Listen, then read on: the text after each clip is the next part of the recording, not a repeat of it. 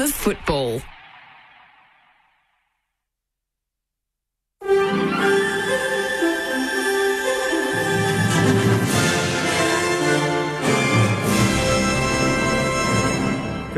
Good afternoon, Nicholas Hines with ABC News. Celebrities have started making their way down the Big Freeze slide at the MCG to honour the late Neil Daniher ahead of this afternoon's traditional King's Birthday AFL clash. Costa Haratos is there. 12 well-known Australians are sliding their way down into a pool of sub-zero waters, including Governor-General Sam Mostyn, comedian Andy Lee and AFL legends Nathan Jones and Daisy Thomas. The ground is filling up with tens of thousands of Collingwood and Melbourne Football Club fans wearing blue beanies to honour the late Neil Daniher, who died 2 weeks ago. This traditional King's Birthday match has doubled as a fundraising effort for his charity Fight MND, which the 65-year-old battled for over a decade. Since forming in 2014, the charity has raised more than $150 million. The federal opposition and government have united to condemn language used to describe Victorian Premier Jacinta Allen on political signs in Melbourne. Ms Allen says a mobile billboard featuring a doctored image of herself alongside the phrase "ditch the witch" is sexist and part of a corrosive political debate. Prime Minister Anthony Albanese says it's harmful language and called for the lowering of the temperature of the political discourse. Speaking to Sky News, federal Senator and Deputy Liberal leader Jane Hume says sexism has no place in politics. I agree with both the Premier and the Prime Minister. I know that sounds unusual, but sexism has no place in politics. It's perfectly fair and reasonable to criticise a policy, but you don't need to go to gender in order to do that. Using sexist language is unacceptable. World Vision says it's monitoring the situation in the Philippines after a magnitude 7.8 earthquake hit the southern Mindanao region. Local officials say at least 5 people have died and buildings have collapsed. Tsunami warnings were issued in the Philippines, neighbouring Indonesia, and by the US tsunami warning system, with people in coastal areas warned to move to higher ground.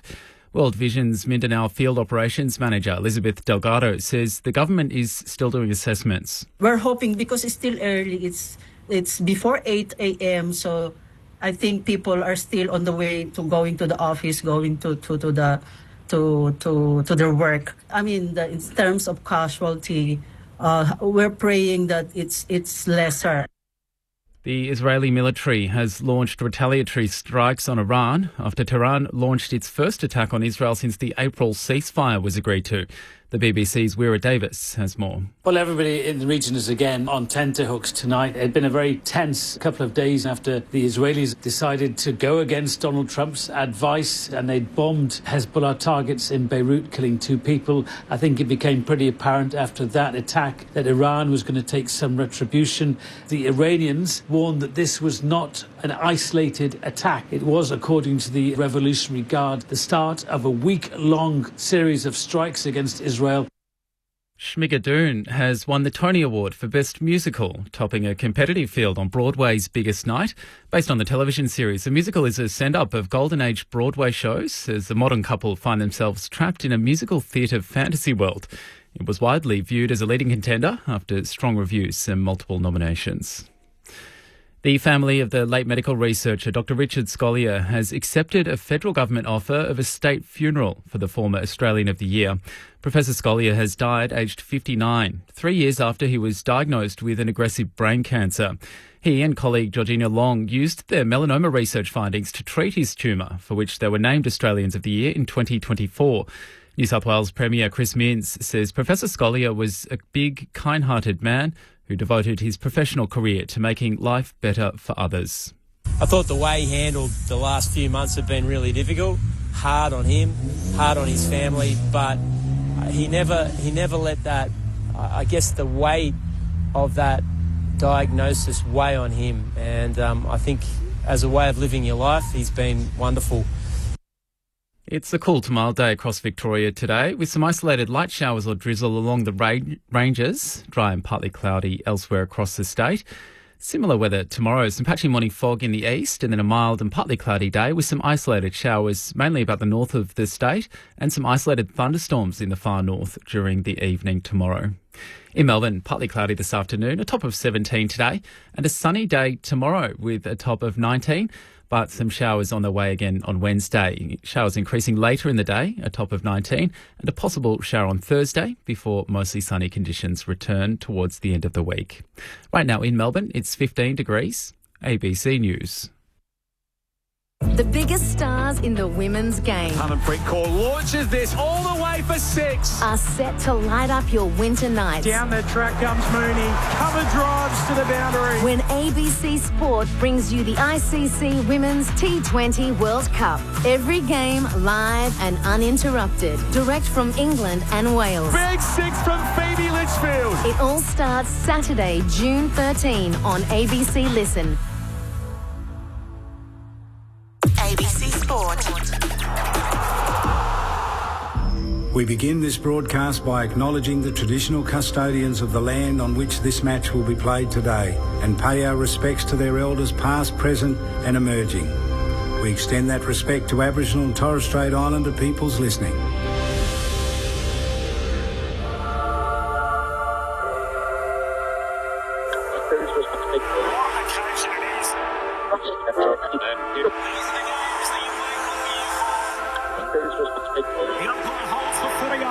Boy, we're going to have some fun.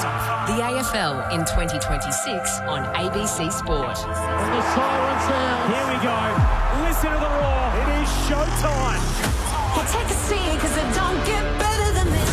Right to the goal line. Big ball. Jamie Elliott, the man who gravity forgot. That's why we love AFL football. On ABC Sport, this is the AFL. Sit back, relax, witness the greatest.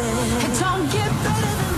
From 45 and rising all the way home. An ambitious effort. Unbelievable. The left foot is a goal. Oh, yeah. Throws it. Kicks on goal. The prancing pony. What a goal. He's off and running from 45 to get the party started. It's bouncing. It's through. Bailey Smith. He'll want the cameras on him right now. Like camera action, baby. Loads up from 55. That's a monster bomb. 40 metres out, snaps towards goal. What a beautiful finish. Baker goal square, goes for glory. He eyes the goals and sends it home.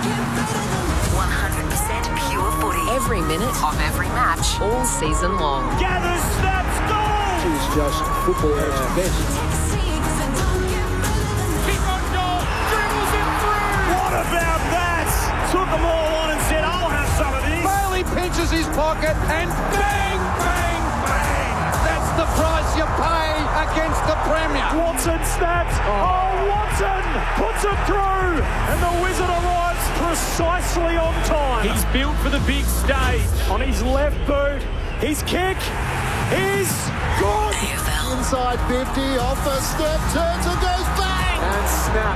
And goal. There's the bravery through the middle of the ground. How good is that? What a goal. He wastes no time. He whacks it through for another. It doesn't have to be your night, but it can be your moment. Hands it to Charlie Cameron. He can walk it in.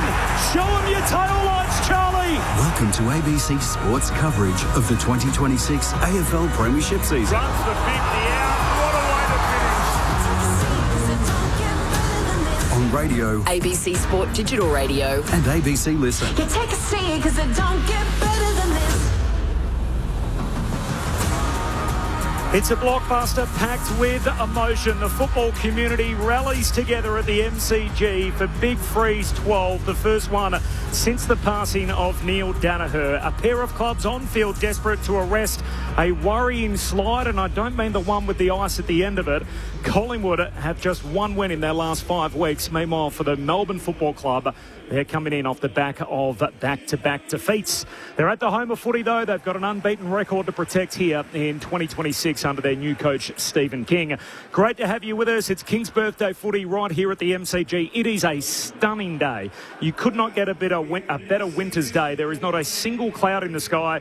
It is 16 on our way to a forecast top of 17, and already there's blue beanies in abundance scattered around the MCG in what is going to be 80,000 plus.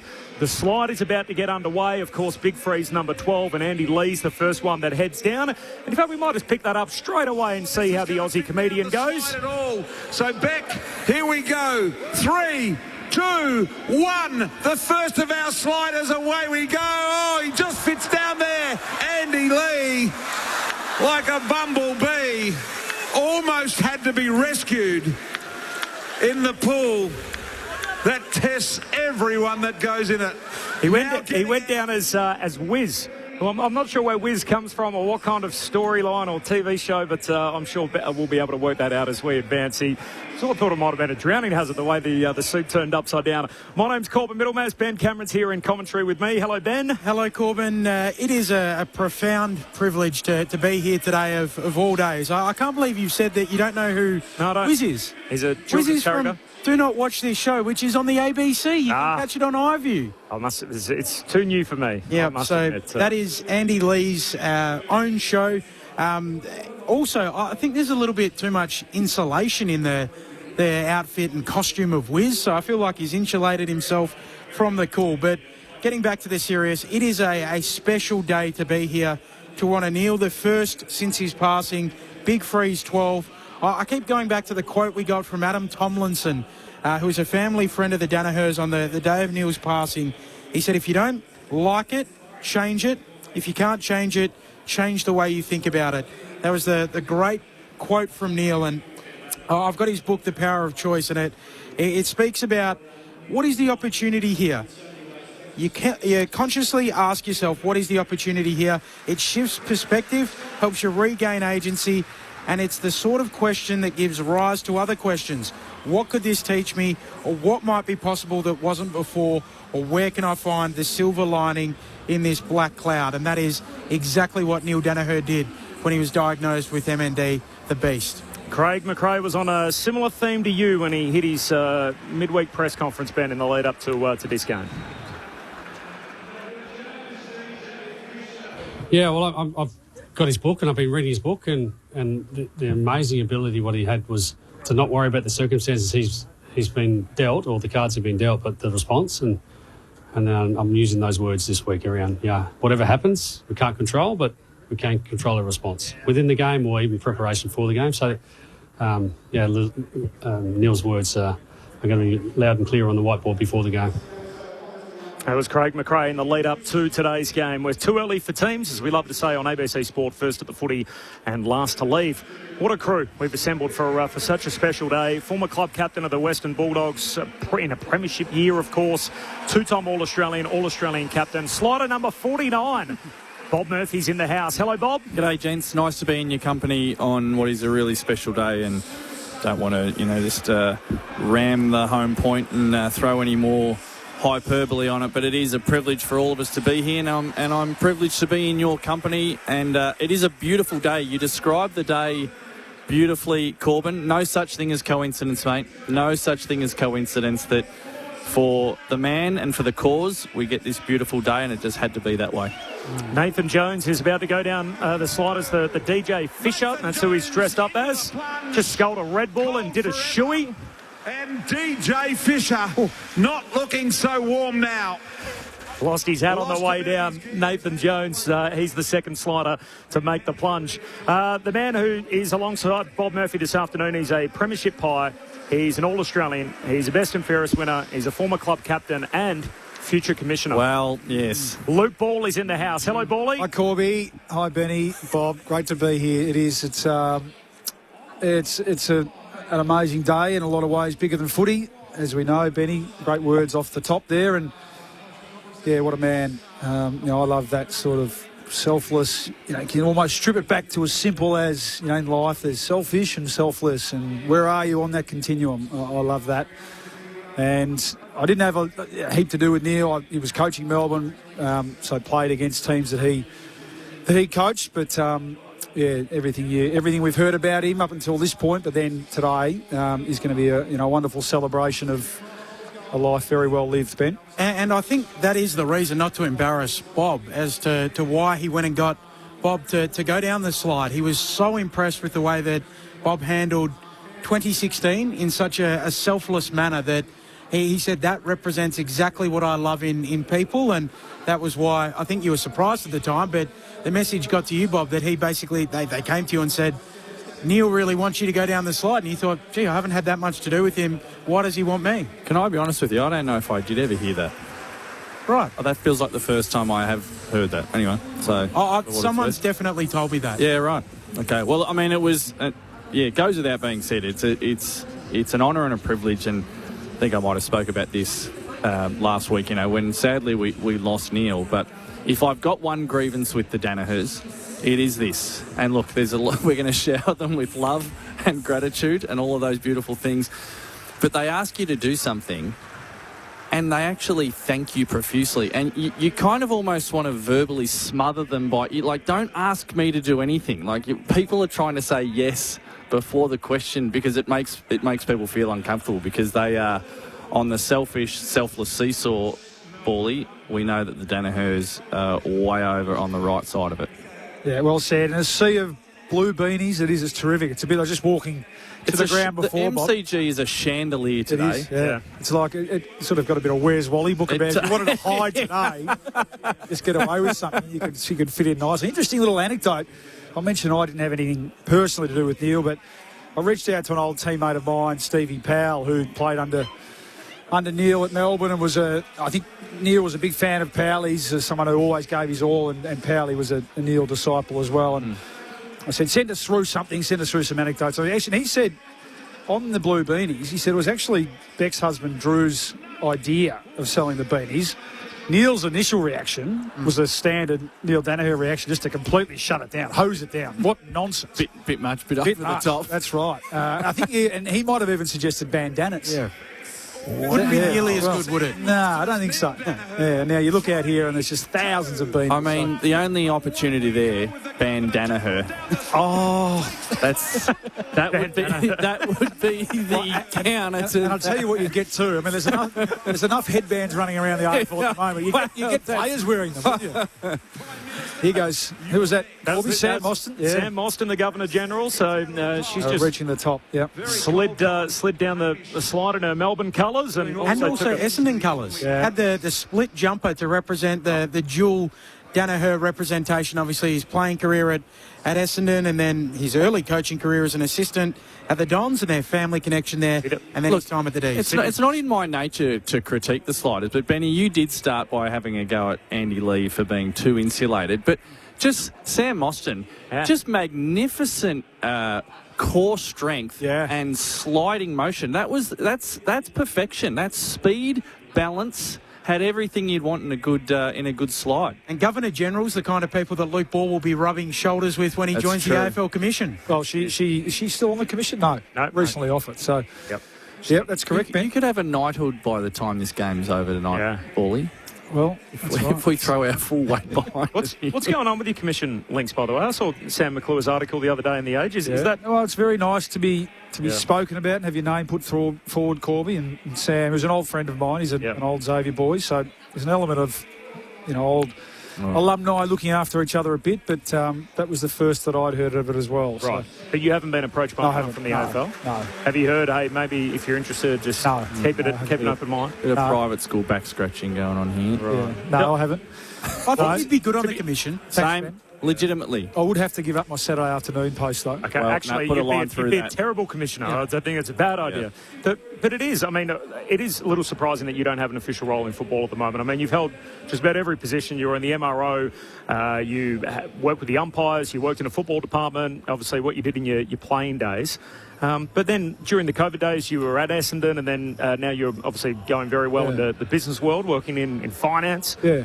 Is it something that... Do you want to get back into football in some way, shape or form? Yeah, there's an element that, I love footy. It was my first job, it's my first love. So at the moment, enjoying not working in it, though, Corby, outside of, this lovely Saturday afternoon slot that I get to share with fine people like you. So at the moment, and it's very, it's suiting my family life as well. So at the moment, pretty content. But yeah, certainly in the future, it's something that I would consider for sure. Luke Ball is with us all afternoon long for now here on ABC Sport. It is the King's birthday game here on ABC Sport. Final teams coming through shortly. News of the day when it comes to this match. The AFL announcing today that the Neil Danaher Trophy has changed. So this is awarded to the best player on the ground. Previously, a trophy will now be awarded to the player who demonstrates the values of Neil that he lived every day. So bravery, resilience, unity, care, conviction and selflessness, and the player who best reflects his enduring mantra to play on. So 3-2-1 awarded by the two coaches. If there's a tie, the Danaher family will decide all ties. So that's how the award will be presented today. That's a beautiful sentiment. Lovely. That's not the easiest thing to adjudicate. No, so not kicks, marks and handballs or goals. I think it's terrific, and it just feels like today it'll have a little bit of extra incentive on it, won't it? They'd be pretty happy for a player to win that award. Good award to win, yeah. Gee whiz. There's only two previous winners on the ground. So Josh Dacos won last year and Jack Crisp the year before. But little change to the criteria today. So even the player that might necessarily get the 3 votes in the Brownlow may not necessarily walk away with the Danaher Trophy. The teams, Ben? No late change for either of the sides. So as named, Corbin here today. So we will see some players on debut. Luca Kentfield for the Melbourne Footy Club, and also Mitch Padaski, who is the mature age recruit out of the VFL. The podiatrist. Yep. Yeah. Podiatrist. Yeah. You looking at me quizzically there, Benny? I didn't know if it was quite a play on his name or... Padaski, No. the podiatrist. Yeah. Padaski, the podiatrist. Yeah. He works in the building next door to the club. He's played well known to the players. So they He's treated some of the players. Yeah. Provided orthotics for the likes of Elliott, Dacos, Pendlebury. Now he's running out with them. Plantar fascia issues at the Pies. Zero. Connection? These soft cap concerns are getting out of hand, aren't they? Who are they going to draft next? They're going to draft a 48-year-old GP or something to come into the football club and be Jeff part of Gleason's been mid-season trade. This is outrageous. Must be said too, it's a very special place in history for debutants on the King's birthday. Yeah. There's only been 7 of them in the history of the game. 5 from Collingwood, 2 from Melbourne. One famously in Jack Watts, the number 1 pick. Daniel Turner, who's playing today, the only other Demon. The 5 Pies, Bally. How many of these do you know? Danny Stanley. Yeah. Alex Fasolo. Yeah. Adam Oxley. Tom Phillips. And Callum Brown. They're the only 5 to have done it. There you go. So it's an obscure sort of bunch, isn't it? It is. But there's a little piece of history for Mitch Padaski, the podiatrist, who joins them today on debut for the Pies. All right, we've got a whole lot of guests to join us. More to go down the slide in a few moments. This is King's Birthday Footy on ABC Sport.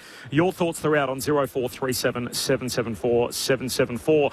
Boy, I might just get you to hand that headset over to the two people coming in next to you. I'm very pleased to say that from the Danaher family, Luke and Lauren Danaher are just joining us in the box. Firstly, guys, sorry for your loss, clearly, after the sad passing of Neil a fortnight ago. I guess the obvious question to begin with is, how are you guys? How are you going? Yeah, we're going all right. Yeah, we're being so humbled by the support over the last week. That's helped immensely, bringing us all together, I think, and got Luke over from Perth, come back again. But no, the support from everyone, we're so grateful for it. The day over a period of time now, so you're in your 12th edition, obviously, of this particular event, but this one clearly with added significance, given it's the first one since your father passed. How different does it feel on the day and the lead up to it, obviously, given the recent events? It's a big out, but it just means we all need to stand up a little bit more this one around. So no doubt we'll deck it out with 90,000 people all wearing their beanie, and if they missed out, they can jump on bigfreeze.com.au and grab a digital one. I've just realised I've made a bit of a boo-boo here. I've got the Big Freeze 11 beanie on. I definitely have the Big Freeze 12 beanie. My partner bought 2 of them, but I've grabbed last year's edition in my rushing out the door today. But that's neither here nor there. My partner, Alice, also bought me recently the Power of Choice, your dad's book, and I've taken so much from it. I'm wondering from both of you, what's the main lesson you've learned from your dad? I think it's an acronym WITO. And it's where is the opportunity, because it's not a matter of if life will get tough for everyone. It'll come. But you need a little acronym to keep you going. It's finding the opportunity and ultimately choosing your attitude to any situation that comes in front of you. Yeah, that's been the early part of the book that I've noticed. Lauren, is it the same for you? Yeah, I think, Dad always said, his first text message when he told everyone about his MND diagnosis, he signed it off with play on. And so, he got dealt this card, and rather than dwelling on it, he said, what can I do? And so he got together with Ian and Pat and have built this legacy together. And I think, like Luke said, when life throws you a challenge, he often would say you can fold or flourish, and he showed us how you can flourish. I'm curious, guys, that, for Ben and Corbin and myself and the thousands and maybe even millions who observe today, it's such a unique combination of community, of sentiment, of grief and heartbreak, and also then the ludicrous nature of the slide and the absurdity of the costumes. There does seem to be an emotional sort of agility that today owns. Are you guys able to sort of navigate yourselves between all of that, or is it just hard to get out of one emotional place? Yeah, it's going to be a bit of a roller coaster, but one thing Dad always said was to have fun whilst fundraising. So there's going to be plenty of fun that's happening down that slide today. But yeah, we've got lots of people to support us through this journey. And the thing is, it's not just Dad that deals with this. 2 people are diagnosed every day. 2 people lose their lives every day. So it's a matter of all banding together to stop this revolving door. He always liked a bit of fun. He was the music man, and he always liked to, on the Danaher's Drive, he'd get up on stage and sing Mr. Brightside. So I think, we just got to remember him today and celebrate it like he'd like us to. I didn't know that part of him. I feel like we know so much of him. I didn't know he loved music so much, did he? Oh, yeah, he's a music man, loved his music. He has so many playlists on his Spotify account. Can I just add, there's Neil's playlist in the Footy Record today, and it finished with Willie McBride by the Furies, and my heart leapt out of my chest. Yeah. What a moment for Australian Irish people everywhere. I think my main takeaway from your dad's book, and obviously it's pretty clear with the title, is the ability to choose your attitude in any situation. So as much as today will be a really sad and solemn day, we get to enjoy it. We get to smile and hopefully celebrate your dad as well, because that's what he did for the last 11 years, which I found so incredible, his ability to smile and laugh through it all. Yeah, it's amazing when faced with adversity, able to stand up in that face and continue to soldier on, and he paved the way and gave us plenty of signposts on how to do things, and we'll continue on doing so. Is the plan for the concept to continue next year for Big Freeze 13 and 14 and so on and so forth with the slide and the beanies? Until we put this thing in the ground, it's we've got to keep going. We've got to keep fighting. So absolutely, and I know Dad said I might be 6 foot under by the time it happens, but he'll be going new beauty. So we've got to keep fighting for him. Luke, Lauren, we're right with you and the entire Danaher family as the footy community wraps our arms around you. All the very best for what's ahead today and going forward to Wednesday for the state funeral, and you'll certainly be in our thoughts. All the very best with what's ahead. Thanks so much, and appreciate it to the listeners as well. Luke and Lauren Danaher with us in the box as the countdown continues to Big Freeze 12. It is the King's birthday here on ABC Sport, and the traditional game between Collingwood and Melbourne. There's no late change. Corbin, Middlemass, Ben Cameron, Bob Murphy, Luke Ball, your call team, and Lauren Borden on the boundary, who we're about to check in with. Just repeating, if you do want to donate, bigfreeze.com.au if you're in a position and able to, bigfreeze.com.au. The message today is to get your digital beanie, which you can log on, and for $25 you can support the cause and share it across your social media channels. We're pretty used to doing that in the cricket season with the virtual seats, obviously, for the McGrath Foundation. So bigfreeze.com.au is the place to go. What strength for the Danaher kids. We see Beck front and centre, and to be able to have Luke and Lauren here in the box, Bob, and to be able to chat to them on such a day. I imagine the mixed emotions which you spoke about, I imagine I'd feel like they'll be going through every single one today. Yeah, I mean, grief, as we know it trickles along at its own pace. It's in charge for the most part. Ben but the Danahers and Neil being the focal point for today, for obvious reasons, but they've set a really high bar in terms of their ethics and the way that they approach life. And it's sometimes in life when you see people who are such high achievers and give so much of themselves, it can make you feel guilty and sort of, oh, geez, I'm not doing enough. But that's never been the case with the Danahers. We've all got a version of the beast, and it's not something as serious as motor neuron disease, but everyone's, no one gets through life unscathed, and I feel like that family has inspired us at every single turn, so our thoughts and love goes to them always. The slide continues. Cooper Woods, the gold medalist from the Winter Games earlier this year, is about to make his way down. Not on his freestyle skiing journey, but making the slide. We'll pick it up again in a moment here at the G. Are there any winners in the cost of living crisis? What's causing the algal bloom? Questions. They've never been more important. So the one thing we'll never question is our duty to keep asking. ABC News. Keep asking. AFL. On ABC Sport. You're listening to the 2026 AFL Premiership season on ABC Radio, Sport Digital and ABC Listen. A special day at the MCG. It is Big Freeze 12, Collingwood and Melbourne. Corbin Middlemass, Ben Cameron, Bob Murphy, Luke Ball and Lauren Borden, your call team. Round 13, the off-ramp, Collingwood and Melbourne, but of course such added significance, the first time that we've had a Big Freeze event here at the MCG since the passing of Neil Danaher just 2 weeks ago. Your thoughts on the SMS number throughout, 0437 774 774. That's 0437 774 774. Bigfreeze.com.au if you are able to donate. There's no late change, so just repeating, Mitch Podasky is going to make his debut for Collingwood, and for Melbourne it is Luca Kentfield who's going to make his debut for Melbourne this afternoon.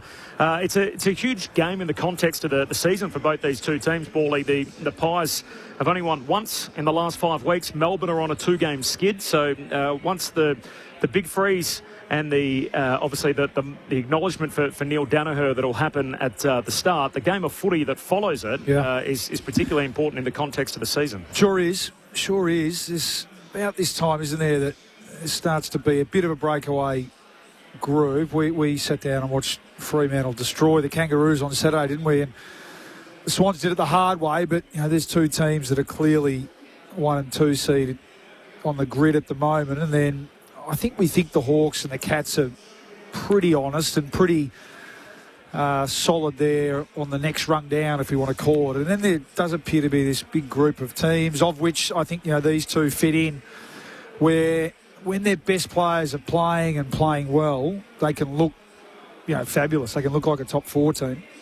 And Melbourne in particular have probably surprised a few with how they've done that this year, and particularly on this ground. I think that's the big challenge that Pies face today. The Demons seem to be playing this home ground of theirs very well. I think from Collingwood's point of view, they've been playing okay without getting the results, which isn't something that we're used to. In fact, the previous sort of 2 or 3 years, it's been the other way around. They've been able to eke out wins without necessarily playing that well for 4 quarters. So perhaps they adopt more of that hunter mentality today against a team who, as we said, as you said, Corb, is looking for a win too. On a little bit of a slide. They were pretty ordinary last week, it must be said, Melbourne too, against the Giants. So I agree. I think clearly there's a cause bigger than the game today, but when the ball bounces, it's going to be on. It's going to be a beauty. Let's go inside both camps. First of all, we might duck inside the D's camp to get going, and Lauren Borden is down there. Got a very special guest alongside her. Loz. Thanks, Corbin. I'm down outside the Melbourne race now with Jack Viney. Thanks for your time ahead of today's match. It's a big day for the club and probably for you personally. I guess reflecting on Neil Danaher, can you tell me maybe your earliest memories of him? So were you running around the club at some stage when your dad was playing, and do you have a memory of Neil? I think that my first memory of Neil actually was, it might have been post Dad retiring, and we actually went over to Neil's house, and I just remember playing Croc on his PC with his son Ben. So they were my earliest memories of Neil and the family. And then it probably wasn't until Neil was diagnosed with MND that I really got to know Neil on a more personal level. and what an impact he's had on me and the football community and even the general Australian public as well. So is that more of an influence that is kind of coming in your adult years? Yeah, definitely. Obviously, Dad spoke about him really highly as a coach, but I didn't get to spend much time with Neil until he started coming and visiting the club to fight the beast. And you mentioned his kids there. I just wanted to ask you about Beck Danaher. I guess from the outside looking at her, how strong she is. I feel like she's carrying on what Neil's done in the way she talks. And it is, I can kind of see you shaking your head a little bit. It's unbelievable how she's been able to do what she's done. Oh, I'm just amazed and really lost for words at the strength and courage that Beck and the whole family have shown during this period and even over the last 10 years. To just be, from a personal point of view, losing your father and your loved one to then knowing, I guess, what he stood for and play on being their kind of mantra. And Beck has just really tried to live up to this, what her dad, was preaching. So I'm just absolutely amazed at the strength and courage of Beck Danaher and the rest of the family during this, really difficult period. Jack, on field today, obviously a response you want from your side coming off Alice Springs last week. What are you expecting today when you come back to your home ground, the MCG, where you've had so much success this season? Yeah, I expect us to play a ruthless brand of football. We've come off a couple of disappointing weeks and there's no better opportunity to, get back to playing the brand of football we know we can. So I think that's our responsibility today and I know the group are well prepared to do it. I'll send you upstairs now, Jack, for some more questions from our ABC Sport experts. Jack, your own comeback, it's Corbin Middlemass here. So you've got the Achilles injury. Felt like we'd sort of had you pegged for mid-season. All of a sudden we're here at the mid-season. I look at the injury list and it still says TBC. Have you got a more definitive timeline for us as to when we can see you back out there? Unfortunately not. It's been a really frustrating injury. We had some goals in mind when I had surgery, a few months ago now, but it's just been a really tedious rehab and, from all reports, that's pretty typical of Achilles injury. So, it is going as planned. We would love to have gone better than it has, but, we're on track to hopefully play some footy this year, but it's a long road ahead and, I've got to get back running first and there's just a lot of boxes to tick that it's hard to put an ETA on my return. Are you still hopeful of playing in 2026? Oh, absolutely. I'm working extremely hard to make that happen. So that's the goal and, I'll be really disappointed if I don't get back this season. Can I just ask you about a good friend of mine who I'm lucky enough to work with on occasions, a guy by the name of Ryan Hoffman. For people that may not be aware, he's not only a former enforcer, of course, on the Origin stage, but former Melbourne Storm premiership winner multiple times. And now he works with you at the Melbourne Football Club and the leadership group. Can you talk to us about what Ryan does? I see him there on match day in his Demons clobber. Yeah, well, Hoffy reckons he's been the difference this year. He's going around the footy club claiming that he's the magic formula. So he's working really closely with our leadership group this year.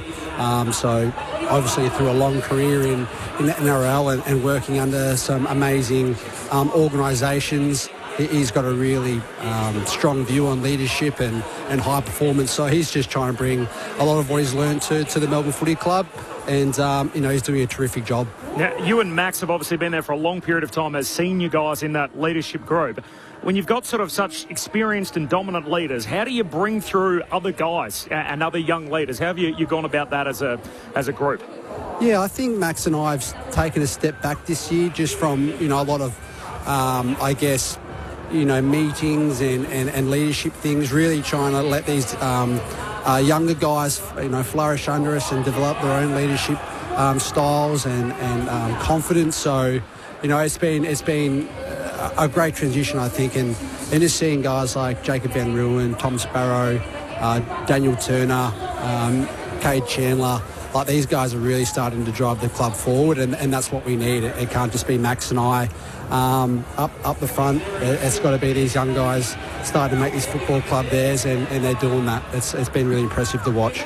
Jack, Ben Cameron here. Nick Dacos today. Who goes to him? Will it be Ed Langdon, who has done it in the past, or the new tagger, Colton Tolstrup? Yeah, good question, and I actually have no idea. I know a lot of the talk about has just been about how do we get back to our best this week. Obviously, he's a super player, and he's a massive reason why they, when he's up and going, they play so well. So we have to keep a close eye on him. But a lot of our attention and focus has been on, the brand of football we know we're capable of, and we think that's going to be good enough. I'm a big fan of yours. I'm also a big fan of Jack Steele. You guys are similar-ish sort of players in the midfield. Why do you think it can work when you're both in there when you get back?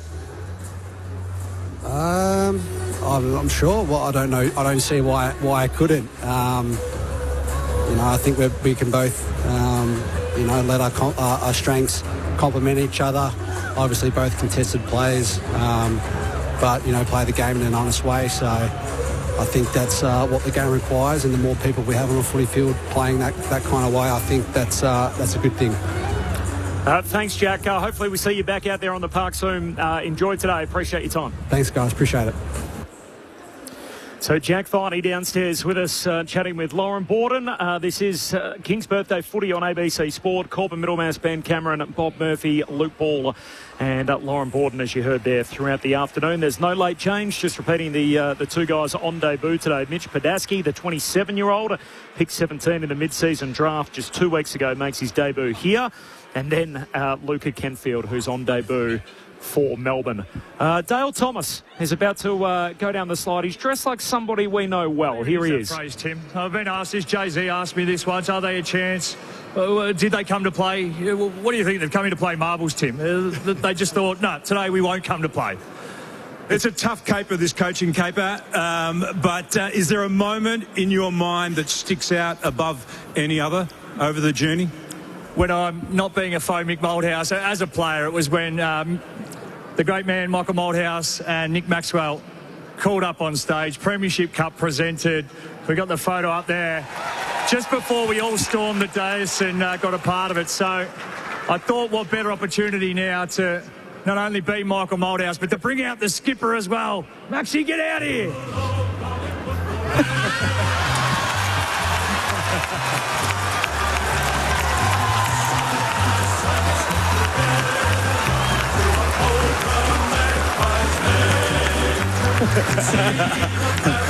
Off you go, Daisy. Three-quarters of the crowd were with you. This is either a brilliant tribute to a coaching legend or an expensive counselling session gone seriously wrong. Dressed as Mick Malthouse and heading straight for the isobath, it is the ever cheeky Dale Thomas. Here he goes. 3, 2, and 1 for the Premiership superstar, now media famous Dale Thomas into the pool with the grey Mick Malthouse hair. And it is freezing cold. And even Mick, as tough as he is not able to absorb that sort of punishment. Put your hands together for Dale Thomas. How good is that? So the theme this year is people that inspire you. Obviously, the first year that we've had the Big Freeze concept since the passing of Neil Danaher, and Dale Thomas, dressed as our very own Mick Malthouse, the coaching icon. This is King's Birthday Footy on ABC Sport. And Mick Malthouse has said, look, that was cold, the ice bath, but not as cold as Ballarat when I was a young boy. Much colder out there. I like the attention to detail. Yep. Had the pants sort of 2 fingers below the belly button with the belt nice and tight. Yeah, the grey hair and the moustache. That was good from Daisy. And the long sleeve polo from the day. So it's got the sponsors back in the likeness back in 2010. was good. Yeah. Very good. Yeah, very good. Yeah. Very good, Dale. It doesn't That's throw his medal much too, out. I reckon. Yeah, it looks like a legit medal and probably cup too. So a little cameo for the skipper, which probably a bit unlike him. It must have been. Actually, he looked okay, didn't he? He was fully stripped, Maxie, too. He looked like he was sort of not too far from his playing weight, Bob. He might have had a couple of weeks. I was going to say, probably did a quick fire, yeah, exactly. Quick fire juice cleanse over sauna the last couple of weeks just to get himself back into shape. But who we got up next, Corb? I think Howie's going down next, and he's come decked out as Jason Dunstall, of course, the goal-kicking icon himself, his broadcast colleague, and of course Mad Hawthorn man Howie. So he's got the number 19 on his back and the old-school VFL jumper. He's done a quick 20 push-ups before he's gone out there too. Bob, I reckon. Yeah, just a sharp 20. While Howie's about to make the plunge into the icy waters, of course, if you are in a position and able to donate, you can buy your digital beanie through bigfreeze.com.au. No late change ahead of the Pies and the D's. We might make our way into the Collingwood camp, and Lauren Borden's down there. Loz. Thanks, Corbin. I am down on the boundary line with Collingwood forward Tim Membry. Tim, can you just take me through the week from a Collingwood Football Club perspective? Obviously, given Craig McRae's relationship to his brother-in-law and MND and Neil Danaher as well, what's the week been like for the Pies? Yeah, it's obviously a big build-up this week, and it's a massive cause, and I think they've just started going down the slide now. But, I think the way Craig builds it up, the relationship with Neil and especially the impact that he's had on the footy world, and not just the footy world, but just the community itself. So, we draw a lot of, experience in that, what Neil's done. But to be able to come out here today and play in front of a massive crowd, it's just so exciting. On the massive crowd, there's a bit of chaos behind us as everyone runs in and out of the race. But coming across from St Kilda, is it days like this that you really relish being able to be a part of? Yeah, I think so. I mean, Collingwood's such a big club, and I think throughout the year there's massive games, and Collingwood are more often than not a part of them. So just to be a part of a day like this, and hopefully we get 90,000+ here today, and everyone in the blue beanies. It's just another great game to be a part of. Brody Myercheck will be on the other side today. What do you think he's feeling based on your own experiences of playing against your old side, but also what you know of him as a person? To be honest, I don't think Broads will be too phased. he'll just be keen to get out there and get stuck into it like we all are. But I'm sure there'll be some nerves. It's obviously a bit of a different feeling going up against a team that he's won a premiership with and spent a lot of time with these guys out here. So I'm sure he'll be a bit nervous. But once the ball is bounced, it's business as usual. And another player I want to ask you about is Mitch Pedasky. So he comes into the forward line, gets an opportunity after the unfortunate ACL injury to Jamie Elliott. But what do you know about him? He hasn't been around the club a whole lot of time. No, he hasn't. He's only been here, I think, 10 days or something like that. But, he's such a mature head. He's 27 years old, very crafty forward. He'll probably play a similar role to what we see Jamie has played. So he'll be, majority of the time, probably pretty deep, but he's a great contested mark, beautiful set shot at goal. So hopefully the boys in the midfield can get it into him quick. Tim Membry with us on ABC Sport. I'll send you upstairs to some questions from our experts. Tim, these moments before a big game, you obviously are lucky enough to play in so many of them for Collingwood. How do you go before a game? Are you the nervous type? What are you feeling this close to the opening bounce? Not too bad, to be honest. Once you get out there and you're sort of into your warm-up and the balls are flying around and everyone's sort of ranting and raring, you just want to get into it, I think. Once the ball's thrown up and the play gets underway, it's just, like I said before, it's business as usual. And, but certainly I think today's a little bit more special, being able to look out to the crowd and just see so many blue beanies and, just a massive support for what's such a great cause. Tim, appreciate your time. All the very best today. Thanks very much, guys. Cheers. Tim Membry downstairs with Lauren Borden. Great to have him with us as we count down to the Big Freeze 12, the King's birthday clash here at the MCG. There's no late change ahead of Collingwood and Melbourne, so Mitch Pedasky on debut for the Pies and Luca Kenfield for the D's. And I'm looking out at Amy Shark, who I know you're a big fan of, Corbin. Yes. She's dressed up as Amy Winehouse. So I don't even need to... Someone who inspired her? Yeah. Well, musically, I'm sure as an artist, no doubt. But, dressed up as Amy Winehouse. Will You Still Love Me Tomorrow, my favourite Amy Winehouse song. Well, it's beautiful a cover of it. Is it? Yeah, it's I never not knew hers. that. Oh, she was Ben. Valerie was mine. Yeah. What it's worth. It's also a cover. You blokes are off your game. Here we go. Let's have a listen then. So Amy Shark about to make the plunge. Away we go as Amy Winehouse down the slide. In we go, and this is very cold. Refusing to put the top half of the body under the water. And I think for reaction, Hayne, this is the one. Amy did not like the cold confines of that swimming pool at all. Put your hands together. How good's BT for this? If ever there's someone describing somebody going into a huge pool of water, BT's your guy for that, is it? How does it hit you, Bob? You've done it? Yeah. Do you know what? I'm pleased to tell you that it's a legitimate ice bath. In the beforehand warm up, sort of talking about it, and that, are you ready for the cold? And I thought, it's a bit of a Hollywood ice bath, like just be, a thin layer on the top, and then just tap water underneath. No, it's the real deal. It's thick. It's probably colder than the footy club style. The one down in the which room. I think is true. That's why it's one of the most trusted charities. It's one of the most iconic symbols. It's sincere. It's the real deal. Even the ice bath is a proper ice bath. Love it. So Andy Lee went down as Wiz from the TV show. Do Not Watch This Show is what it's called on the ABC. Too insulated for mine. I thought he had too much padding, which protected him from the cold. Too much, a little bit of self-promotion that too, given he writes and produces that Basically show. going as himself. Kickback. Loved it. That is the voice behind that character. Slide in, kickback. We can't advertise on the ABC. No. So Chambo tried on Saturday, but no. Nathan Jones went as the DJ Fisher. Sam Mostyn went as Neil Danaher, had the split jumper, half Melbourne, half Essendon.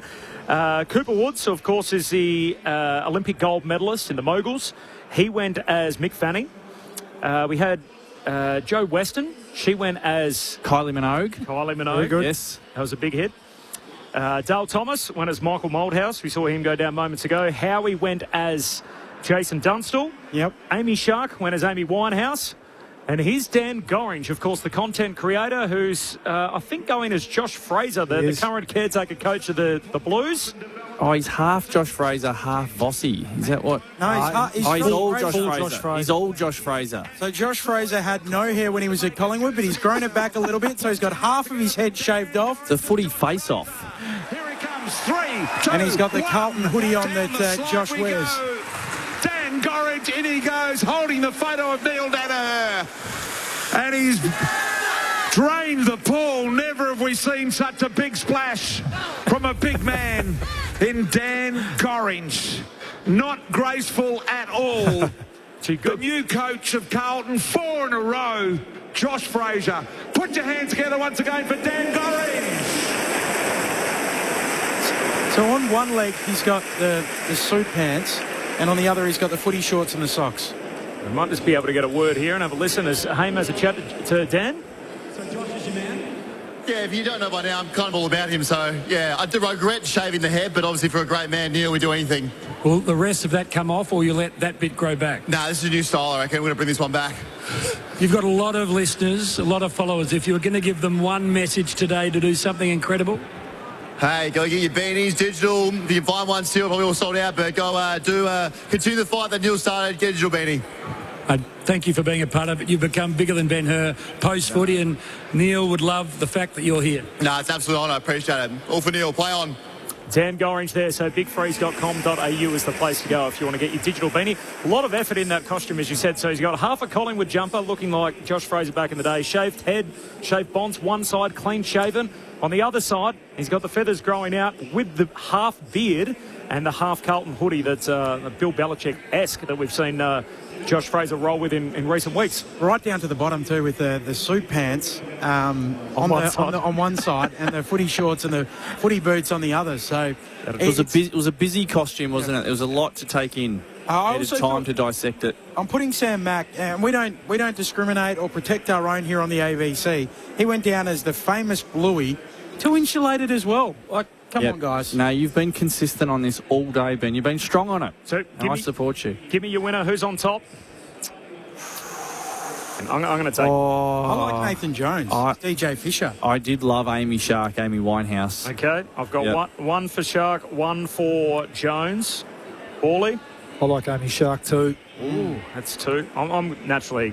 I've got to go with Dale Thomas. How can I... The introducing Nick Maxwell was good theatre. Did like that. With the premiership. Yeah, I did like Use that. of props. Yeah, prop game was strong, and the detail of the costume was good. The likeness, I didn't think it would be as good, and it was close. It was good, yep. Can you please tell me who originally sung Will You Still Love Me Tomorrow as well? It's an old tune. Right, okay. I never knew. I thought it was Amy's song. No, that was evident. That was very much was evident. No late change. There's going to be a joint banner, which we're going to see today. So obviously a pretty simple message on that. Buy the digital beanie, bigfreeze.com.au. The two teams will run through the joint banner, obviously, in the spirit of the day. There's a sea of blue beanies. The Big Freeze edition comes to a close, but obviously the campaign continues. So bigfreeze.com.au. The last man who went down, Dan Gorringe, dressed up as Josh Fraser, is almost a perfect segue for us. He becomes the first caretaker coach in history to start 4-0 on the back of the Blues win last night by 5 points over the Bombers. It wasn't without controversy, but how about these for a couple of numbers, Bawley? They are one win outside the top 10, and they are actually better placed now than they were in 2023. Yeah, on their prelim run, yeah. When they went at the same stage of the year.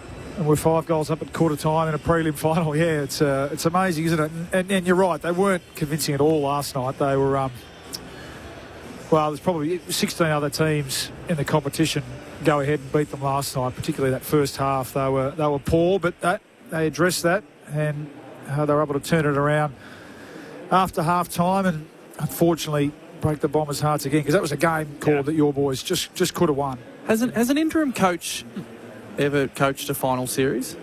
That's a great question. I can't think of one off the top of my head. So this it's rare. Just by the looks on all your faces, it has to be pretty rare. So the last 4 that won the full-time job: Brett Ratton, 3-3 in 2019. Saints didn't play finals there. Reece Shaw and David Teague all in the same season. Matthew Primus way back in 2010 went 5-2 to win the year, and Mark Harvey in 2007 went 4-3 after taking over from Chris Conley. So certainly not in recent times. Caretaker coaches are in. I don't know if you've been watching the NBA Finals. Mitch Johnson, yeah, who's coaching the Spurs. He was a caretaker coach last year and obviously won the full-time job. Just on the moments of controversy last night, it all revolved around the clock.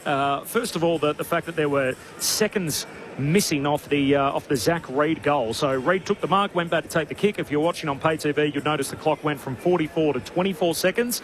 We since learned in the aftermath that the clock was correct to jump and make up time. Basically, the clock froze at a certain stage, and so ultimately we got the right amount of seconds, but it made for a bit of a dodgy visual, and Dean Solomon was asked about the TV time glitch last night.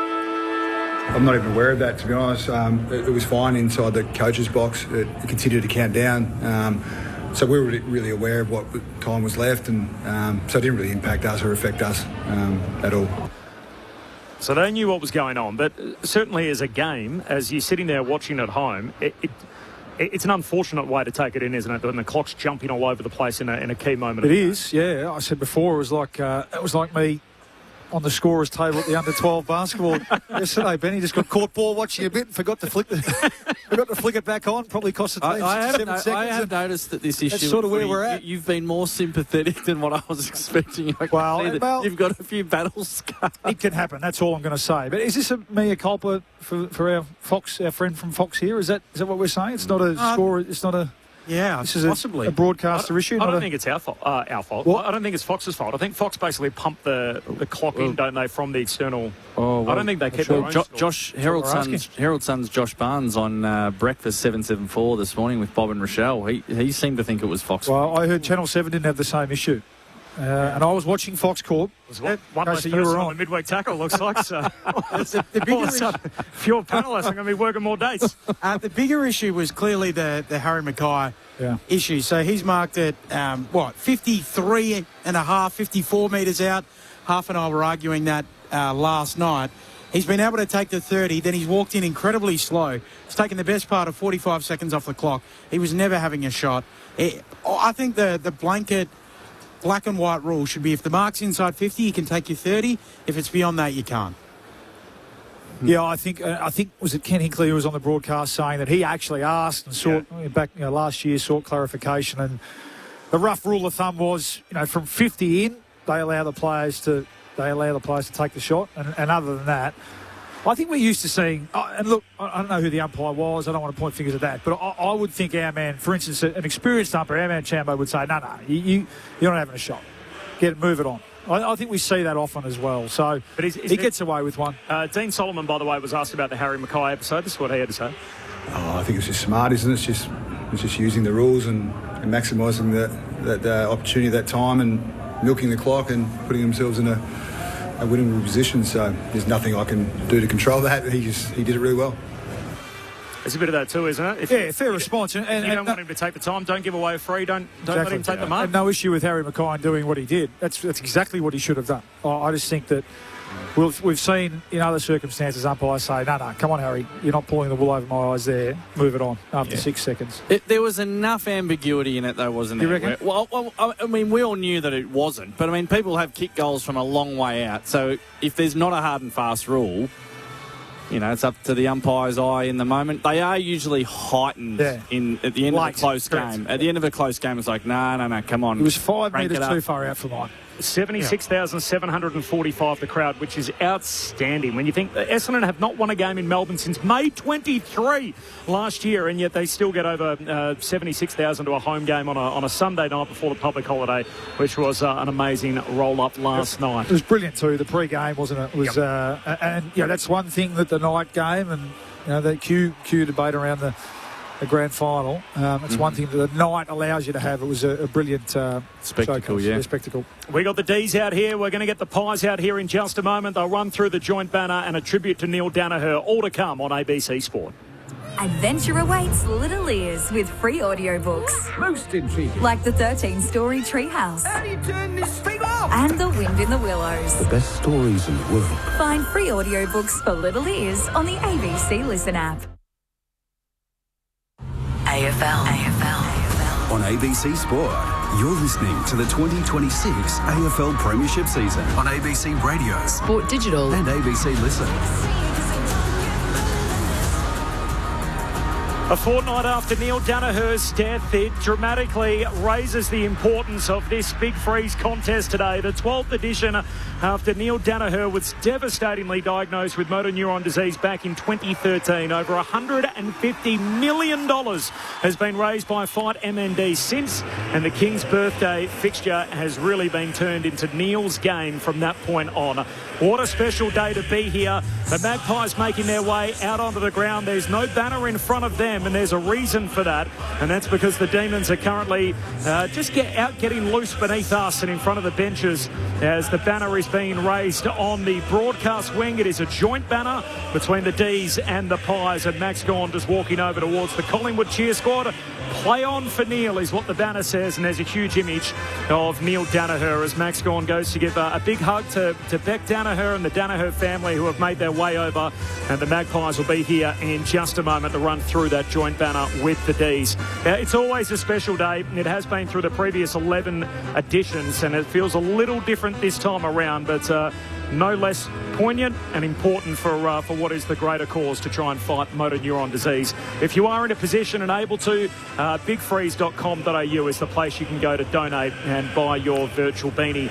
Then the footy itself, no late change. No late change for either of these two sides. So the podiatrist, Mitch Podarski, makes his debut, as does Luca Kentfield, who was a mid-season pick last year for the Melbourne Footy Club out of Subiaco in the WAFL. I know that his former Subiaco coach, Bo Wardman, has made the trip over to watch him on debut today.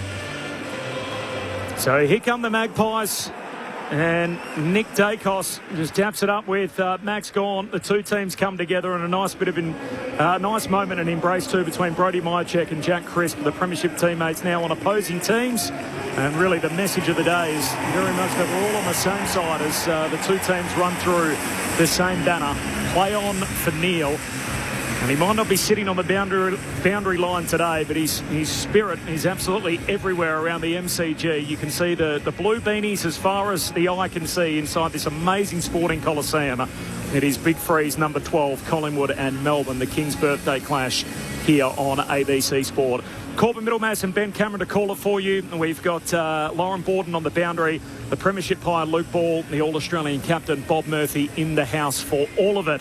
Now, the footy itself, there'll be a tribute to Neil Danaher in just a moment. The joint banner is always something special in the game, isn't it, when the teams go through the same banner before such a huge contest and the footy that is to follow. So many beautiful symbols in footy, and that's one of the rarer ones we see in sport and in football, but the ultimate respect for Neil and the cause, and these clubs do it so well. Nice moment.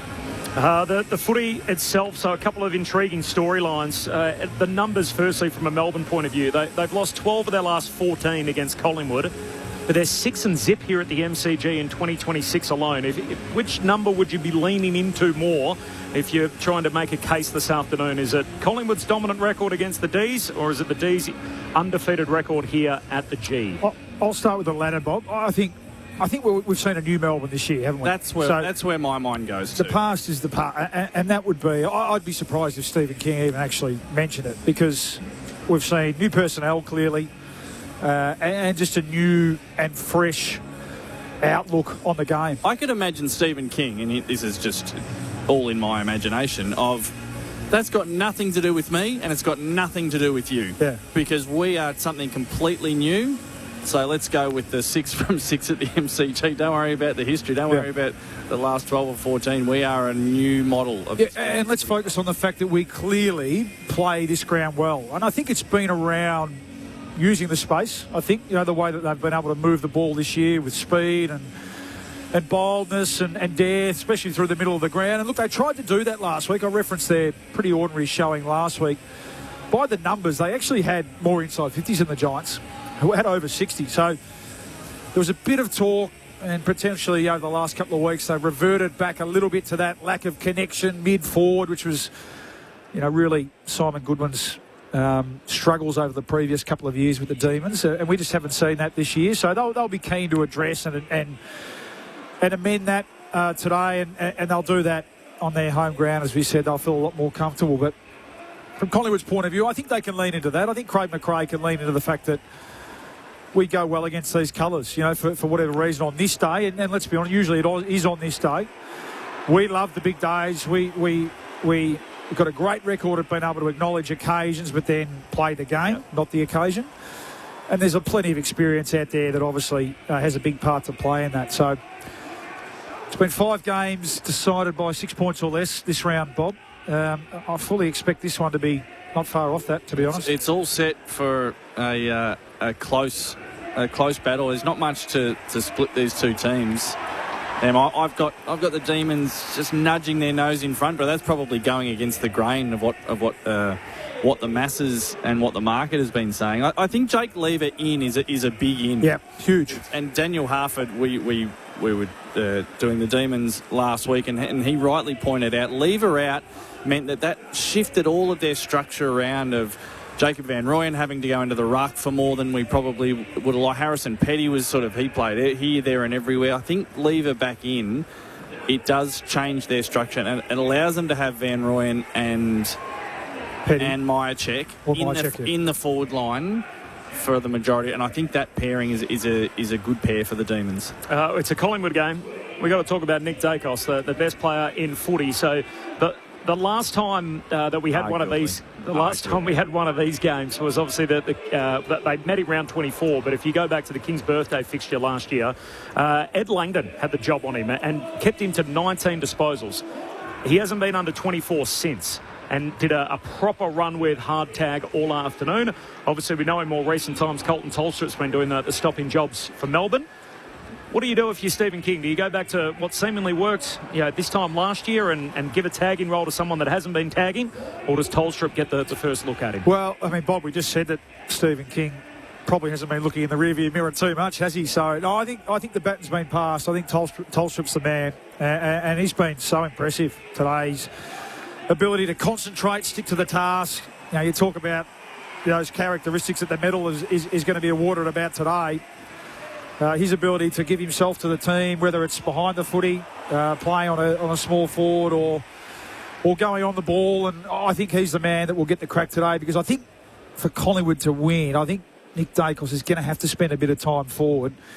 You mentioned Lever coming back into the team and playing back, really stiffening up that defence against a team that still really is struggling. And we know Elliott's out, still really is struggling to find their groove forward of the footy. So you feel like, and to go his form has been a huge positive. He was terrific last week. I thought he was Collingwood's best player, clearly had 19 score involvement. So between him and Nick, they're going to have to spend some time forward and have an impact forward, either with score involvements or directly on the scoreboard themselves. So I think Tholstrup's the man that gets the job on Nick, and I think, having said that, Nick will be licking his lips. We saw, whether he's the best player in the comp. He's certainly in that top echelon with Bonds and Heaney. We saw yesterday have a terrific battle, and he just kept at it.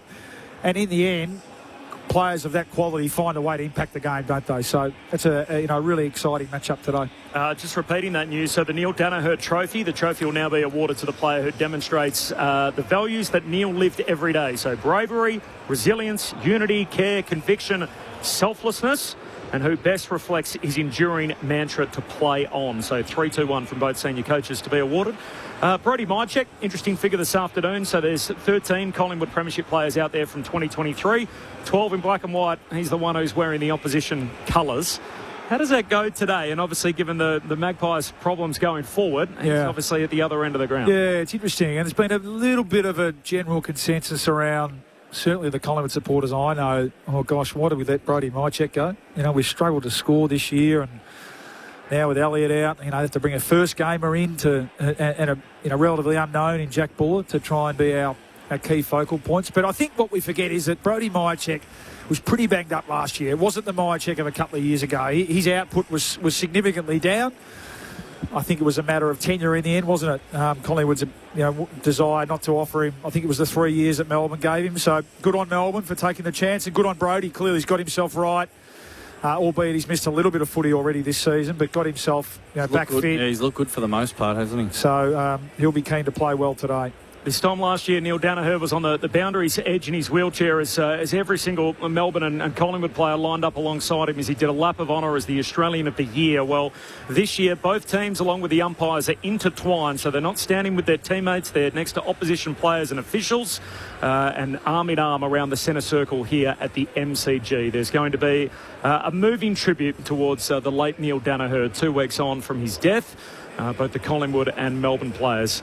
In the middle of the ground, the senior coaches from both teams in Stephen King and Craig McRae out there. United by one message and one remarkable man. Today, we all play on for Neil. MND's a killer.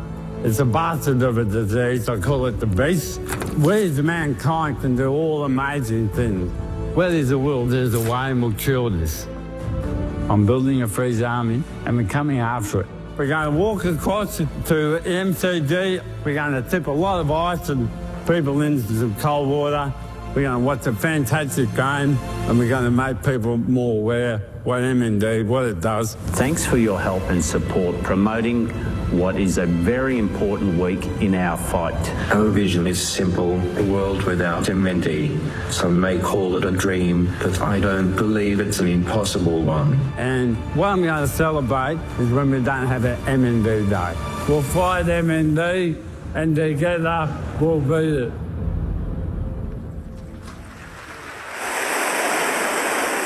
Thank you, football fans. And in the words of Neil Danaher, we say, play on!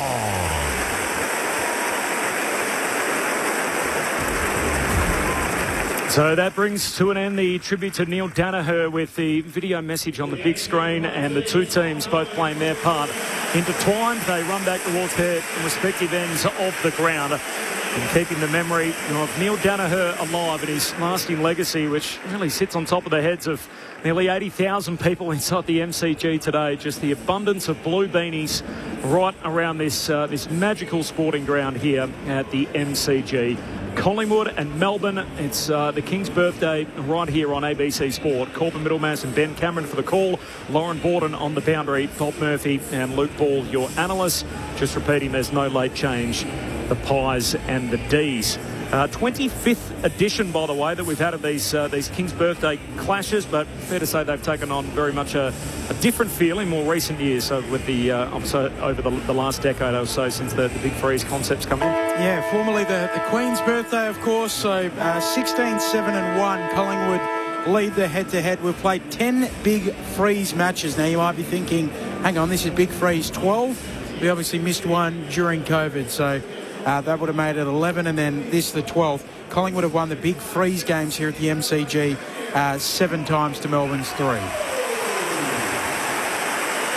And a very special attendee to toss the coin this afternoon. And if you've got any idea of this story, just absolutely heart-wrenching. The 30-year-old Jai Arrow, who's a superstar in rugby league land. He's played for Queensland on 12 occasions, represented Australia, played for the Broncos, the Titans and the Rabbitohs at club level, and at just 30 years of age, diagnosed with motor neuron disease. He's here to toss the coin today as Gawn and Dacos meet him in the middle. And he's there having a photo with his young child at the moment in what is obviously the whole footy world, the whole of the country, right behind Jai Arrow in his fight. Lauren Borden's with us in the front row of the grandstand this afternoon. Good afternoon, Loz. Hello, Corbin. That was a wonderful moment with Jai Arrow in the centre there. I've never seen a crowd of 90,000 plus so silent when it comes to the coin toss. So everyone just sitting there and watching as Jai did toss the coin. Max Gawn won the toss, and it'll be Melbourne kicking towards the punt row end on the left-hand side of your radio dial in this opening term. It's a spectacular day for footy today. I feel like the weather is just perfect. It's about 17 degrees. The ground's no longer in full sunshine, but really pleasant conditions out here. And you do stand up and look around a full 360 the MCG and see the sea of blue beanies that there are. And it's quite amazing. Most people have one on. A lot of ones from this year. There are some from past years, given that it is Big Freeze 12. So it's an incredible moment as Mr. Brightside played out as well just a few moments earlier. Today, it does feel bigger than the game itself, but a beautiful day for the game today. More than 90,000 expected at the MCG for the occasion. Thanks, Loss. Kenfield will start on the bench. Luca Kenfield, the 20-year-old on debut for Melbourne, while Mitch Padaski is going to start on the ground. The countdown timer is on, and we're ready to go for Big Freeze 12. What a tradition it's become. All in tribute to a man who united a country, the first one without Neil, on ABC Sport. You're with Ben Cameron. Gawn wins down the opening tap. There's a quick whistle, free kick. It will come back.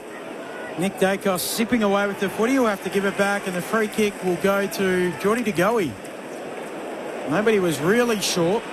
De Goey gets it, kicks it straight back to Nick Dacos. On the edge of the square, feeds it to Quaynor. Forward handball, back to De Goey, kicks into the pocket. Too wide, out of bounds on the full. He was looking for the debutant. Padaski on the lead. Couldn't quite get there, so it will be a Melbourne ball, back pocket, 33 seconds played.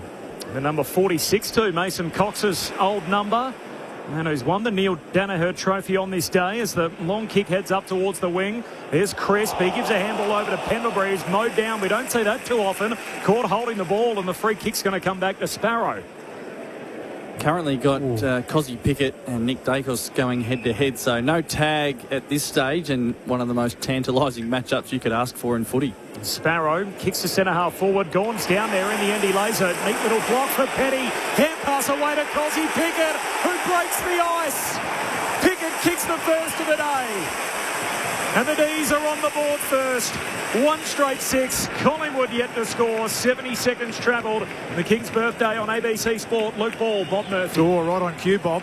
And I'm just looking down now, just completely disorganised, the Collingwood defence there. That was a 55-metre kick to centre-half forward to an uncontested Harrison Petty, who's got Billy Frampton, who I don't know whether he thought that Darcy Cameron had him covered, drifting back into the hole, but way too much space there, and a good start for Harrison Petty. And then an easy handball, and look, we'll have a look at it. Maybe that's where Stephen King will go to start with, Bob. Righto. Don't worry about Nick Dacos being the best player in the comp, Cos. We think you're pretty handy too. Oh, I like this. Go out there and play on him. I like this, at least Paulie. for the start, and we'll see who can do the most damage early. Back in the middle, Gawn takes it out of the ruck. Kicks a high up and underneath it. Mark taken by Chandler. D's going forward again. Chisels it inside 50, looking for Petty. Bounces off his chest. There's Pickett buzzing around. Slapped away by Maynard. Chandler goes in again, dispossessed. Now they fold on top of it. And the umpire wants to come in and ball it up. Umpires Broadbent, Meredith, Mollison and Roger in charge of this one. Melbourne by 6. Gawn hooks it down. Chandler off to Sharp. Left-footed snap from 45 towards the goal house back there. Van Rooyen too, fisted through. Minor score, first of the afternoon, 1-1-7 Melbourne. Collingwood yet to score. We've played 3 minutes. Shout out to Mr. and Mrs. Sharp. As Howe in the back pocket goes long up to the wing. They all fly for it. Lands in the lap of Buller, who's trying to claim the mark, not to be. Shot a handball forward for Collingwood. Bowie a little fumble, keeps it in front of him and then wraps up. Schultz takes him to ground on the wing. Collingwood home game all in black with the white stripes. They've got the black shorts on, and Melbourne in the royal blue today, just looking a little lighter with the red chevron. And then the light blue, like it. I'm not so sure. And then the white shorts. As Nick Dacos from the restart dragged off his kick. There's Jack Steele. He's tackled. Pack forms around him. Ump says I'll have it. And the ball up. It's a big matchup, isn't it? The Gorn-Cameron matchup. Darcy Cameron reigning best and fairest, not having as good a year, been potentially impacted a little bit by the jumping ruck rules, but he gets a matchup today that a little bit more suited to him. Here's Cozzy Pickett again. His kick smothered by DeGoey. Ricochets to Schultz. Pies on the wing. Thumps it inside 50. Bad bounce there for the D's. It allows in Pedarski for a moment. He's tackled by Turner. Another man who debuted on this day, and he wraps him up. And a ball up 45 metres out from the Pies goal. Bob, they're attacking the city end. Sorry, Benny. That's the first chaos ball inside 50. I think we'll see a fair few today against this Melbourne support, intercept marking defence. Gorn got a handball away or whacked it away towards Chandler. His handball back into dispute. Nick Dacos got Josh Dacos. Josh is pushed in the back, and a free kick coming back for the Pies. The pressure is on, as you'd expect for a game as big as this one on the King's birthday, but a lot of fumbles, a lot of little micro errors at the moment. Just tells the tale of the pressure in the game from both sides. Former All-Australian captain Bob Murphy on ABC Sport as Josh Dacos goes all the way back to Frampton. Middle of the G, switch on for the Pies. Out to the southern side. Finds Quaynor between wing and half forward. Chips it short to DeGoey. Very short. Coming off 19 score involvements last Saturday night. Lays a handball away to Maynard. He puts it to the hot spot. Schultz. Spills it cold. Had it right in front of the goals. 15 out. Put it down, and a pack forms over the top of him. Ball up deep forward for Collingwood. Lockie. I think he surprised himself that ended up being an uncontested mark. In and out. Cameron taps it down. Steele leaves it behind. Cameron goes in again for the Pies. Steele extracts it. Out to Langford for the D's. Loops it to Tolstrup. Exiting kick. Chopped off. Perryman knocks it down, then goes and gathers it. Back feeds the handball to Howe. It will kick infield to Josh Dacos. Melbourne by 7 points. Pies with it on the logo. Opening term here. Big Freeze 12 on ABC Sport. The early indication is Nick Dacos and Keziah Pickett are going to go head-to-head. So Josh Dacos kicks inside 50, punched away by Tom McDonald. Can't clear Schultz to make up for the error. Kicks to the goal square. Membry jumped up characteristically. Can't take the mark. Spills down towards Langdon.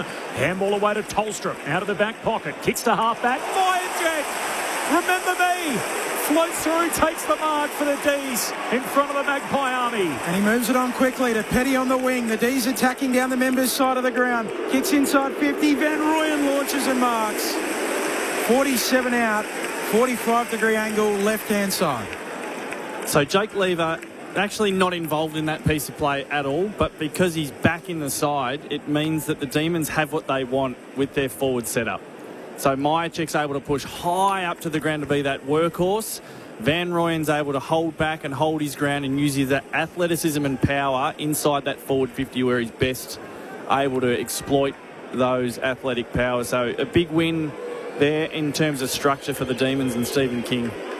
Goalless the last 2 weeks. Jacob Van Rooyen starts it right, brings it back, hits the woodwork. Right-hand goalpost. Minor score 1-8 Melbourne. Collingwood yet to get off the mark. 7 minutes played opening term. Yeah, it's a good call, Bob, and they look well balanced. We saw probably the benchmark forward line, the Dockers at the moment in the competition, have those three, but they're not three lumbering tools. They're mobile, they're hard working. Versatile, yeah. Yeah, this is Melbourne's version of it for the first time today. Howe kicks it in to Nick Dacos. He shares it with brother Josh off the back flank, kicks down the wing, punched away in the end by Anderson. Back down the wing, though, for Melbourne. Forward of halfway, Langdon. Hand pass on to Petty. The D's back with it. Petty's hand pass looking for Langdon. Just knocks it on cleverly. Gordon needs the Sunday hop. Bends down, picks it up, turns it over. And Quaynor away towards Cameron. Back the other way. Nick Dacos to Josh. Now to Anderson. Handball chain onto DeGoey. His handball. Trying to reach Quaynor. Couldn't get it to him. Petty intercepts. Gives it to Sharp. Short kick to Pickett. Not the required range. Tumbles it through anyway. Pickett with his second. He's got the first 2 on King's birthday. And Cozzy Pickett puts the D's on top early. 2-2 to yet to score. We're 8 minutes in. And the team that started as the slight dog has got a 14-point break. Bob Murphy, Luke Ball on ABC Sport. Well, we've got an injury here. We've got a Collingwood player. Looks like they've popped his shoulder there. Oh, God. Yeah, that looks like a significant shoulder injury for Maynard. Probably a dislocation just by the look of it. It is a shoulder he's got strapped as well. Yeah. So maybe a shoulder that he's had issues with, his right shoulder, hanging it down. Lauren Borden, it's right in front of you. He's in a whole lot of pain. I can see him wincing as he puts his hand on that right shoulder. They've actually slowed down from a jog right to a walk with a doctor on one side, a physio on another side. He's straight down into the rooms, but in a lot of pain. It's a big blow. I don't think that's a comeback today. Shoulder injury. Well, we'll see. He's a pretty tough character, and given the day that it is, maybe that's his opportunity to show up. But he does look pretty sore, doesn't he? Good start. You mentioned it, Bob, the pressure up. That was just a turnover, forward half turnover, pressure resulting in a Pickett goal. Repeat ball ups in the middle. In the end, Langford feeds it out to Bowie, but it's stolen by McCreary of Collingwood. Handballs to space. Fritsch gets there for the D's. Little 1-2 with Gawn. Wrapping around on the back flank. He'll kick to centre-half back and just get it to Tolstrup. So Melbourne at centre-half back. The opening, 4 scores of the game. The opening 2 goals. They lead by 14 points. Tom McDonald has a shocker. Turns it over. Padarsky gets it. Dribbles it inside 50 for Collingwood. Off to Schultz. He's kicked short. Doesn't find Membry. Now he's under the pump. He's tackled by Lever. Taken to ground and a ball up. 40 out from the Pies goal in the left forward pocket. And all of a sudden, Ed Allen is inside Cozzy Pickett's shorts. So much for letting them go head-to-head and run around. He's now got the hard tag. Allen running with Keziah Pickett from the restart. Comes down towards Tom McDonald. He's tackled, dispossessed. You throw a blanket over 12 of them here, and in the end, the ump says, I'll have it. Well, it's a good challenge, good test for young Ed, who's really looking to firmly establish himself in this team anyway. We know he's got great aerobic running power. This will test his concentration. Slap down towards Langdon. Hooks a kick out of the defensive 50 for the Demons. Close to the boundary line. There's Perryman and the famous Collingwood number 12, and he's dispossessed. The ball spills out of play. Good to see it back out there. He's actually been sorely missed, Perryman. He was having a really good year. Good to see him back out there. Haven't seen the number 12 in those orange boots, to be honest, though. Not sure about them. Melbourne by 14. Cameron taps it to the back for Nick Dacos. He loops it on to Ed Allen. He'll kick the Pies deep into the pocket, looking for a marker. Lever spoils down at ground level. Anderson loses it momentarily. McDonald goes in for the D's. He's wrapped up. All up, deep left forward pocket here for the Pies. You might have noticed a lot of bright boots this weekend, and the manufacturers, there's a World Cup around the corner, so there's a whole lot of new football boots that are out, and the boys are rocking those. And some bright pink ones for Nick Dacos, who's working in no. Is there anything this man can't do? From the left forward pocket, shakes the tackle, back on the right peg, and curls it through from the front row. He kicks Collingwood's first of the day, and it is a stunner. One straight, Melbourne 2-2. Nick Dacos, Cozzy Pickett have at it. We're a dozen minutes in. It's an 8-point game Melbourne's way. Maybe we shouldn't be surprised because of the quality we've seen from Nick Dacos since his first moments at AFL level. But even for Nick Dacos, that was something else. Yeah. There's not enough room to swing a cat in there. And he's been able to conjure up a blind turn with no space, one step back in and snap it over his shoulder. That is an outrageous... Jack Steele too. It's an outrageous attempt, let alone to finish it off. We're in for a treat today. If Cozzy Pickett and Nick Dacos are fired up, I don't care if they're playing on each other or not, we're in for a treat. DNA doesn't lie. As we restart back in the middle, here's Cozzy Pickett getting after the footy. Gets some help from Jack Steele, who picks it up and turns it over. Collingwood just hurrying it forward. Ed Allen rushes a kick inside 50, but Lever there to defend for Melbourne. Off to Rivers on his left. He kicks up to the wing. Looking for Langford, but Lipinski, he wins the free kick. Collingwood ball on the wing. Handball to Josh Dacos. Kicks inside 50 for the Pies. Membry, a vice-like grip. He takes the mark. Cozzy Pickett was closing. And that double foot jump works out for Tim Membry there, the man we spoke to pre-game. He'll kick for goal. Strong hands. Yeah, the double foot jump I'd need some real convincing that it's worth pursuing. It worked for Tim Membry on that occasion, but this is what he does as fluently as anyone in the history of the game. He's got a beautiful set shot motion, Tim Membry. Playing on this day for the second time. Trots in, laces through it from 50. Starts it right and won't quite bring it back enough. A minor score. Collingwood's first blemish. They're 1-1. Melbourne 2-2. But he's leading by 7 points, 13 minutes into Big Freeze number 12 on ABC Sport. Bowie squeezes the footy and then goes on a bit of a trot, kicks along to the wing, and Turner leaps up, spills the mark on the way down. Roan Steele tackles him, got a handball out. Latrell Pickett knocked it on. Straight to Pendlebury though, Collingwood back with it. Handball to McCreary, handball to Houston. Hand pass further afield, finds Roan Steele, chips it down the line. Nice work, Bowie. Downfield. Arrives late, knocks it out of play, but there you go, Bally. Downfield free, so it's coming to Nick Dacos. They're hot on that, aren't they? Yeah. Sparrow on Roan Steele. Late to me, to be honest, but yeah, they're very hot on that these days. So Nick with the forward 50 kick, puts it into the pocket. Yes. DeGoey. Strong mark in front, and Jordan DeGoey right in front of the slide. We'll have a look here from 30 out, left half forward. It's great hands, great strong mark, but an equally as good kick, wasn't it? Just pulled it across his body. Saw DeGoey just pointing to where he wanted to put it. Similar pocket where Dacos gold moments ago. Jordan DeGoey ice cold. 15 minutes in, Collingwood 2-1, Melbourne 2-2. Teased by just one.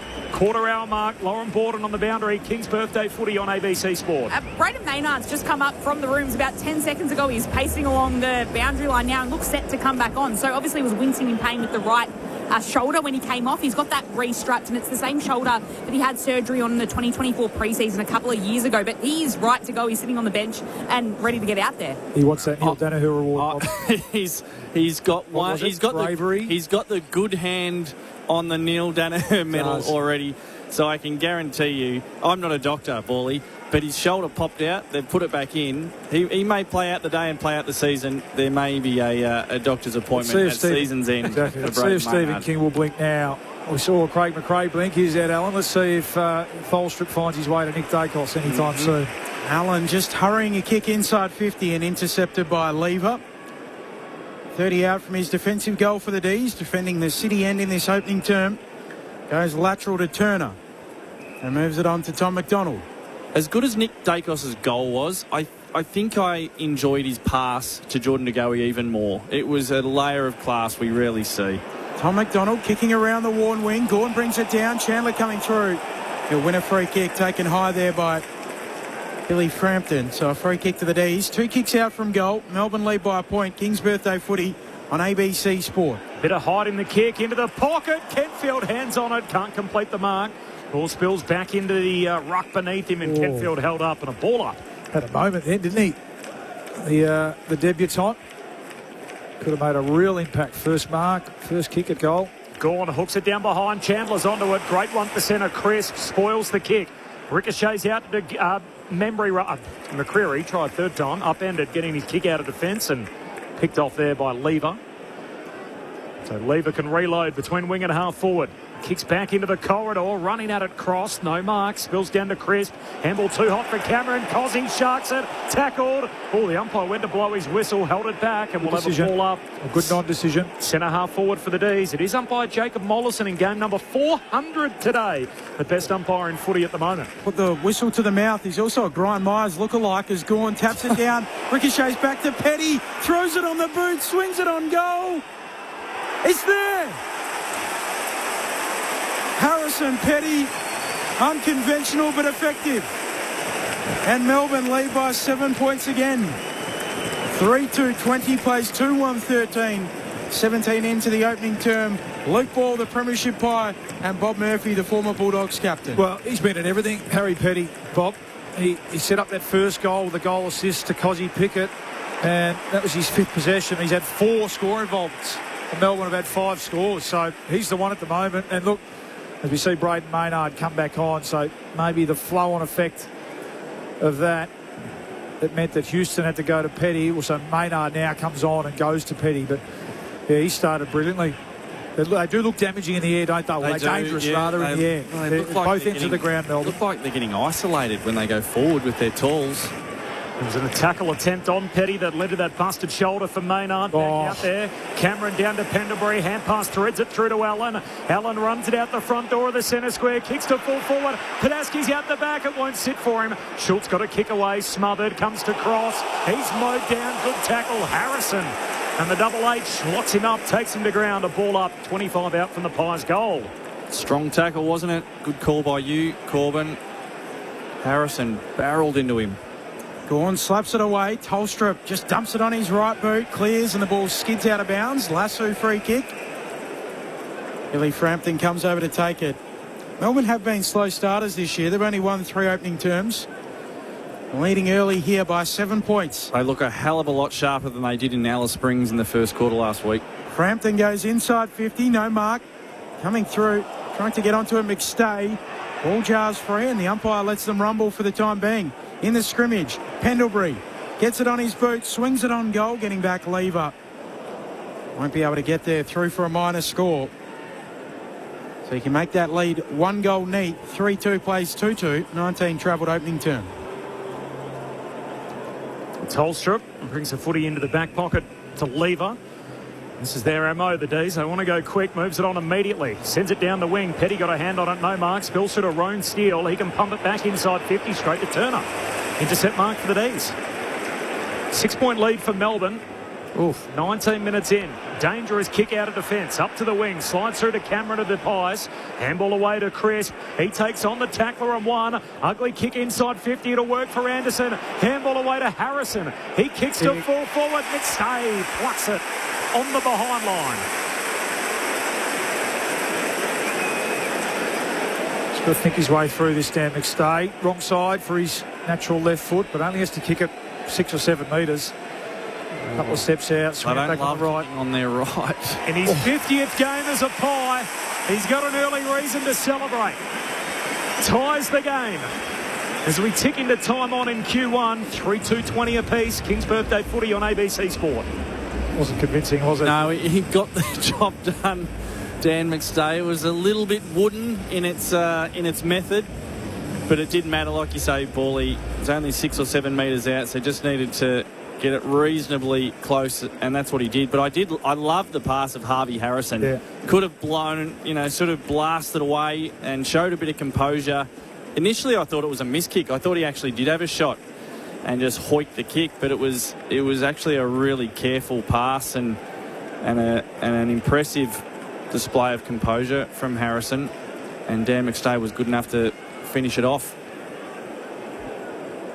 Bob Murphy and Luke Ball. King's Birthday Footy on ABC Sport.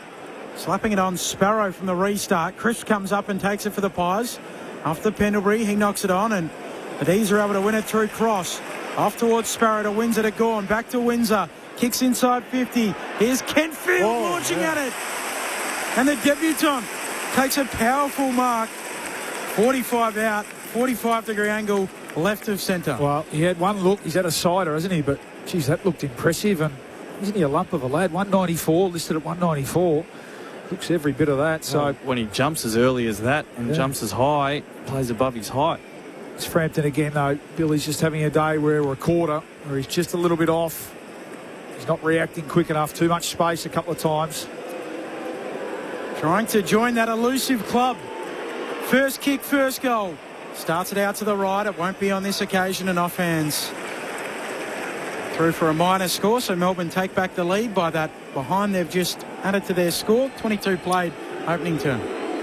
First Luca ever to play AFL footy, Corby. That's your sort of go. That spelling. Certainly Luca, as he's got it written. Maynard, who's back out there, copping the jeers. Long memories, gets 2 touches in the chain. Heads down to Padaski, who's got it in the pocket. Kicks down towards Buller. Buller collects against the boundary line. His shot from the pocket, the Peter Dacos attempt, misses everything. Stays alive. Howes pumps it back out of defence. Long kick out towards half-back for the D's. Van Rooyen can't trap it, and out it goes. So we'll throw in a high half forward for the Pies. So Luca Kentfield, 20-year-old, mid-season pickup 2024. So he's had 2 years in the system. While Mitch Padaski, who's the 27-year-old on debut for Collingwood. The only reason he's on a list is because Jamie Elliott did his ACL a fortnight ago, opened up a long-term injury list spot, and he was taken in the mid-season draft less than 2 weeks on the list. He just missed an opportunity there to hit his teammate on the chest puller.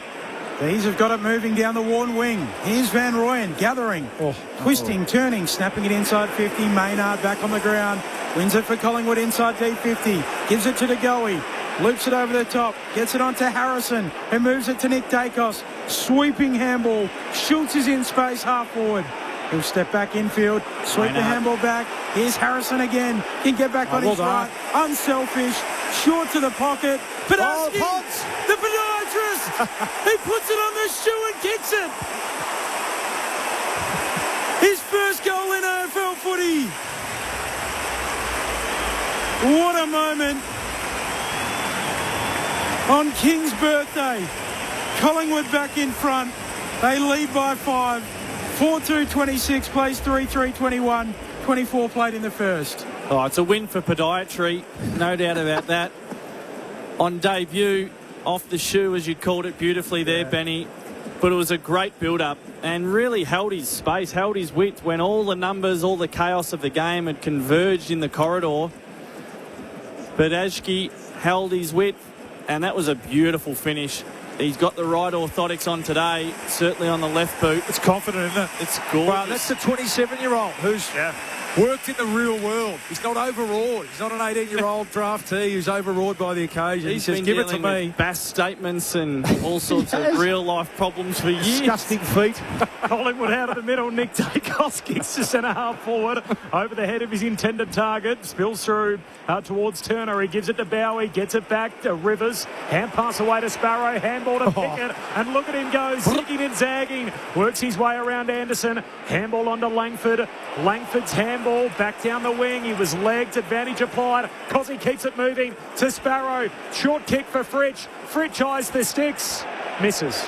Had 2 on over the top, and the 2 Collingwood players let him know all about it. And behind for Fritsch. And it's been his go in recent weeks, unfortunately. Just 1 goal in his last 5 games. Collingwood by 4 points, 25 minutes in. It is a lopsided inside 50 count at the moment. Just 10 to the D's, 17 to the Pies. But when the D's do go forward, just on that occasion, a wasted opportunity. But, gee, they've got some free numbers in the vicinity. Long kick in from Howe. Up to a contest. It spills the way of the D's, though. Turner's tracking it. He sockers it inside 50. That's not it. That's not it. Yeah, Josh Dacos swallows it up. Pies back with it. Forward handball to Ed Allen. To Angry Anderson running through the middle. Kicks inside 50 for the Pies. Marking contest. Lever floats in and marks. And he does that so often defensively for the D's. Yeah. Collingwood by 4 points. Look sharp, Lever. Intercept mark game strong. Turner down there as well. That's again, though, that's where that chaos ball and get it to ground. Big ask for Padaski to fly and compete against the taller and stronger opponents, more experienced opponents. They're taller today, aren't they, the D's, with Donald in, Lever back in the side. Yep. D's working up to halfway. Short kicking game. Now the handball from Sparrow to Bowie. Releases the kick to centre half forward, and Sharp marks. He's definitely got this. He can roost it. Okay. Oh, he's outside 50, so he's good for he's it. Fine. But Harry Mackay, no. First quarter, he's fine. Okay, no, all right. Just no jelly in the legs. Mixed messages for the umpiring. He wants to run around DeGoey on the mark. Burns him off. Now kicks out to the right. Oh, he's made a fool of me too, Sharpie. Doesn't score. And it's marked on the behind line, or next to the behind post, rather, by Houston. Our man Wayne would have feedback on that. Wayne and Bree. Wayne and Bree, his mum and dad, who Ben met once and shouts him out every week. Doesn't he? Dan Houston kicks it straight to Max Gawn. I've not heard you mention your parents once. Yeah, the Sharps. Your pen pals, the Sharps. Beautiful people. Gawn kicks it back towards full forward. Howe punches it away. Here is Sharp roving the pack, tackled to ground. And a ball up, 35 out from the D's goal. Collingwood by 4 points. They've kicked 4 of the last 5 goals in the game, including the last 2. Gawn slaps it down. The Pies are there. Perryman clears, and it works out for Membry. Takes the reactionary slips catch at centre-half back for Collingwood. Joined us pre-game, Tim Membry. That's an ugly-looking kick. Tolstrup intercepts. Hand pass away to Fritsch. Short kick down to Van Rooyen, who marks it left half forward, 60 out. He's just going to lay it up to the top of the goal square. Cozzie's in the vicinity. Kenfield flew for it. Pack collapsed underneath Cameron. Ball spills to the pocket. Langford's got it for the D's. Handball to Fridge. Great smother. Goal-saving effort, Membry. Shoved back onto it. Walls close in. Caught. Ball comes out. Picked up by Langford. Still going the D's. Intercepted. Here's Allen. Hand pass to half-back. Van Rooyen in a tussle with Schultz and out of bounds. Game. It's a good game, isn't it, Bob? And it's a hot footy. Oh, yeah. Not too many broken tackles. Both teams honouring the occasion. You can feel the intensity, and particularly the younger players. There's been a few just jump under the footy, just a little bit anxious, a little bit eager, just losing their timing a little bit. Kenfield was the one most recent. Collingwood by 4, throw in half forward for the D's. Gawn follows up. Cross just punches it on. Josh Dacos scrapping after the footy. Anderson too. Held up by Cross. A ball up on the attacking arc for Melbourne. Even just some ill-timed knock-ons as players, just still finding their tempo in the high-octane game that it is. Cameron slaps it down. Cozzy Pickett zipping through, taken high. Gosh, he's dangerous. He just got a little block in Allen. He's going to get it either way here, and he's going to learn a lot today if they see this matchup through. Angry Anderson, just a touch too ferocious. It's just a nightmare to play on. Cozzy, Bob. Oh, it just sends a shiver down my spine. It would. Small, outrageously fast, and just like as much power as a cannonball. Cozzy Pickett from outside 50. Sets it out to the right. It won't score. Pack forms. Hands to it. Van Rooyen comes down with the mark in front of Max Gawn. 15 out, tight angle, right forward pocket, a towering pack mark. Yeah, it's ominous, Bob. We called it, about 5-10 minutes ago. Melbourne looking dominant aerially at the moment, either end of the ground. It's the real problem for the Pies. It needs to be addressed at quarter time here. That's just got to come to ground. That was a terrific mark. Left foot snap. Oh, is a shocker.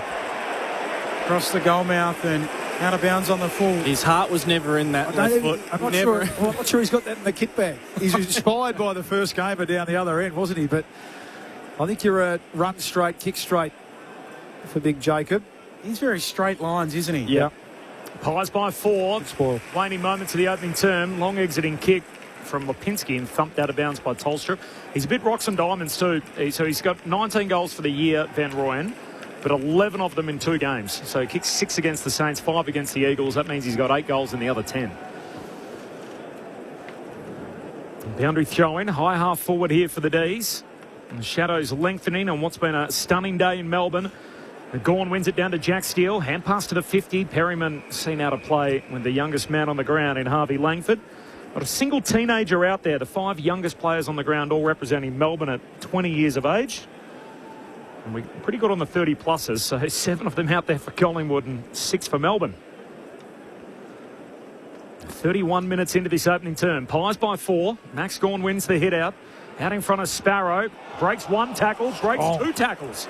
Handball to Lever. Bursts to his hands. Is there time for Collingwood late? Buller. Hand pass on to Nick Dacos. To Perryman. Upended. Got a kick laterally to Lipinski, who marks on the wing. He's going to run out of time. Handball to DeGoey, and that'll do us. And that is a sensational start to the afternoon. The King's birthday on ABC Sport in this traditional fixture between Collingwood and Melbourne.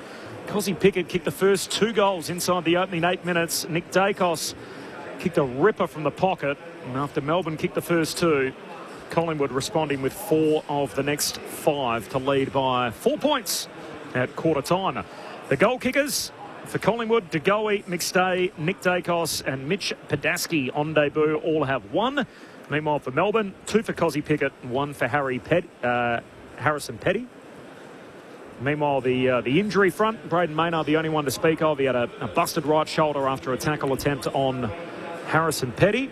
Came off the ground, looks no good at all, but has returned and had a couple of involvements in the game from that point on.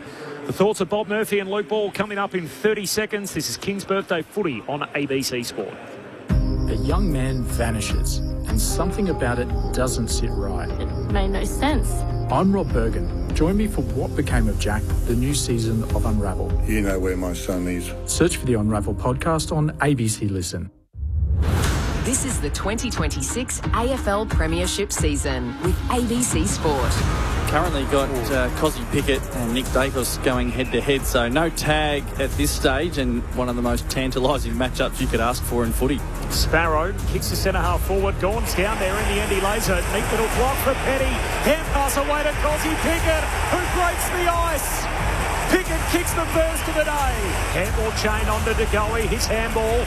Trying to reach Quaynor. Couldn't get it to him. Petty intercepts. Gives it to Sharp. Short kick to Pickett. Not the required range. Tumbles it through anyway. Pickett with his second. He's got the first two on King's birthday. Some bright pink ones for Nick Dacos, who's working in... no. Is there anything this man can't do? From the left forward pocket, shakes the tackle back on the right peg and curls it through from the front row.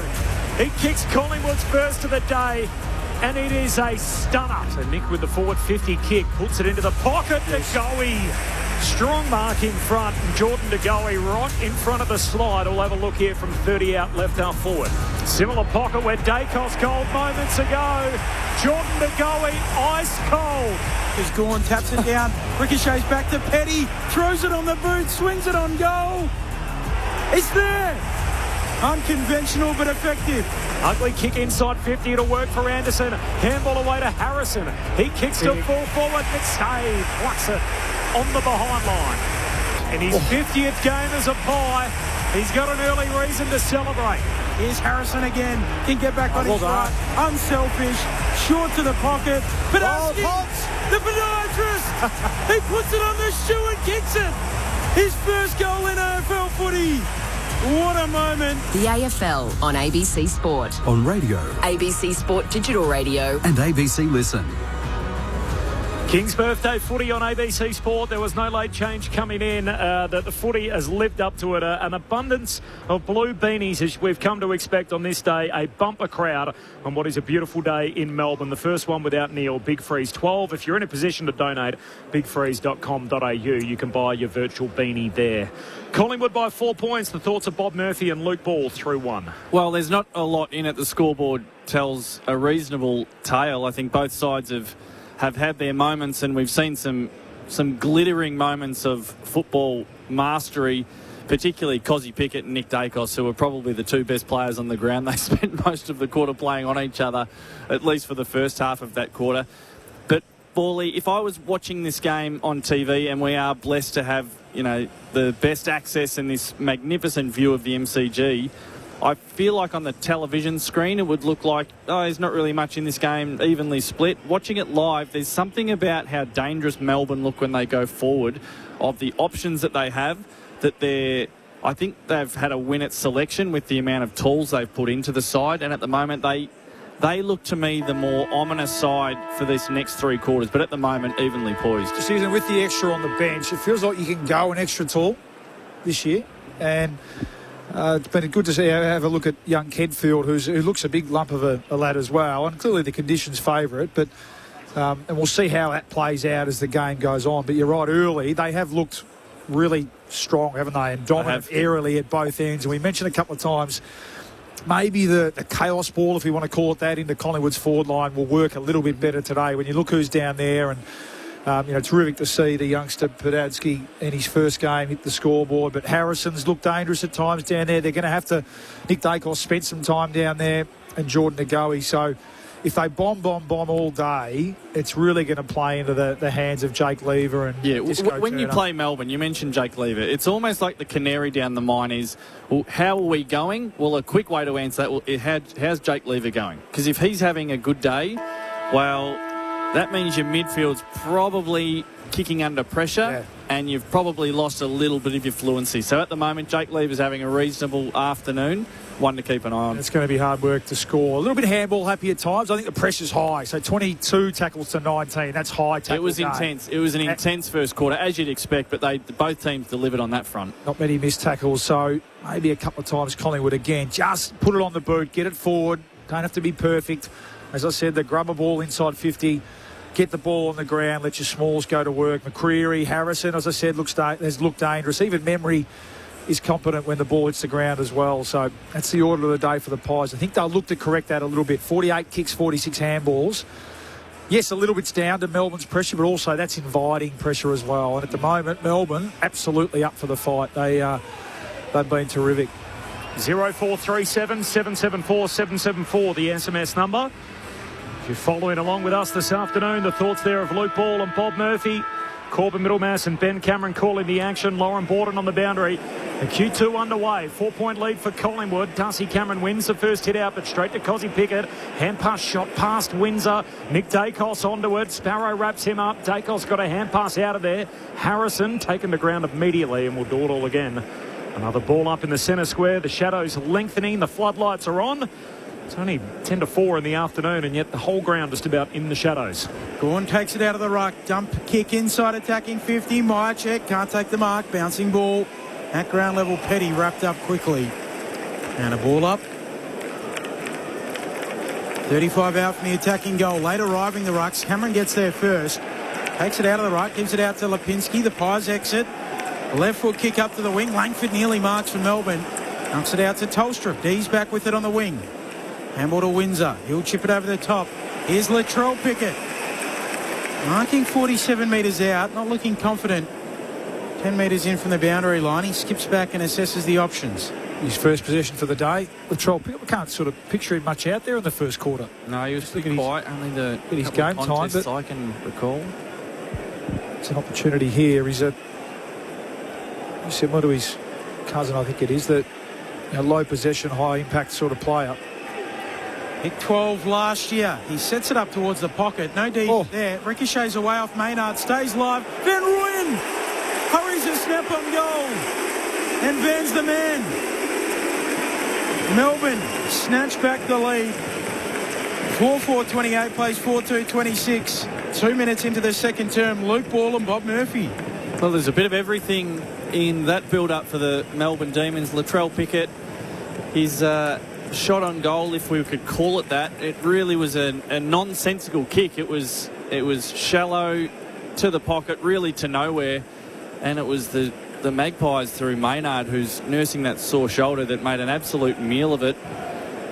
Got the ball into the hands of Jacob Van Rooyen, and what you've got to love about Jacob Van Rooyen is he took our feedback on board, Paulie, because the left foot snap in the first quarter was called into some question. There was some feedback given. Wasn't in the kit badge. Jacob's obviously received the message. He's just looking up at us now. And he's like, what about that one, fella? Is that one all right for you? Is that a thumb or? Yeah. First goal in 3 games. Long thumbs. Has gone, grabs it out of the ruck, kicks it inside the forward 50. Ball spills down though to Roan Steele of the Pies. The 1-2 with Nick Dacos. Steele coughs it up, taken by Sparrow. Sparrow's kick smothered. Nick Dacos picks it off. Centre half back, hand pass away to Josh Dacos. Collingwood through the middle, handball to Allen, fumbles. Hot footy picked up by Pendlebury, tackles on Pickets. And a ball up. Handball happy again. It invites the pressure, doesn't it? Sure does. Melbourne by 2. Early lead change in the second term. Gawn wins it down. McCreary first one on it. Handball looking for Cameron. Can't trap it. Latrell Pickett wins it. Middle of the G. Handball to Sparrow. Handball to Windsor. Windsor just runs away from Josh Dacos. Low trajectory kick inside 50. Picked off by Perryman. Handball away to Roan Steele. His handball puts Maynard under the pump at centre half back. He works it out though. Gets it out to Ed Allen. Cozzy Pickett breaks it up. He's back with it. He's run down though. Just gets the handball out to cousin Latrell. He didn't in fact holding the ball. Out of zona. Not in time anyway. Sure about that. I think he might have got a handball. I've got a philosophical question for you fellas when the right moment arises. Is it about getting the wings out for Yes. I knew it. There was an opportunity. Latrell ignored it. D's back with it. Langdon receives it from Cozzy. Kicks to full forward. 2-on-1. Myercheck taps it for Chandler. Misses him. Lipinski comes in. Cleans up. Handball for Quaynor. Back pocket. Collingwood under pressure. Myercheck chasing. Sweeps the handball away to Howe, and the Pies work it out. Howe to half-back finds Roan Steele. No relation to Jack Steele, who's also out there today. Short kick finds Josh Dacos, who marks at half-back. Opposing teams, of course. Short kick along the boundary line to Harrison. Double H against the boundary line, southern side. Kicks to half-forward. Membry running, leaping, no marks. Bills to Lever. The 1-2 with Rivers. Rivers hand pass down the wing. Gets a little bit of support there with Howes. Back to Rivers. Kicks to Van Rooyen, trying to hold out Josh Dacos. Had him draped all over him. Free kick for JVR. Give it to us, Bob. They just look so... Well, I feel like... Forget about the bump. I feel like the Shepherd is dead at AFL level. Lost start. But what's happened to the wings out? Bob, inexcusable times two. Handball to Cozzy Pickett, who kicks to Sparrow. Looks inside 50, and Harvey Langford, the youngest man on the ground, leaps up, marks right half forward. He'll have a look here from about 48 metres out. I feel like the first 5 years of junior footy, about 30% of your training was made up of handballing to someone and sticking your arms out as far as you could. And now it's just gone. What happened to it? What's happened? The turnstiles are gone. Do they even know that you were allowed to shepherd?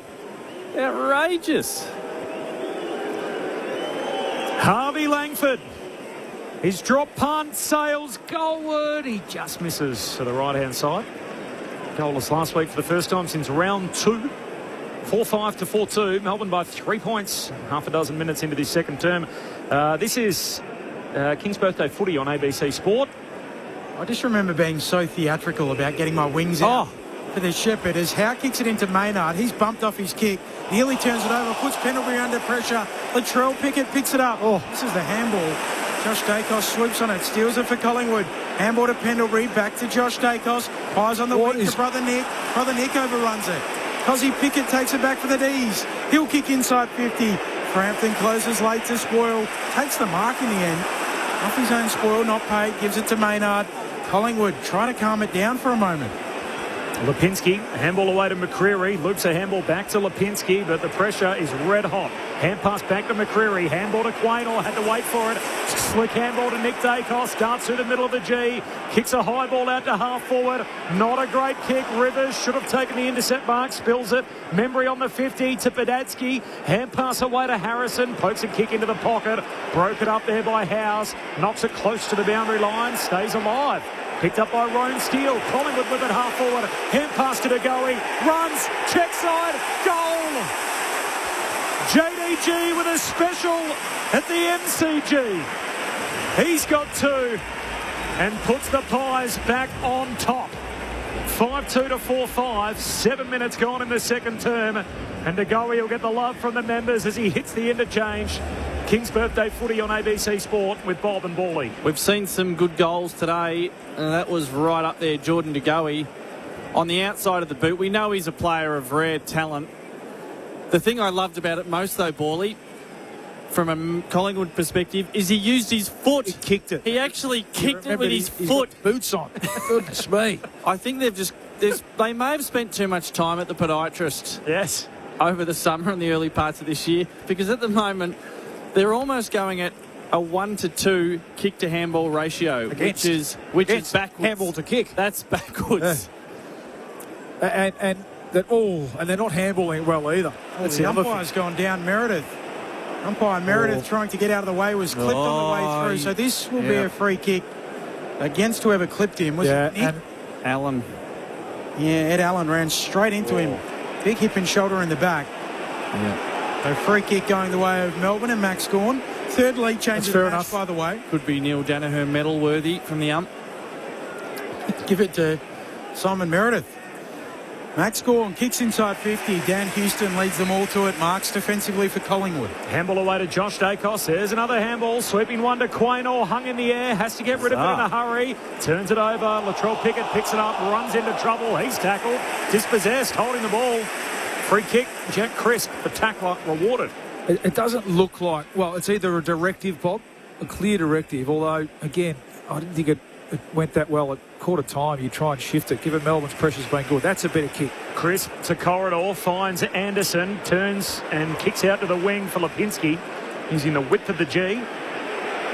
Lipinski's got a lead straight up the bump, and McStay ignores that, dabs it short to Anderson, gets his second touch in the chain. Leads 3, Collingwood on top, 9 minutes gone, second term. King's Birthday Footy, ABC Sport. Anderson, high kick into the pocket. They come from all directions, and Max Gawn whacks it a dozen rows back. Boundary throw in forward pocket for the Pies. Of course, it was this game last year where Gawn took the intercept mark. Hurried clearing kick, turned it over to Hoskin Elliott, and then Stephen May demonstrably went and told him all about it. That won't be happening today. like the feedback I get from Corbin at times. Yep. Gorn palms it down, back pocket here for the D's. Langford onto it, handball to Cozzy Pickett, knocked away by the Pies. Lipinski, he turns it over to Langford, to Langdon. And now Jack Steele. Kick up to the wing. Van Rooyen outnumbered. Howe goes up, punches it away. Chandler Rose spins out of trouble neatly. Back to Van Rooyen, handballs it onto Chandler again. Bouncing ball, Quaynor makes it his. Collingwood take it back. Handball from Maynard, beelines the footy. And then Ed Allen comes in to help out, and Collingwood extracted into space. Hand pass to Lipinski. He kicks to half forward. Nick Dacos in the vicinity, and he takes the mark. He's got McStay in the pocket, comes back inside, turnover. And Sparrow intercepts half back. Yeah, we marvel when it comes off, don't we? But at time, just a little bit cute there for Nick. Sparrow, dangerous kick. Allen got up, almost picked it off. Spills to Bowie. Melbourne keep it. Handball straight to Anderson. Centre square. Has his hand been held by Latrell Pickett. Just got a kick away. Tolstrup can't trap it. Free kick, chopping the arms. It's going to Tolstrup. And the pressure's high, Bob. It's just it's messy at the moment, isn't it? There's poor decisions and execution from both teams at the moment. It's the cycle, isn't it? So the pressure is high, which makes players, they want to move it on quick, so they handball. But the handball invites just more pressure, and around you go. Collingwood by 3. Langford kicks up to a contest half forward. Kentfield launching at it. Ball bounces past Latrell Pickett. Maynard cleans it up. Collingwood away down the members' wing. Loops it to Lipinski, who fires a handball to Nick Dacos. He'll kick inside 50. But Lever such a smart player. Melbourne just stifled that attack there from Collingwood as he moves it into the middle for Cozzy Pickett. Chance on the slingshot for the Demons. Cozzy backs himself in, puts on the Jets, chips a kick over in front of Fritsch. Cozzy's going to follow up. Toad pokes it out in front, needs it to sit for him. Pressure from Maynard. Maynard wins it with a bum shoulder. Handball, coughs it up. Latrell collects, kicks to the goal line. Shepherded through by Mychik, but into the post. A behind for L. Pickett. Hey, sorry, you go, Corbin. We all love Cozzy Pickett, but I think he's falling for the give and go too much. Lauren Borden on the boundary.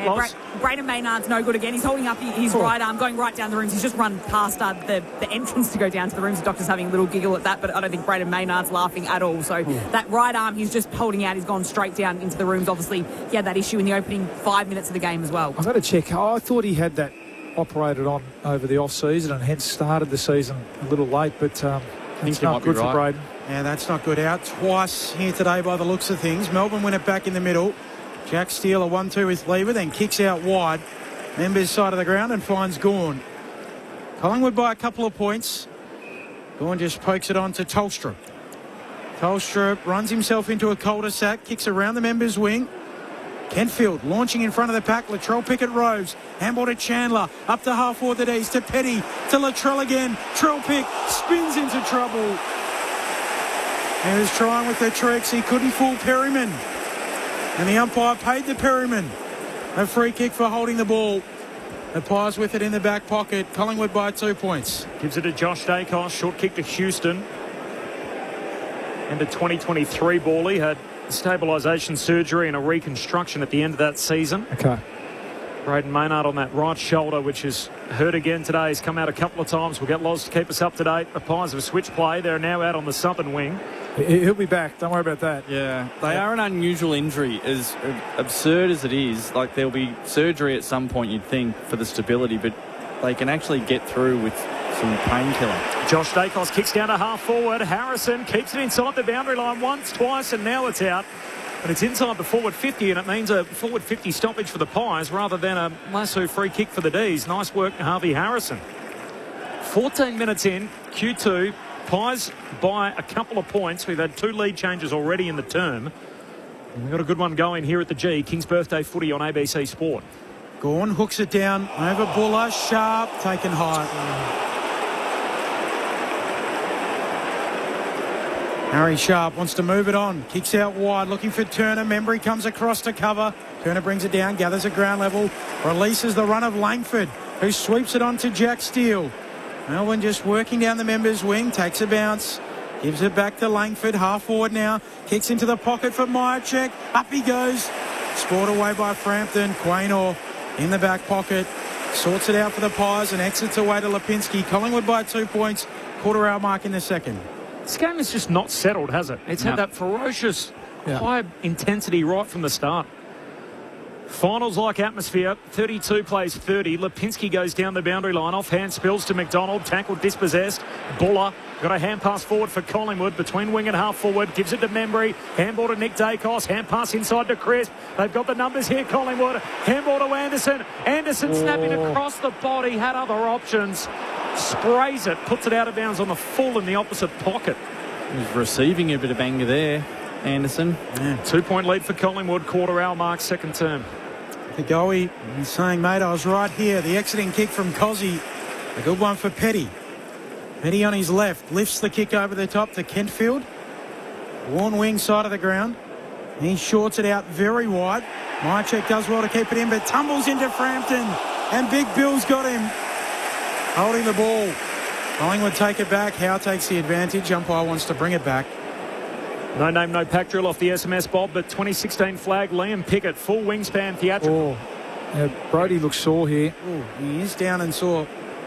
I mean, he hasn't moved, and the player that's over the top of him making sure he's okay is the opposition player in Frampton. Of course, they played in a premiership together. You're looking at the replays, Bally. What can you see? The awkward position. He's landed on his neck in the tackle.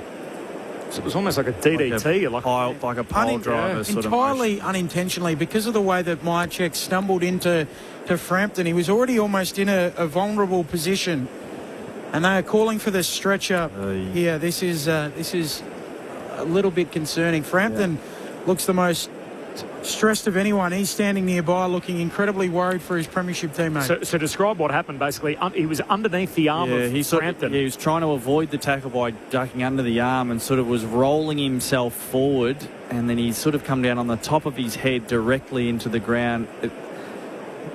It's not a motion you see a lot of in footy, if I'm honest. So as Mychek's hit the deck, basically he's gone headfirst into the ground with his head and his neck contorted underneath the arm of Frampton, and the body weight that's come down on top of them as he's gone headfirst into the turf. So the stretch has been run out. The Medicab has now come along, and the two teams are going to form into their own huddles as Brody Mychek is being treated too.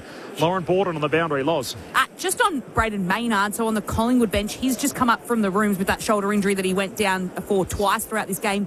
He's sitting at the back of the bench, just got a tap on the shoulder from a couple of teammates as well. So it looks like he won't play any part in this game. But as you mentioned, the Medicab has now gone out to the outer side of the field for Mychek. So has every physio and every doctor that's been on the Melbourne benches. They've all run across to the outer side of the ground as both teams are now in their huddles. This is... This is the most anxious I've been at footy for a long, long time. This is not your standard concussion? No, it didn't look like that. No, it felt unnerving. The neck will be the concern. So they're taking all the time in the world. And the doctors are chatting to him at the moment, and he's moving his legs, so he's kicking his left foot, which all I can assume is an instruction from the doctor, and you can see his left leg going up and down in response to those that are speaking to him. So you can hear it in the crowd. There's close to 100,000 people here, and it's a hush, isn't it? There are doctors. There are doctors who work at these games, and they sit alongside the benches.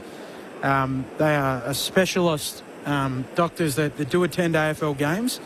I'm unclear at this point in time whether they've headed out onto the ground. I did see someone in an orange vest running over there. I can only assume that was them. So we will try and keep you as abreast of this as we can, but it's obviously it's a very anxious time, isn't it?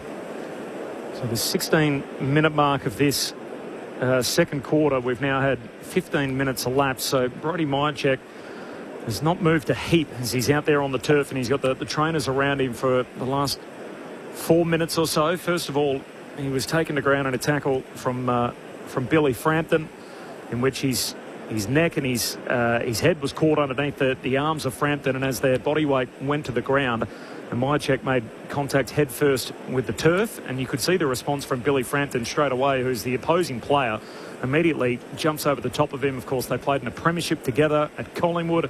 and basically knelt over the top of him and signalled for further help from the bench. And play's been stopped, and immediately they called for the stretcher, and he's currently being tended to at the moment. We've seen him moving his left leg, and there'd have to be about 6 to 8 support personnel that are around him at the moment, helping him get onto that stretcher. So the investigation continues out there as Brody Mychek is being treated to. And a very uncomfortable feeling inside this ground as really most of 90,000 people are silent as Brody Mychek is with the trainers, and he's going to be taken from the ground on a stretcher. Collingwood by 2 points, 5-2 to 4-6, 20 minutes gone in the second term. So they've just rolled him over onto his back. He was on his front for a long period of time there, Brody Mychek. They've now got him on his back. He has his legs bent, so his knees up in the air, and they're just trying to manoeuvre him onto the stretcher as it stands at the moment. The Melbourne playing group are ambling towards the Medicab, which is where he'll be loaded onto to give him their well wishes. So they've just been told to stay where they are. So the medical staff have basically just told the Melbourne guys, hey, just wait there for a moment, as the Melbourne players started to walk over, and they've been told to stay back. So they're about 15 metres away from Brody Mychek, who's down at the moment with what looks to be a relatively serious head injury at the moment, with obviously the neck a concern as well in the way that he hit the ground. Lauren Borden on the boundary. Thanks, Corbin. Just confirming that it is the AFL doctor that has gone out there. So obviously you can see a lot of physios and doctors in that light purple colour. The doctor is in the red colour. That's from the AFL. Their, I guess, independent doctor. Their emergency medical personnel haven't yet moved from their position behind the Collingwood bench, but there's probably at least 10 medical persons around Mychek at the moment, just helping him on that other side of the field. But you did mention the lull in the game, and that's exactly what you can feel from down here. Everyone's just speaking in hushed tones as we wait around with concern at the moment. Reece Conker just trotting back towards the Melbourne bench. He's a development officer at the D's, and he's been their runner for a long period of time now. So he's just visited with the playing group and reporting back to the bench. Craig McRae coaching from the bench, the coach of Collingwood, who of course coached Brody to that premiership in 2023, and he's about to be lifted up and put onto the Medicab. So that process is continuing, but they are taking every caution as they will. Yeah, just as they're doing that, looks like Braden Maynard's putting a big puffer jacket on, so his day would appear to be done. We'll get confirmation from Loz, but they're tough buggers, aren't they? AFL players, Paul.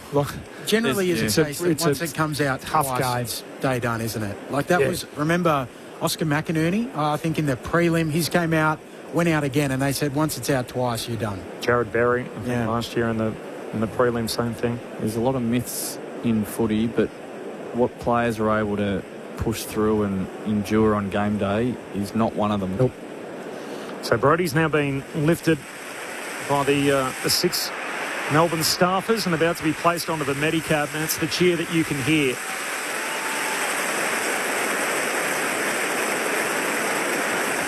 An incredible, uncomfortable feeling at the G as Brody Mychek, who fell awkwardly in a tackle under the arm of his Collingwood opponent, and went headfirst into the ground with his head and neck crouched up.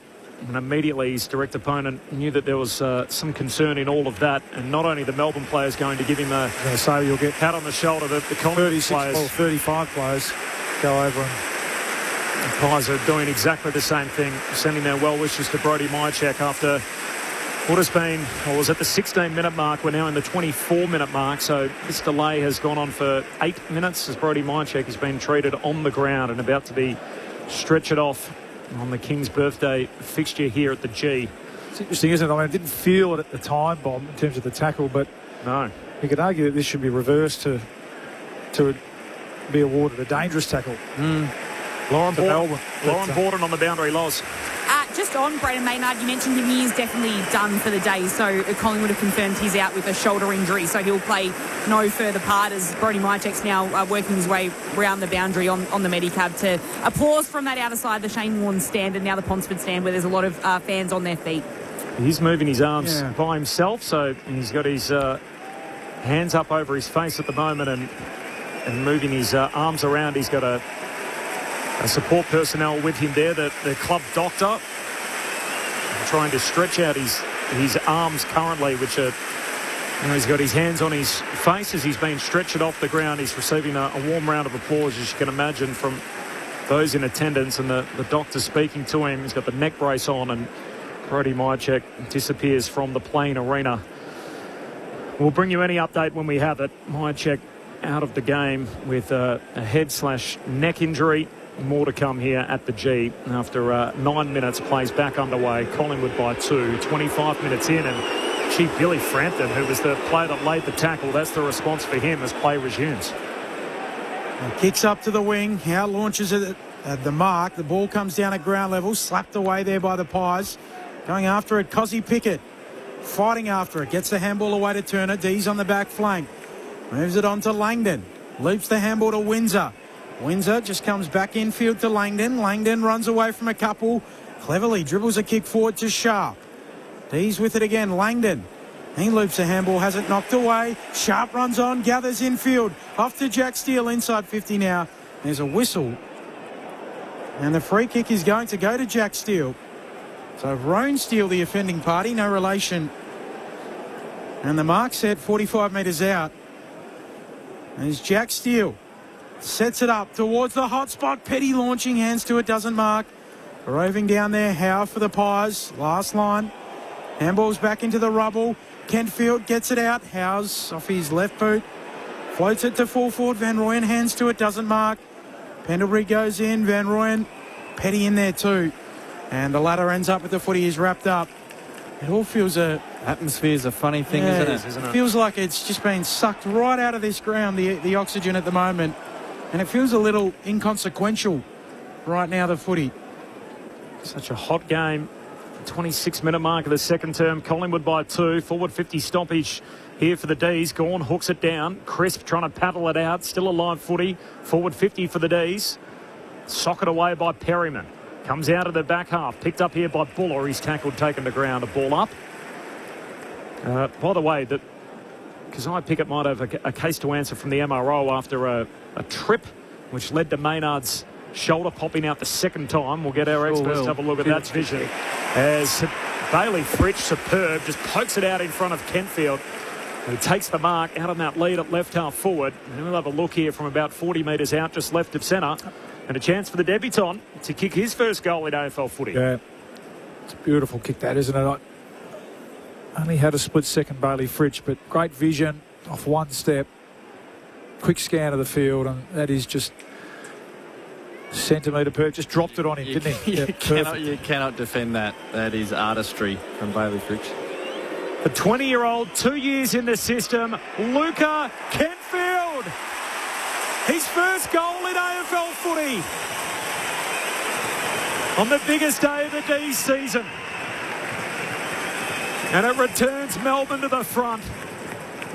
And the lad from Subiaco all the way across the Nullarbor at the MCG in the second quarter, living his AFL dream, has a goal to show for it. 5-6 to 5-2. D's by 4 points, 28 gone second term. It's what the game needed in a sense, Bob, in terms of getting it back on track. Yeah. As you said, it feels like the crowd, well, we're still a fair way off from half-time.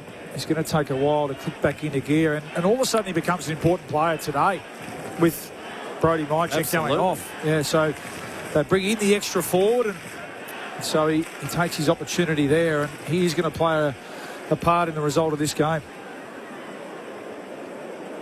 Back in the middle. King's birthday footy on ABC Sport. Quick kick goes out to the wing and taken by Langdon. He gives it to the run of Rivers. Loops the handball to Jack Steele. Under pressure immediately. Coughs it up. Sock it away for the Pies by Roan Steele. They're playing on each other there. The two Steels, no relation. Ball goes up to Membry. Collingwood at high half forward, and Lipinski fumbles it out. Throw in between wing and half forward. Melbourne by 4 points. Reinforced Steele, you call that, wouldn't you, Ben? Yeah.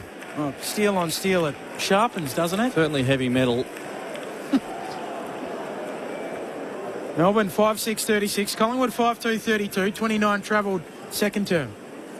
And that number might lie a bit after the 9-minute delay with Brody Myercheck being stretched off the ground with a neck and head concern. So more on that throughout when we get it. Pendlebury, hand pass away to McCreary, handball to Nick Dacos, 55 out, half forward, pulls it back to Membry, who marks it right half forward. And he'll have a look from 45 out. The set shot coming up for the Pies. It's just good hands, isn't it? Good clearance work. Pendlebury, who's started the game pretty slowly. That time it was a beautiful handball out into space to go involved again, and Nick Dacos, lovely bit of vision. Important kick this. You feel like the Pies are just going a bit this quarter. Need one of their key forwards just to go back and kick a steadying goal. The lead has swung on all 3 goals in the turn so far. Tim Membry, drop punt, lands short, no score. Gawn takes the intercept mark, fullback for Melbourne. Lauren Borden on the boundary. Just on the emergency medical personnel who sit right behind the benches, they've just got a phone call and they've gone down into the room, so going out to help with Brody Myercheck. Yeah, so they tend to be paramedics, so that might even be as much as some pain relief. We just saw some shots of Brody Myercheck being carried into the Melbourne rooms with that neck brace on. Collingwood take it back on the wing. Lipinski flicks a handball to the goey, loops it over the top to Nick Dacos. Wide out, centering kick. Can't find Anderson. Ball skips through. Tolstrup goes after it for the D's. He overruns it momentarily. Schultz feeds it out. Still a footy to be won. Pendlebury wins it. Collingwood ball to Josh Dacos. Off to Dan Houston, and they're queuing up. He kicks to Nick Dacos. 45 out. Tight angle right half forward. And he'll go back and kick for goal. Well, they'll get another crack at it here. Nick Dacos, we've seen some of his absolute best today, and we've also seen a couple of rare occasions where it's like he's just wanted to force the issue a little bit. He went on his left at one moment. We obviously mark him really, really hardly, but his entry before this shot was a bit forced as well and put his teammates under a bit of pressure. So we'll see what the champ can do from here. 45, 48 metres out. It's a wonderful goal already today. The drop punt here is a goal. Close. Nick Dacos, he's a marvel. Collingwood take back the lead. He's got a couple. The Pies lead by 2 points. 6-2-38 plays 5-6-36. We've got 3 minutes to play in the second term. King's birthday footy on ABC Sport. Fair call, Bob. He's having a good day. There's no doubt about it. The numbers look pretty good on the screen. That's possession number 21. 7 inside 50s. 5 score involvements and 2 goals. But he needed to hit one well. Prior to that, he was kicking at 33%, Nick. And sometimes it's a decision-making thing, isn't it? Yeah. We know he's got the degree of difficulty he goes for is way higher than everyone else. So sometimes you just like him to take the mere mortal option to an extent, isn't it? He doesn't have to hit a 6 off every ball. That's right. But it has been a bit of a skittish game, other than the 6 or 7 minutes where the whole stadium sort of had to recover from the Brody Myercheck concern. 2-point lead for Collingwood. Lead swung on all 4 goals in the term as Windsor, first possession at the restart, handball to Cozzy Pickett, knocks it on to Sparrow, soccers it forward, but straight to Perryman. Takes the intercept mark for Collingwood, kicks wide for Schultz, climbs the ladder, takes the mark. In front of Bowie, looks back corridor. Just got it to Darcy Cameron. Hand pass away towards Allen. Allen tackled by Chandler. Ball comes out to Bowie. Hand pass for the Demons away to Langford. Langford kicks to Kentfield at half forward. Slips off his fingers. Taken by Frampton. Handball away to Quaynor. Great follow-up. Kentfield lays the tackle. Ball comes out. D's win it. Fritsch handball to Cozzy Pickett. Sprays it under pressure from Nick Dacos and out of bounds on the full. Free kick for the Pies in the back pocket. It's still hot, isn't it, Bob? I mean, there is pressure. It's a high-pressure game, but it's a combination of real pressure and perceived pressure. Yeah. And even then, that was an uncontested possession for Isaac Quaynor, and he just had a case of the fumble. So it's been that sort of half, as you said.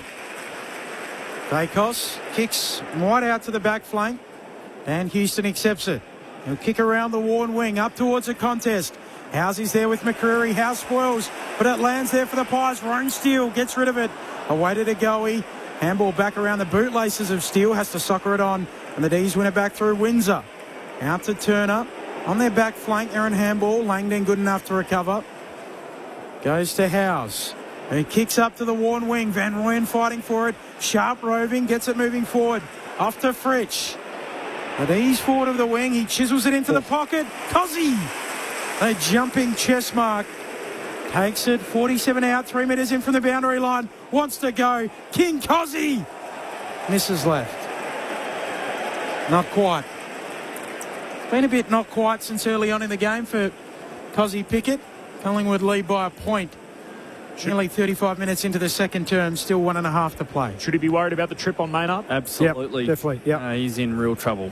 So Maynard tried to leapfrog him, and because he stuck out his leg, Maynard fell. Shoulder came out for the second time in the game, and his day's done. Braden Maynard, Brody Mycheck out of the game for Melbourne. Far more serious concerns there. Stretched from the ground in a neck brace after a 9-minute delay. Collingwood from the kick out have worked it up towards the wing. Padatsky, hand pass away towards Schultz. Hand pass looking back for Mitch Padatsky. Lays a good tackle on Lever. Caught him. Ump says, I'll have it. Ball up.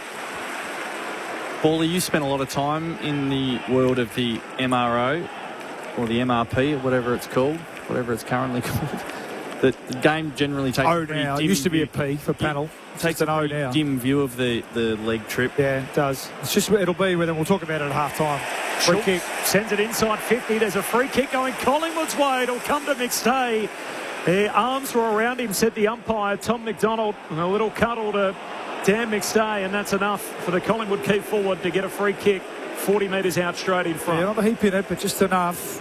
Hasn't been pretty quiet afternoon so far. Dan McStay, this will be his first possession for the quarter, so he has to make these opportunities count. It's absolutely there, the free kick. It's a gift for umpires. If they see the hand go around the tummy in the cuddle, as you described it, Corbin, that's an easy one for the umpires to call.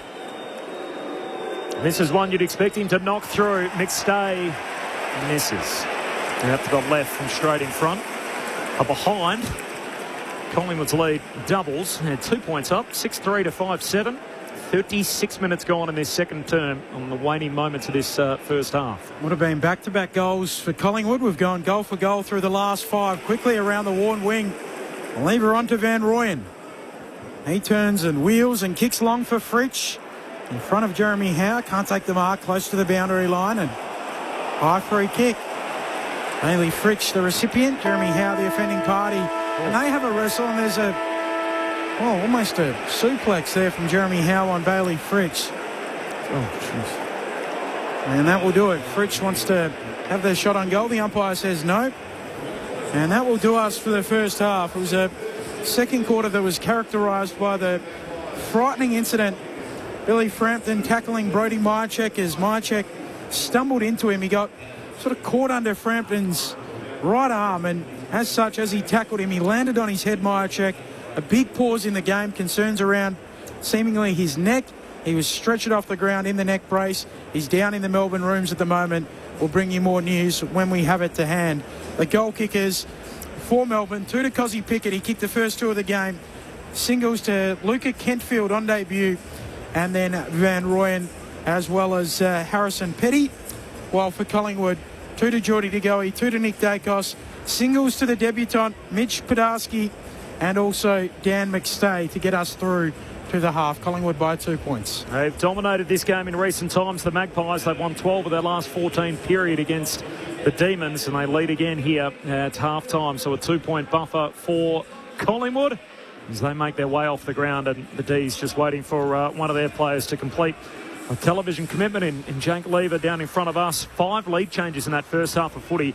It was a hot game, must be said, up until about the 16-minute mark of that second term, and then some of the air coming out of the balloon with that frightening injury, as Ben mentioned in those terms, to Brody Mycheck, stretchered from the ground. Pies by 2. King's Birthday footy on ABC Sport. It's half-time. Bob Murphy and Luke Ball with their take. So we'll park the distressing incident for now, Bob, and you're right, Corby, that did take a fair bit out of the quarter in the game. What has been a pretty high intensity, high pressure, high turnover sort of game. And Melbourne, another even quarter, so 2-3 to 2-1. Melbourne probably had the better of the quarter, I think, and you know, inside 50s field position, they controlled a little bit more. Both teams are handball happy, Bob. I spoke about Collingwood's compulsion to handball in this first half, or even Melbourne. That was contagious. Melbourne that quarter as well.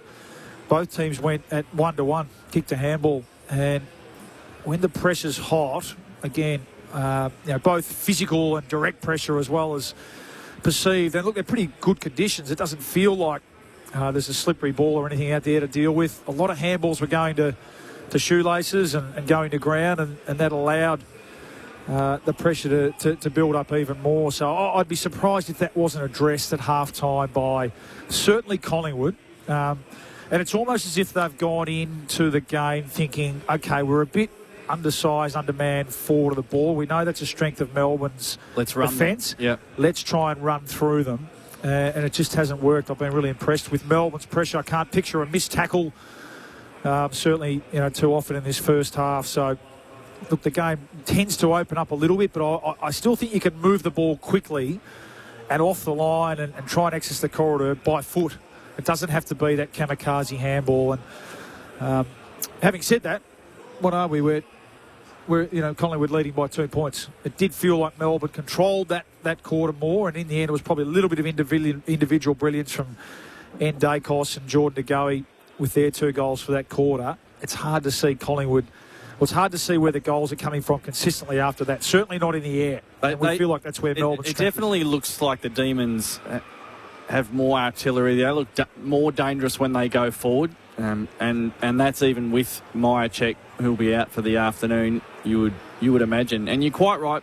The thing that was different about the second quarter to the first quarter was there was a lot of handball in the first quarter, and there was a lot of fumbles and a lot of pressure, but there were a dozen or more moments of absolute exquisite skill and beautiful finishing. In the second quarter, that really dropped away. It was almost like the chaotic and error-riddled nature of the game and the little micro fumbles and the handball happy and the tackling, it then kicked into a fatigue mode where both sides were tired and they couldn't get out of that manic tempo that the game was on offer. So it'll be interesting to see at half-time, with all that's going on in their minds, that Brodie Myercheck, we've mentioned his name a couple of times, a significant injury perhaps, played for both. There's emotional connection to both teams. Yep. They go in and they need to settle themselves and recapture some composure and get a little bit more method in the way they're playing, because it has been high energy and it has been competitive, but it has been skittish as well. It'll be a real challenge for the Pies just to find a winner in the front half. Even just look at the numbers, but it backs up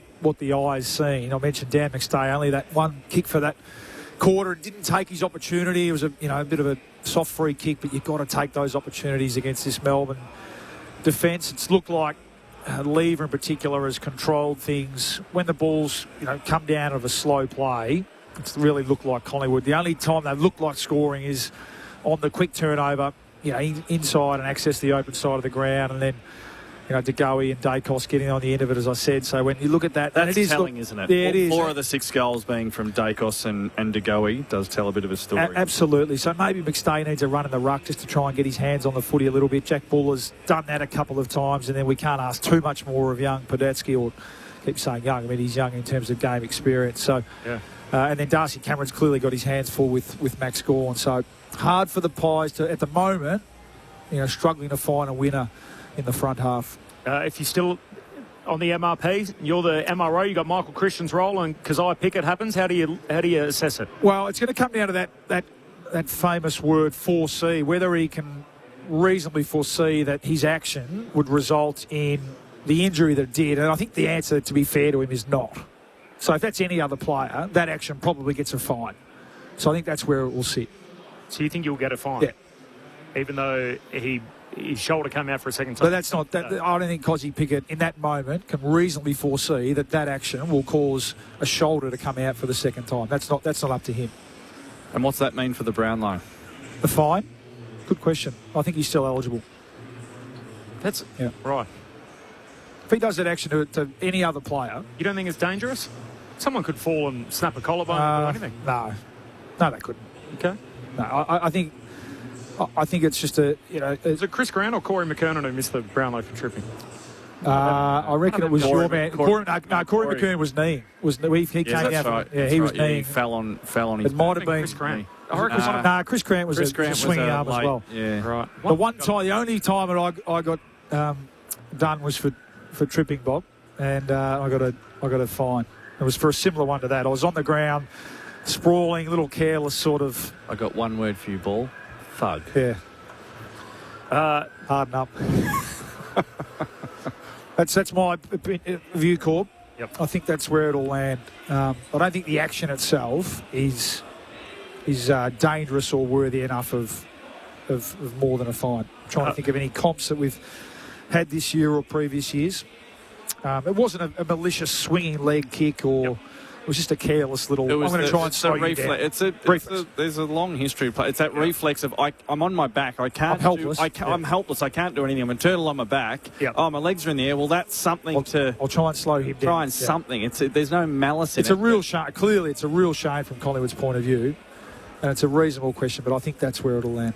All right, so Maynard out of the game with a bung shoulder. It came out early, had it put back on, came back on.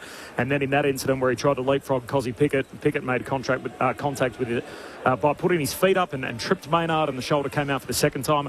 The more serious concern is Brodie Myercheck. So at the 16-minute mark of that quarter, it was a rather innocuous tackle. So he actually slipped Brodie Myercheck, and then as he was getting back up, found himself underneath the arm of Billy Frampton. And then as he was tackled and taken to ground, he landed on the very top part of his head, and as a result, his body weight and the weight of Frampton caused the neck to jolt. And as a result, there's concern not only for a concussion, but also for the neck of Brodie Myercheck. It took them 9 minutes to get him on the Medicab and off the ground. You called it at the time, Bob. You said it's as concerned as you've been at the footy for a long period of time. We don't want to speculate as to what the issue is, but it is obviously our thoughts are with Brodie, and we hope it's not as bad as it looked. And he was moving his arms and legs. That I felt myself exhale when I saw he's moving his arms and hands. That okay, well it's obviously not a clean bill of health, and we're not close enough to it. But it was an undeniable sense of relief to see that from my point of view. Ben called it as frightening on the halftime side, and that's exactly what it was. And you could feel it with 85,000 plus in the house today, and you could have heard a pin drop as that assessment was going on with the Medico. So all the best to Brodie Myercheck. I promise you, as soon as we hear from the footy club, we'll bring you an update when we have it. Following today's game, AFL Monday on 774 ABC Melbourne and streamed through ABC Listen. Luke Ball's in the chair for Mark Murphy tonight, so you can join Ben and myself for all of that. It's on every Monday. If you're not in the market through ABC Radio in Victoria, you can always get it streamed through ABC Listen, so 6:30 p.m. Eastern every Monday night. And of course, you can catch up all the best of the home for your footy conversation is ABC AFL Daily.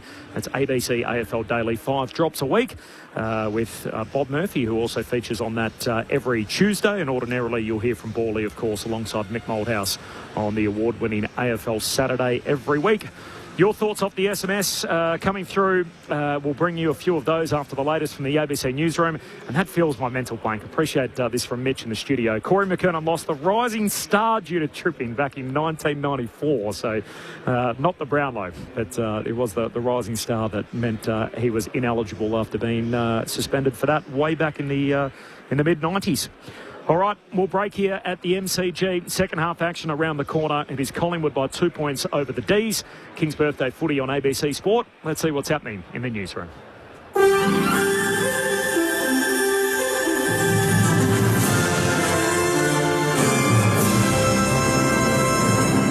ABC News with Noni Edwards. A relative of the late Richard Scolyer says the national outpouring of grief after his death shows the impact he had on others. The former Australian of the Year and renowned melanoma researcher died on Sunday at the age of 59 after being diagnosed with an aggressive form of brain cancer in 2023. A state funeral will be held in his honour. Greg Scolyer says his younger cousin was a wonderful person whose work saved lives. It's a real honour to him, and it just shows you the effort and the work and the dedication he has donated to world health and science. Police have renewed their appeal for information about a 24-year-old woman missing in a remote part of the West Australian goldfields as search efforts resume today. Crystal Johnston was seen near Jeddah Plains, 40 kilometres north of Menzies, just after 6 o'clock on Friday evening. Police say Ms Johnston had been in a vehicle which stopped on Goldfields Highway. She's described as being 165 centimetres tall, of medium build, with brown shoulder-length hair, and has a tattoo of a green love heart on the right side of her face. Anyone with information is urged to contact police.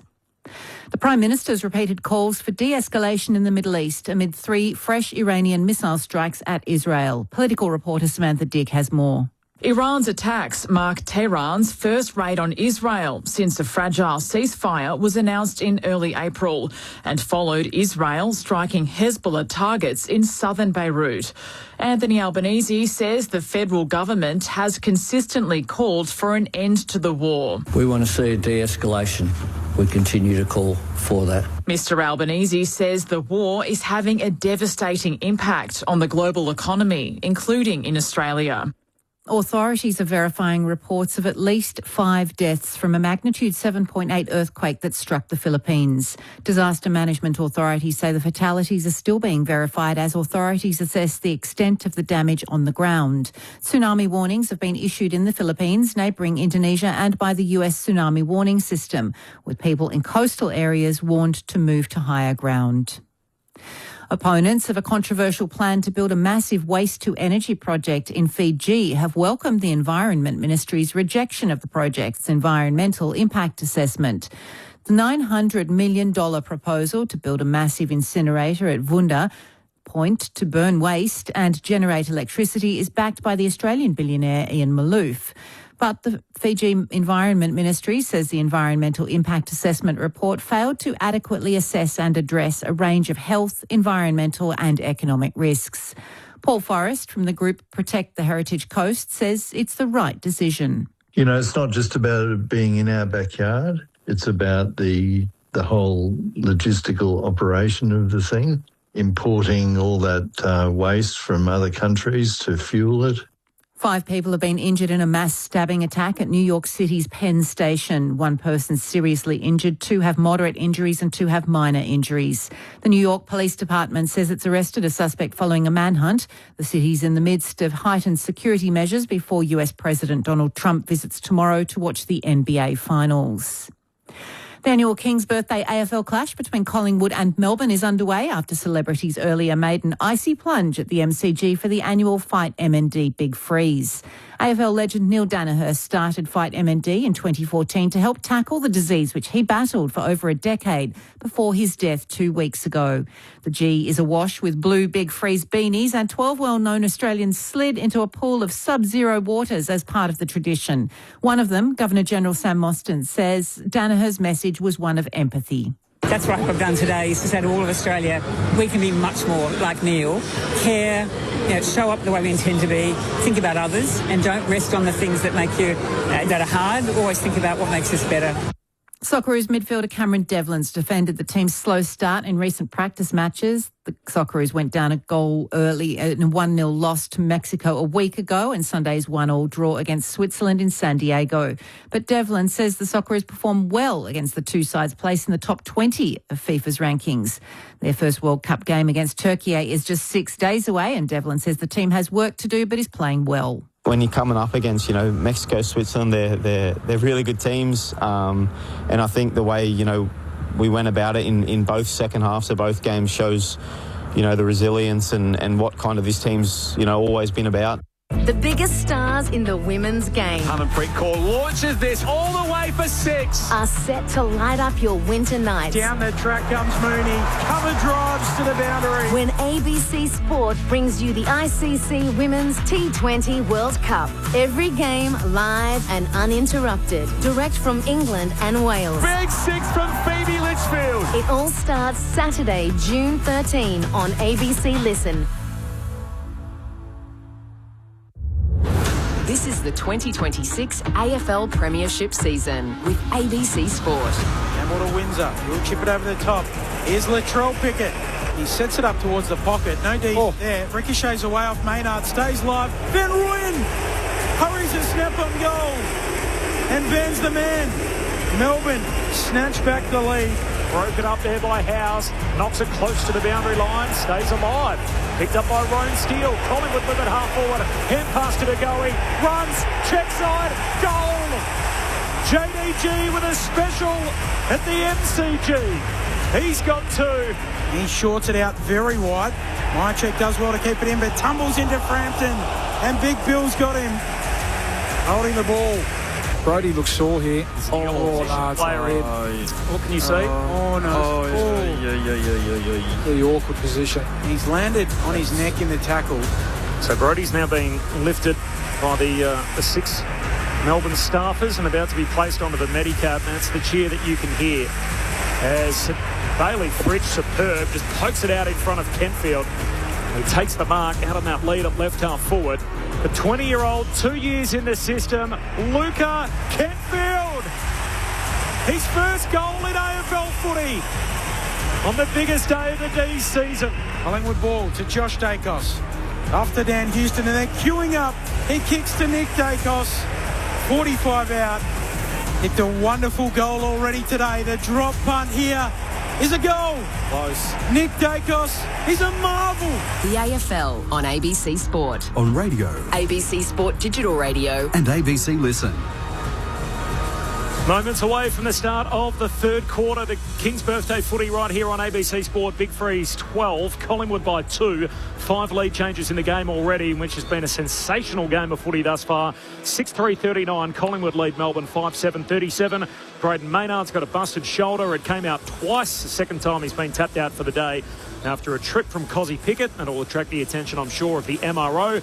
The more serious concern is around Brody Myercheck, who, of course, was stretchered from the ground after a 9-minute delay, taken off on the Medicab. Ben Cameron's got an update for us. What can you tell us, Ben? Yeah, the text from Melbourne reads, neck injury, won't take any further part in the game, which I think we all know, heading to hospital via ambulance. So that is the latest update that we have from Melbourne. The good signs are that he was moving his arms and his legs at different points, so that's positive. And responsive. Yeah. More reports to the medicos. Bob Murphy, Luke Ball. In that kind of scenario, given both teams have such a connection to Brody, 12 of them for Collingwood played in a premiership with him. Melbourne, obviously, his current teammates. Would you update the group with that at halftime, just to say, hey, guys, that's been taken care of. It's not what it looked like, and at least we're getting some early positive news, or would you just not mention it? No, I think if it's a positive update, I think you share that. Yeah, I think so. As much as you can put players and people's minds at ease that, hey, look, it's not that there's not concern, but he's okay. He's moving his arms, he's okay, he'll be all right. Let's get on with the job at hand. This is what we know. Yep. Off the SMS, Adrian says, love that Shepherd observation by Bob. Have the players forgotten the best feeling is blocking for a teammate right in front of the coach's box and the home crowd? Easiest way to smooth over a 5-disposal game. 100%, yep. Well, you don't have to have many disposals. Who can forget the Daniel Chick, 2006? Yeah. There's a famous Shepherd. He got the wings out. Given Shepherd. Yep. It wasn't even the wings. It's got to be a body too, Ben. The wings can be I was all about the wings. I was about the wings If too. I made contact, that's a bonus. Body. Big into the wing. Kevin says, enjoying the call, boys. Great game to watch. Beautiful day up here in Myrtleford too. Thanks, Kevin. Appreciate that. Hi there. Lovely afternoon in Adelaide and a fabulous day in Melbourne. Enjoying your terrific AFL call. Well done. From Tony. More thoughts throughout the day. Second half upon us here. Collingwood by 2. Jack Steele with the opening clearance. Tumbles it up towards half forward. Cross gathers for Melbourne. Handball away to Sparrow. To Langdon, to Chandler. Chips it for Petty, leading out. Doesn't take the mark. Brings it down at ground level. Gathered by Josh Dacos. Exiting kick into the middle of the ground. Unable to mark Cameron, but he brings it down and then gathers and gives it off to Anderson, who gives it to Pendlebury. Kicks up to half forward. Sweeping handball away to Steele. From Podolski to Rune Steele and a goal. Collingwood jump out of the gates for the second half. And they lead by 8 points. 7-3-45 plays 5-7-37. Less than a minute into the third term. Luke Ball and Bob Murphy. Got down there quick, Bob. I've got a complicated relationship with Harrison Petty, the footballer, because he does so much good stuff. And he's versatile. He plays all over the ground. But then he just does some things just when you're about to make a call that he's having a huge influence on the game, where you just think, he's just let his teammates down again. And on this occasion, he's forward, drops a mark that he should have taken, and it goes whooshka up the other end as easy as you like. It's just a missed opportunity there from Harrison. It was Petty good. It was kicking, wasn't it, too, from the Pies? It was used by foot, and then the overlap hand. hands once again. Roan Steele's become a goal kicker. He's a goal a week man. That's 11 goals in his 11th game this year. Cameron wins it down. Allen gives a handball away to Pendlebury. He kicks down to half forward. Ball pitches, bounces on towards Membry. Shoots a hand pass deeper inside 50, but Bowie's there to pick it off. Intercepts for Melbourne. Gives it to Sparrow away to Tolstrup. Kicks wide. Finds Langford off the back flank. Pulls his kick back on the 45 to Gawn. D's with it, down 8. Gawn gives it to Sparrow, who moves it on to Langford. Just lifts the kick over the top for Sharp. Melbourne building down the members' wing. Sharp veers out to his right, kicks into the pocket. Fritsch in good position, juggles the mark. Over the top of Houston. Takes it 25 out, very acute angle, left forward pocket.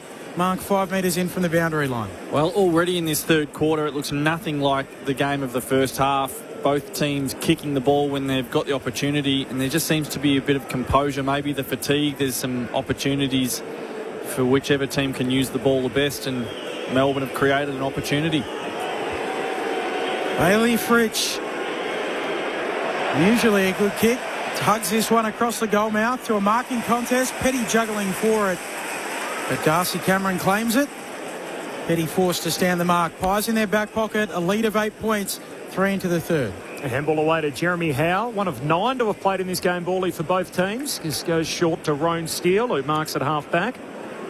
It's a Benny Cameron special, isn't it? There's plenty of Melbourne and Pies crossover. I'll get some names down for you in a sec. Amount of names. All the way back to Josh Dacos, kicks the centre half back. Crisp, handball away to Houston, sends the Pies down the wing. Here's Schultz, between wing and half forward. Dabs the kick down to the 50.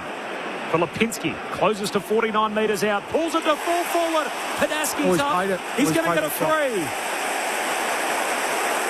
And the 27-year-old on debut, Mitch Padaski, who's kicked 1 already, has a chance to double up here. City end of the ground, he'll kick from 25 out.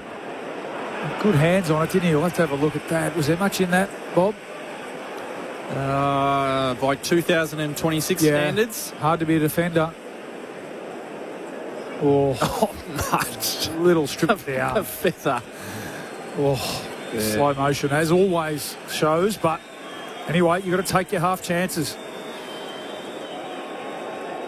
Mitch Padaski misses. Out to the right.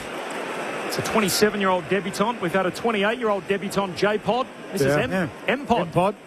Mitch Padaski. Nice. It's our 9-point lead for Collingwood, 4 gone in the third. Now he with the kick in to Howes, who sends the D's long to the wing. Houston arriving late, spoils it down, and Collingwood through Steele. That's Roan Steele out to Josh Dacos. Kick inside 50. No mark from Padaski. Spills out. Flying shot on goal from Ed Allen. He's offline, away to the left. Collingwood just leaving a couple of chances out there. They lead by 10 points. It's the biggest lead of the day. First time out of single digits. Biggest lead of the afternoon either way was when Cosy Pickett kicked the first 2 goals and the D's led by 14 before Collingwood had scored. Goes to show what kind of game we've had. 5 lead changes. Pies on top here by 10. Lever off the back flank. Kicks down the wing to Jack Steele. Hand pass away to Bowie. Sends his kick down to Van Rooyen. Has to play from behind. Forced to spoil. Chandler puts it back into dispute. Crisp and Van Rooyen wrestle for it. And the ump says, I'll have it. It's a sea of blue beanies, as we've come to expect. A bumper crowd for the King's birthday blockbuster. They've been treated to a fun game of footy. 5 minutes into the third. Collingwood by 10. Gone down to Pickett. Sockers it inboard. Taken by Cross. Hand pass to Bowie. Ugly kick. Turnover. Here go the Pies. Harrison links up with Perryman. Perryman turns and kicks quickly inside 50. Bouncing ball. Padaski and also McDonald. McDonald punches it away. McStay tracks it. Collingwood ball again. Handball to Padaski. He'll kick inside 50. And Turner comes across. Breaks it up. Loose ball inside 50 for Collingwood again. Turner gets a handball out to Jack Steele. Anderson wraps him up. Ball up. 45 out from the attacking goal for Collingwood, doing all of the early running in the third term. As McStay looks to take it out of the ruck. Dispossessed. Howes to Jack Steele, to Gawn, to Cross. And then a long kick up in the Petty direction. And he marks this one on the wing for Melbourne. Petty is going to swing a hand pass out to the boundary line. Finds Langdon. Langdon sends his kick down to Fritsch, trying to take that awkward half volley. Knees bounce off the turf. Can't trap it. Tackle. Ball held in. Up says, I'll have it. And the ball up. 6 minutes into Q3, Collingwood by 10. 60 metres out from the D's goal. Punt road end. Cameron grabs it out of the ruck. Slick hands to Pendlebury. Handball to Nick Dacos, and the Pies out of the stoppage. Hand pass to Allen. Pickett trailing. Kicks down to half forward. Backpedaling McStay. Can't reel it in. Turner right there with him. Ball spills out of bounds. And a throw in front of the slide. Out there for Big Freeze 12. Half forward for Collingwood.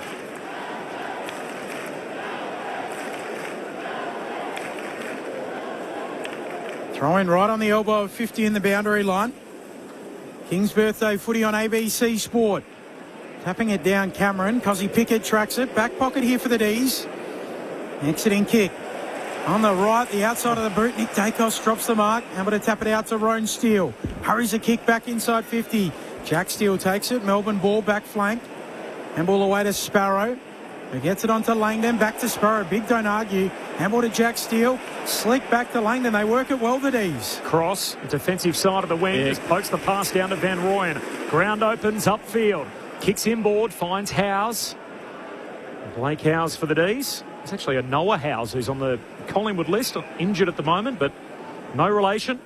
From different states. Here's the Victorian Howes who kicks down to half forward for the Demons. Petty and Houston in a tangle and out of bounds. It heads. Boundary throw in half forward for the Demons. Jeremy Howe as well. Yep. Yes. How about that? Who's on first? I like it. You can be related and be interstate, Corbin. I would add. It's not an absolute deal breaker. Correct. The Howes are hailing from different parts of the country. Not part of the same family tree. Quick kick into the middle of the ground. Chopped off by Tolstrup, who whacks it to full forward for Melbourne. Christian Howe. And it's the latter who marks defensively for Collingwood and exits with a kick to Lipinski. They build it up from the back. Handball to Chris. Sweeping handball to Josh Dacos. Has to wait for it. Forward handball to Lipinski. Another forward handball to the runner Pendlebury. Kicks on the right out wide. Membry can mark. Schultz offers a lead. Ignores that. Membry waits for them. Nothing he likes immediately. Goes with the centering ball. Up they go. Good defensive mark for the D's. And coming down with it is Paddy Cross. Getting back to take that mark at fullback for Melbourne. Collingwood by 10 points. 9 into the third. The kick goes wide out to Turner. Turner dabs his kick down the wing to Tom McDonald. I think the last game I did with you, Bob, was Richmond Adelaide. I'm still waiting for their media managers to get back to me to tell me if the two Cummings are related. Isaac and Sam Cummings still haven't got an update. Still not sure. As Jack Steele kicks down to half forward, but it's picked off. Howe's got it. No S, no plural, no relation. Kicks to centre half back. Allen, handball away towards Perryman. He gives it to Crisp. Almost ran into trouble with Cozzy Pickett. Back to Perryman. Kicks hurriedly down to half forward. Good leap, Schultz. Can't come down with the footy. Pack forms behind him. Circles. Still lets them work it out. Eventually says, I'll have it. Ball up. Half forward for Collingwood. Pies by 10 minutes in. All right, it's a good couple of wins from Jeremy Howe. Just one-on-one. Clearly hands down beating Bailey Fritsch. Cameron takes it out of the ruck. Rushes a kick to full forward. Marking contest, McStay. Good grab. Jumping into the pack. And he takes the basket catch. 20 out directly in front and go back and kick for goal. Good mark. Yeah, it's a rare mark inside 50 for the Pies, isn't it? But Dan McStay, quiet first half. Good by Darcy Cameron too. Yeah. Just able to push Max Gawn. It's a good battle, that one, isn't it? Contest, yeah. It's a real. It's going to go to the wire, isn't it? It's going to be a 12-rounder. Yeah, he'll get a lot of confidence out of that. Darcy Cameron just wrestled his way clear of that contest. Dan McStay kicks the goal and Collingwood create a little bit of separation in the game. 2 for McStay. 8-5-53 plays 5-7-37. 11 travelled third term. King's birthday footy on ABC Sport. And it's indicative of where the Pies are on top, Bob, in this first 10 minutes of this third quarter. A critical period of the game. Plus 10 contested footy, and it's a great example there. Just a one-on-one. Howe at this end, clearly one-on-one against his direct opponent in Fritsch, just winning. And then Darcy Cameron, who's probably gone on points at the moment, but Cameron will stick at it. We know that. That was a good win to set up the goal to McStay. And it was a careful kick he didn't just bang and bomb it. It was actually crafted to a dangerous part of the ground, and it took one of Dan McStay's best, but it was clever. They've kicked 3 straight goals in the game. New game high. Collingwood by 16. Cozzy Pickett out of the middle. Under a whole lot of pressure, though. Still got it going forward to Chandler. Pickett slow to get up. Hand pass away towards Jack Steele. A 1-2 with Windsor. Then that surge kick to full forward. Over the head of Petty, the intended target. Picked up by Perryman, back pocket. Sends his kick to half-back. Half volley pick up there from Rivers. There's a free kick in all of this. Still down, Pickett.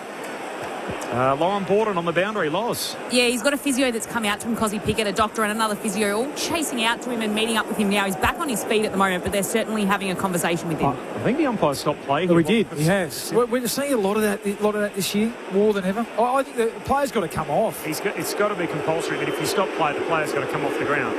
So this is who knows? He might just have a stud mark on his knee. It was a handball chain. It's now a slow play, and Chandler puts it straight on the chest of Petty, who marks it full forward. And that is really an illustration on exactly why that rule is as controversial as it is. Well, I mean, it actually disadvantaged Melbourne, to be fair. They had the ball, in that launch pad 60 metres out from goal. So that's pretty ordinary stuff from Collingwood, because it gave them the opportunity to get numbers back and fill in the hole. And for Harrison Petty to take an uncontested mark 25 metres out directly in front. Come on, they've been a bit disorganised at times, this Collingwood defence today. Don't let me down, Harrison. Cozzy stays out there. Petty's right in front. His goal is straight through. And the D's won't back down. 10-point game. 13 minutes gone in the third. Melbourne 6-7-43. Collingwood 8-5-53. Harrison Petty's got a couple. This is King's Birthday Footy on ABC Sport.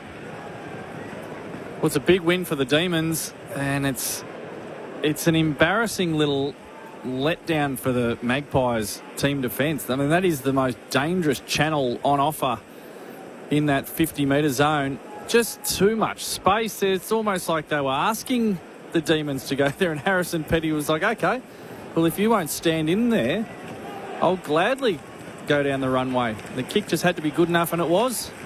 Lauren Borden. Well, Cozzy Pickett's just come off. It seemed like it was part of his rotation. Sat on the bench, had a chat to the doctor, waved them off, and that seems to be the end of that. Back in the middle, Gawn bringing it down for Jack Steele. Ends a run of 3 consecutive goals for Collingwood, 2 to start the second half. Secondary ball up. Gawn winning the tap again, but taken by McCreery. Tumble punt inside 50 for Collingwood. Off hands. Lever gets it from the McDonald spoil. Gives it back to McDonald. Exiting kick. Good. And Langdon on the end of it. Marks backward to the worn wing. Moves it on to Sparrow, who lifts it to the run of Rivers. Rivers flicks a handball over the top. Fritsch has to come back and get it. And now they're under the pump, Melbourne. A mess of their own making. And the umpire will ball it up between wing and half forward here for the D's. The method to that forward handball was all fine. It actually was okay how they'd set up. It was just the execution and the quality of it. Once one of those handballs is a little bit off, the pressure just ratchets up and you get shut down really quick. Sparrow with the clearance, kicks inside to Jack Steele, pokes it inside 50, Gawn the target over his head. Lipinski had it, crunched in the tackle by Sharp. Ball comes out, Gawn collects, he's tackled, dispossessed. Fritsch goes in, wins it, spin move, Fritsch the finish. That is artistry. Bailey Fritsch breaks his goal-scoring drought with a ripper. And it's back to a one-score game. 15 minutes into the third. Melbourne 7-7, Collingwood 8-5.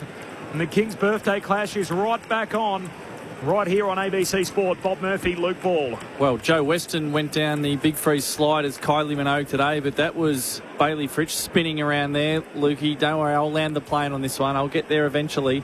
But that was a gorgeous spin and a beautiful finish. And he hasn't had a huge day, Bailey Fritsch, but there has been some moments of rare quality in his game that has been missing from a lot of the other players out there. The Demons back in it. Back in it. Well, it's just the contest, isn't it? They just leveled it up. I mentioned 5 minutes ago, it was all Collingwood, plus 10 contested 40, winning critical one-on-ones. And it started with Gawn in the ruck, as it often does. And that time, Bailey Fritsch just with some individual magic. 2 goals in 3 minutes. Away the D's. And another ball up in the middle. Just his second goal in 6 weeks for Bailey Fritsch. Collingwood by 4 points, did lead by 16. Kentfield doing some ruck work with McStay. Stay wins it, but not out of the area. We'll do it again. Third time lucky, perhaps. McStay palms it down, back into the rubble. Wins his kick, lands back at his feet. Now they continue to just fight after the footy. Chandler, he's wrapped up right in the middle of the MCG. King's birthday footy on ABC Sport. You have a go, Corby. Cozzy Pickett. Latrell comes bursting through, collects. Latrell tackled to ground straight away. We'll have a ball up. 4-point lead for Collingwood. D's have kicked the last two, and they needed to after Collingwood led by a game high 16. Latrell clipped high by Crisp. Free kick in the middle. Advantage applied. And Jack Steele just bangs it forward. That's old school stuff. Trying to gain territory, and Frampton easy intercept. He's had a good quarter, Jack Steele. It's his first mistake. Had 10 possessions, and that one was just where he showed no composure at all. Frampton to De Goey. He kicks laterally back to Frampton on the back flank. Mixed reaction. Kicks down the wing. Off the hands of Howes. Slips out towards Pendlebury. He's tackled, held up. Just repeating the news from the Melbourne Football Club. It's a neck injury for Brodie Myercheck. He's been taken to hospital. Other outlets reporting that he's been moving his arms and communicating with the medicos. So early signs positive after that scary incident in the second term for Myercheck. Perryman with the clearance, but Lever, a great defensive mark. Lighting in front of the pack. Pulls it down. And the Demons in their right back pocket. Collingwood by 4 points. Shorts it on away to Turner. Some people around Melbourne will tell you that this man might be the next captain of the footy club. Kicks up towards the contest on the wing. Kentfield arriving late. Brings it down in front. Quick kick from Howes up towards half forward here for Melbourne. Cross gets a hand in. Fritsch comes through. Taps it out. Perryman collects for the Magpies. Shorts his kick to Crisp, and now they go. Things open up as Crisp sends it down the wing. Finds McCreary, who's tackled and then released by Lever. Can trot off, take a bounce. Hits up Schultz, who marks just inside the 50. Keep alive. Right half forward, puts it further afield, and there's De Goey, who marks in that channel at right half forward, 30 metres out. Well done, Perryman, who's coming off for a spell now. They do look so much more stable with him back out there. Just such a solid, reliable contributor. That was a key ball that he won across half-back. Screwed the ball across his body, and that set up the run of play. McCreary involved. He's gone to the centre bounce just to see if they can get a bit of spark out of him. And Jordan De Goey, who's been a real goal kicker for the Pies over the last couple of weeks. Towards the goal at the city end as the floodlights take over. De Goey starts the kick left, leaves it there. A behind and a 5-point lead for the Pies. 19 gone in the third. King's birthday footy on ABC Sport. Rivers with the kick-in duties. Long to the wing. Gawn contesting. Sharp roving for Melbourne. Runs into Schultz. A brick wall dead end. Holding the ball. Free kick Collingwood. 2 kicks from home Steele. Schultz waits a kick to the pocket. McStay a lot of it. Doesn't complete the mark. Rivers there in the back pocket for the D's. Handball pinched by Roan Steele. And the umpire crosses himself. A ball up. Collingwood by 5. Nearing time on third term. Umpire tosses it up. McStay got to go at it against Gawn. In the end, it's belted forward by Sparrow. Straight to Schultz on the 50. Centering kick. Latrell Pickett takes the intercept mark. Ignores cousin Cozzy, who's sprinting by. So 20 gone, third term. 5-point lead for Collingwood. It's been close throughout. 5 lead changes. Biggest margin in the game was 16 points Collingwood's way earlier in the term. Kick wide to Lever in front of a slide. Half back. Short kick. Back to Latrell. Collingwood by 5. It's the end of a stunning day in Melbourne. Got to 17 degrees. Not a cloud in the sky. Long kick down the wing. Howe goes for a climb. Puts his fist through it. Straight to Fritsch. Walls close in fast. Tackle. Caught. Oh, the umpire thought about it and then calls for a ball up. The 2-man tackle. Umpire Mollison will have a stoppage on the wing right on halfway southern side. Collingwood by 5.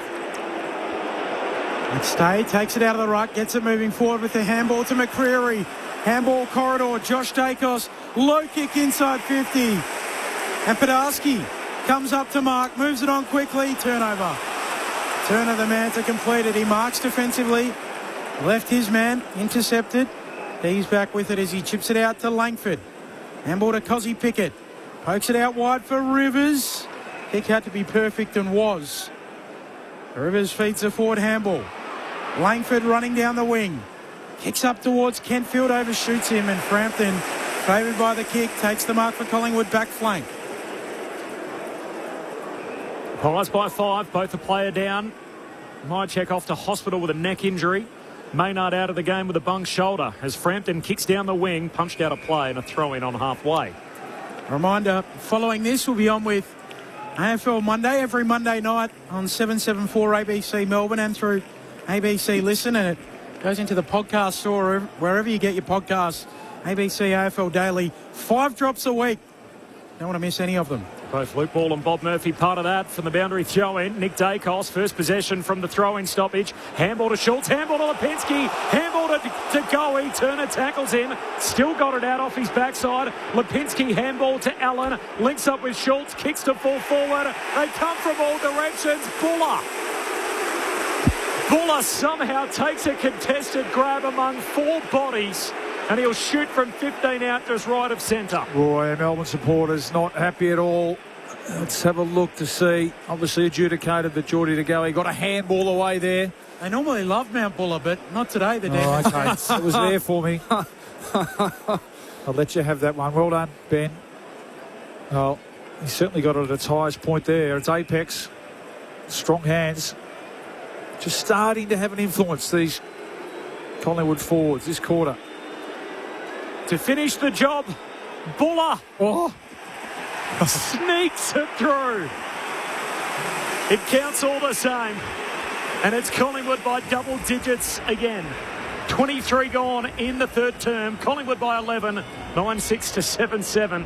This is King's Birthday footy on ABC Sport. We haven't seen the absolute avalanche on the scoreboard of yet. Only 11 points at the moment, but it does feel like, Bally, in this third quarter that Collingwood have taken this game by the scruff of the neck, and they're really asking the Demons some serious questions now, and it's as much just about pure supply that the Collingwood midfield have started to show a bit more grunt, and they're playing the game in their front half, 17 inside 50s to 8. Melbourne need to find something, as they have done for most of this year. Yeah, they've been able to respond when they're challenged. Well, they're being challenged at the moment. They usually keep coming. Here's their champ, Gawn out of the ruck.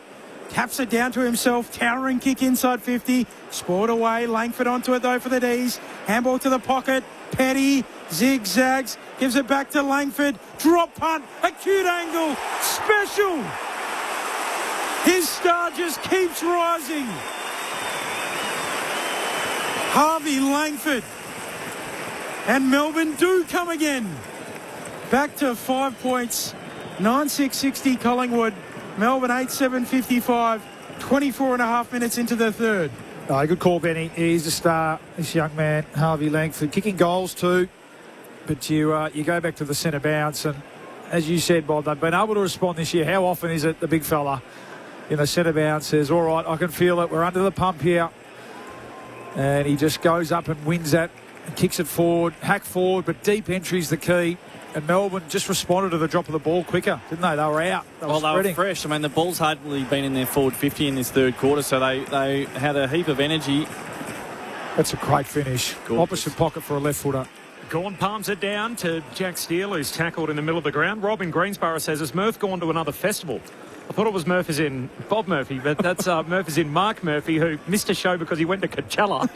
Would you believe? He's not on tonight. Luke Ball takes his place as Tom Sparrow. Surge kick out of the middle to centre half forward. Punched away from Van Rooyen. Pickett clever. Cozzy knocks it on further afield to Sharp. Right on the 50. Handball across. Hand pass out to Chandler. Handball further afield. Langford closed down by Frampton. Coughs it up. Lipinski for the Pies. Hand pass away to Perryman. Taps it down to Frampton. Spins out of one tackle. Kicks out of another. Close to the boundary line. Touched by Anderson, and out it rolls. And we'll have a boundary throw in between wing and half forward for the D's. Mark Murphy is actually down on the border in Albury this weekend. I think that would be up. It's up again. Yeah. Up on the border. So he will be. That's right. I lived in Sydney at one point, so I was down then. But that's what he'll be listening to us, I'm sure, driving home. No doubt. Give us a text, Monday, Murph. like everybody else. Collingwood by 5 points. And they emerge with the footy. Perryman kicks up to McStay. Marks on the wing. Steps around Cozzy Pickett. Collingwood going forward. Sends it deep towards Buller. One-on-one. Sport away, live footy. Bowie gets there first. Melbourne ball. Rivers under the pump. Buller tracks it. He's tackled by Howes. And it will be a ball up. Full forward for Collingwood. They lead by 5 points. 26.5 played in the third. Forward 50 stoppage for Collingwood. Ruck share it down. McStay going to work against Gawn. Spills to Tolstrup. Tackled, taken to ground, ball up. 27 minutes gone, third term. Collingwood by 5. 5 lead changes. Fun game of footy so far. 60 leads 55. From the ball up comes to Nick Dacos. Hand pass under pressure to Harrison. He coughs it up. Sharp just bangs it away to the wing for Melbourne. Van Rooyen and Howe both there. Not close to the boundary line. Out of play. Southern wing. How's your list going, Bally, of Melbourne Collingwood players that have featured in this game? Old mate of mine, Chris Dawes. He's there. Ben Kennedy. First round draft pick. We have one today. He's on the list. So there's how, as you said. There's 5 that went from Collingwood to Melbourne, and there's 4 that went from Melbourne to Collingwood. Richie Lumumba. H is there. Darcy Cameron gets it moving forward with a high kick for Collingwood. Back flank for the D's. They win it back through Rivers, who feeds a handball back to McDonald. Switches it one back flank to the other. Members side now with Langford. Last goal kicker in the game. Langford. Thumping kick around the members side of the ground.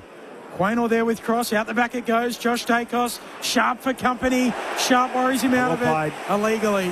Holding free kick going to Josh Dacos. Clever there.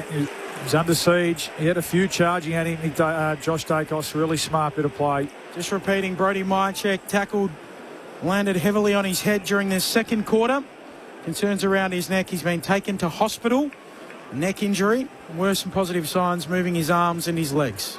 Perryman, contest kick down the wing, punched away by Lever, close to the boundary line. Rowan Skill knocks it forward and it spills out off the chest of Bowie. Boundary throw in. They've been able to control Nick Dacos this quarter. Hasn't had a kick, Bobby. Just had 4 handballs. Yeah. It hasn't been a tag or a run with. He just hasn't been able to insert himself in the contest as much as he did in that first half. Pies by 5. Waning moments of the third term from the boundary throw-in. Gawn palms it down close to the line. Nick Dacos knocked off it here. Jack Steele collects and taken high by Crisp. Cozzy Pickett the save for the D's. Only the 4 possessions. So the 2 superstars not having as big an impact this quarter. Jack Steele bangs it down the line. Frampton spoils. Down in front of Josh Dacos. Collingwood working out to Quaynor. Handball to Pendlebury. He's been a little off today. Hand pass inside. Misses the target. Chandler scoops it up for the D's. Handball away to Sparrow. It's unusual kick, just deep into the pocket. Oh, the kind bounce will sit for Fritsch as Houston overruns it. Collingwood clean it up. Last line of defence as Harrison hands it away to Quaynor, clearing kick to half back. Oh, Lipinski takes a nice mark under pressure. Petty closing late. Collingwood holding on to that 5-point lead. Here is Nick Dacos. First kick of the quarter, kicks around the wing. Nice mark from Tolstrup. 3-quarter time. King's birthday footy on ABC Sport, and it will be Collingwood. It will turn for home, leading by 5. The goal kickers for the Pies to go with a couple. McStay with a couple. Nick Dacos the same. Singles to Buller. Roan Steele and the podiatrist, the debutant, Mitch Podarski. While for Melbourne, 2 to Petty, 2 to Pickett. That's Cozzy. And then singles to Van Rooyen, Langford, Fritsch, and also Luca Kentfield on debut. Myercheck with a neck injury, hospitalised. Other reports talking about the fact that he's been moving his arms and communicating with medicos, so positive signs after a scary episode in the second term, which took 9 minutes after the incident occurred to get him off the field on the Medicab with a neck brace on. Meanwhile, Braden Maynard's busted his shoulder. His day is done. AFL Monday follows us on 774 ABC Melbourne and through ABC Listen. Luke Ball's sticking around for that. Of course, you can catch up through ABC AFL Daily, wherever you get your podcasts. 5 episodes a week, the home of your footy conversation. Tell your friends about it and even the people you don't like. Collingwood by 5 points. It's 3-quarter time. This is King's Birthday Footy on ABC Sport. Are there any winners in the cost of living crisis? What's causing the algal bloom? Questions. They've never been more important. So the one thing we'll never question is our duty to keep asking. ABC News. Keep asking.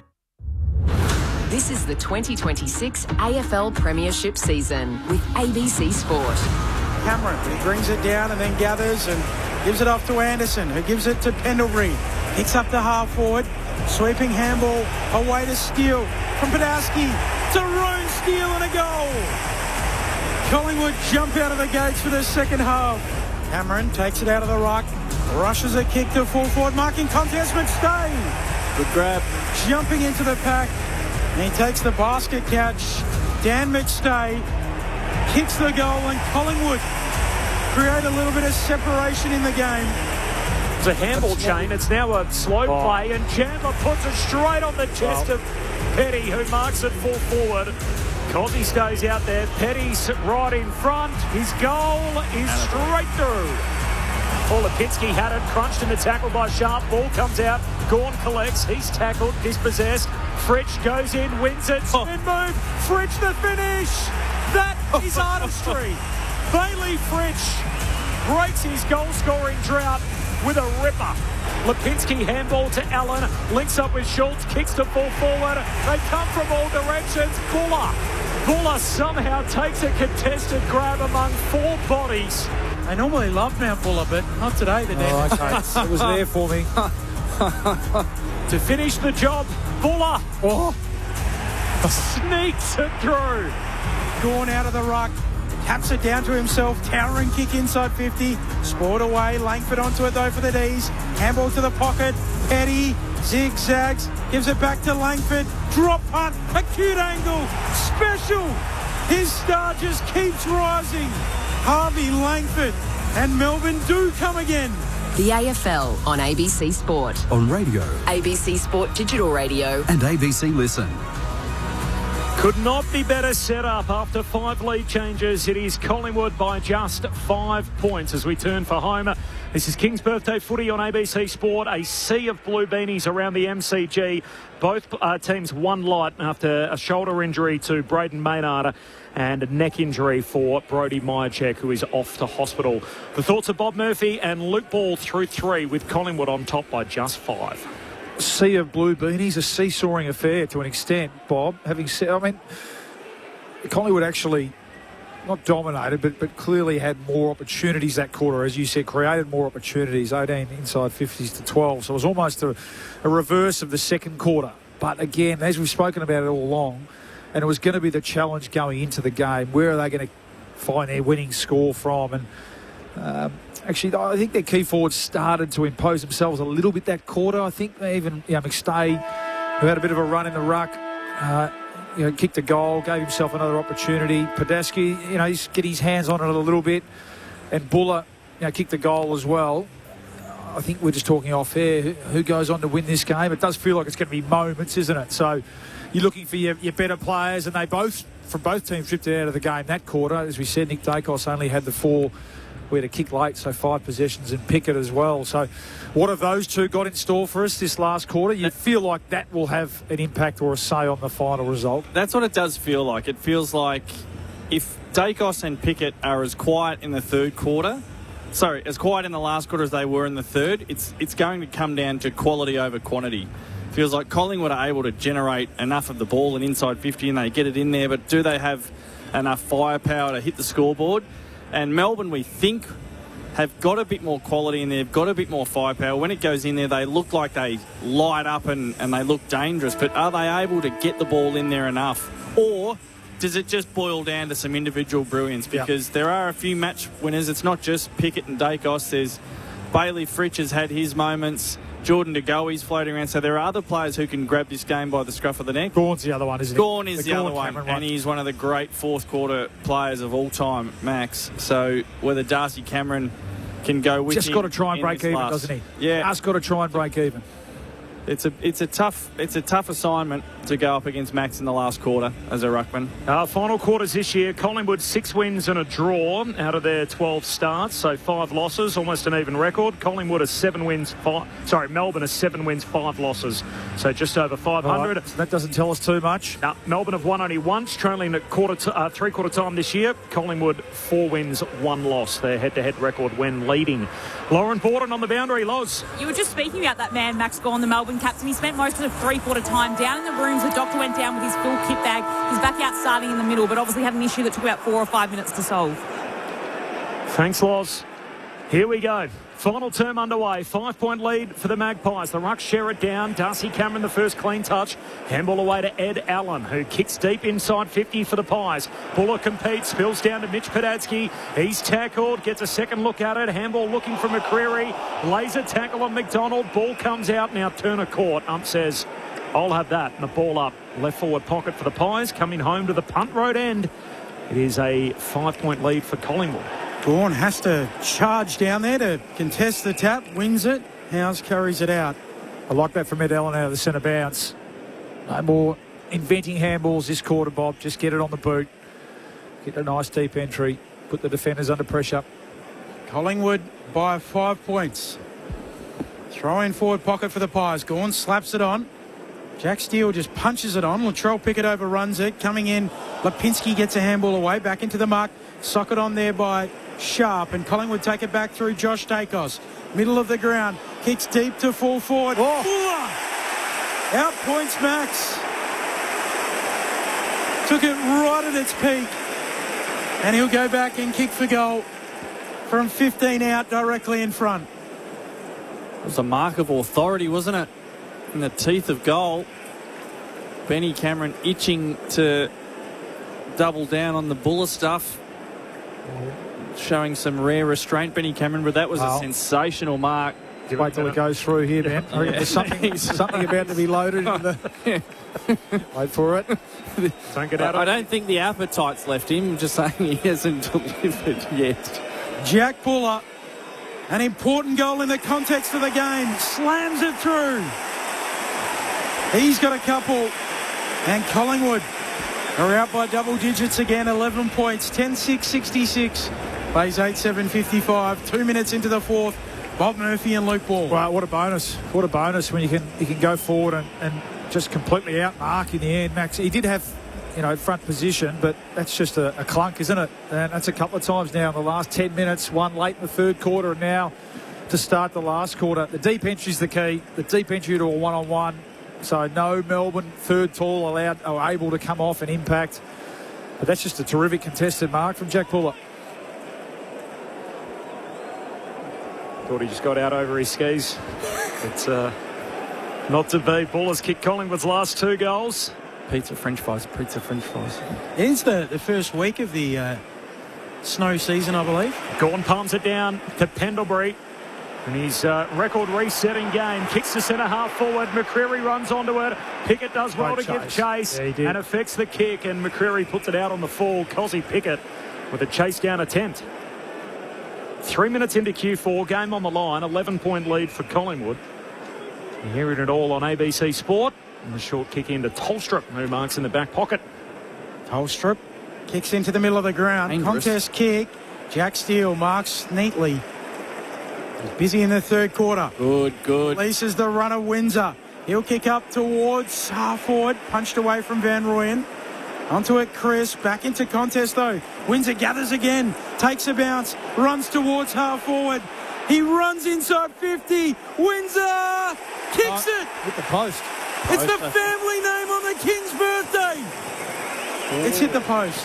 Gee, I thought it was good too. He gave it everything on the celebration. Almost ripped his shoulder out, pumping his fist. This could split the monarchy in the Republicans. Benny's big build-up. No. This is deflected off the This is almost a referendum now. He's been waiting 3 and a bit quarters for that one too. Might be a false start. Oh, wow. Post. It's clearly hit the post. Oh, no. Surprised the umpire didn't see that live. Anyway. Back to 10 points. It would have been a great goal. Well, a sigh of relief for Jack Crisp too, and that was an awful handball just to no one. How dangerous kick out. In the end, it's knocked out of play by Petty, so boundary throw in half forward for the D's. 4 minutes into the last 10-point game, Collingwood on top. Caleb Windsor, Reggie Ditch, his birthday is actually tomorrow, turns 21, so a little milestone birthday for him. It's a big day tomorrow. Hey, boundary throw in. Darcy Cameron hits a hurried kick forward and trickles out of bounds. Lasso free kick going the D's way. Will be taken by Tom McDonald right on halfway. Similarities between you and Caleb Windsor as well, Bob. Sort of slightly built. Is your 21st tomorrow as well? Close enough. Closer to me. Collingwood by 10 points. Free kick to Tom McDonald from the interchange gates. Melbourne trying to find a path back into the game. Petty contesting the mark. Free kick. Through his hands. Free kick. King's birthday footy on ABC Sport. Petty, 80 from home. Looks into the pocket. Up they go out the back. Kentfield will track it. Gets a good bounce. Slaps it away. And Crisp takes it for Collingwood. They avert the danger. Handball away to Schultz. Schultz, little bouncing handball to Lipinski. They tightrope the boundary line.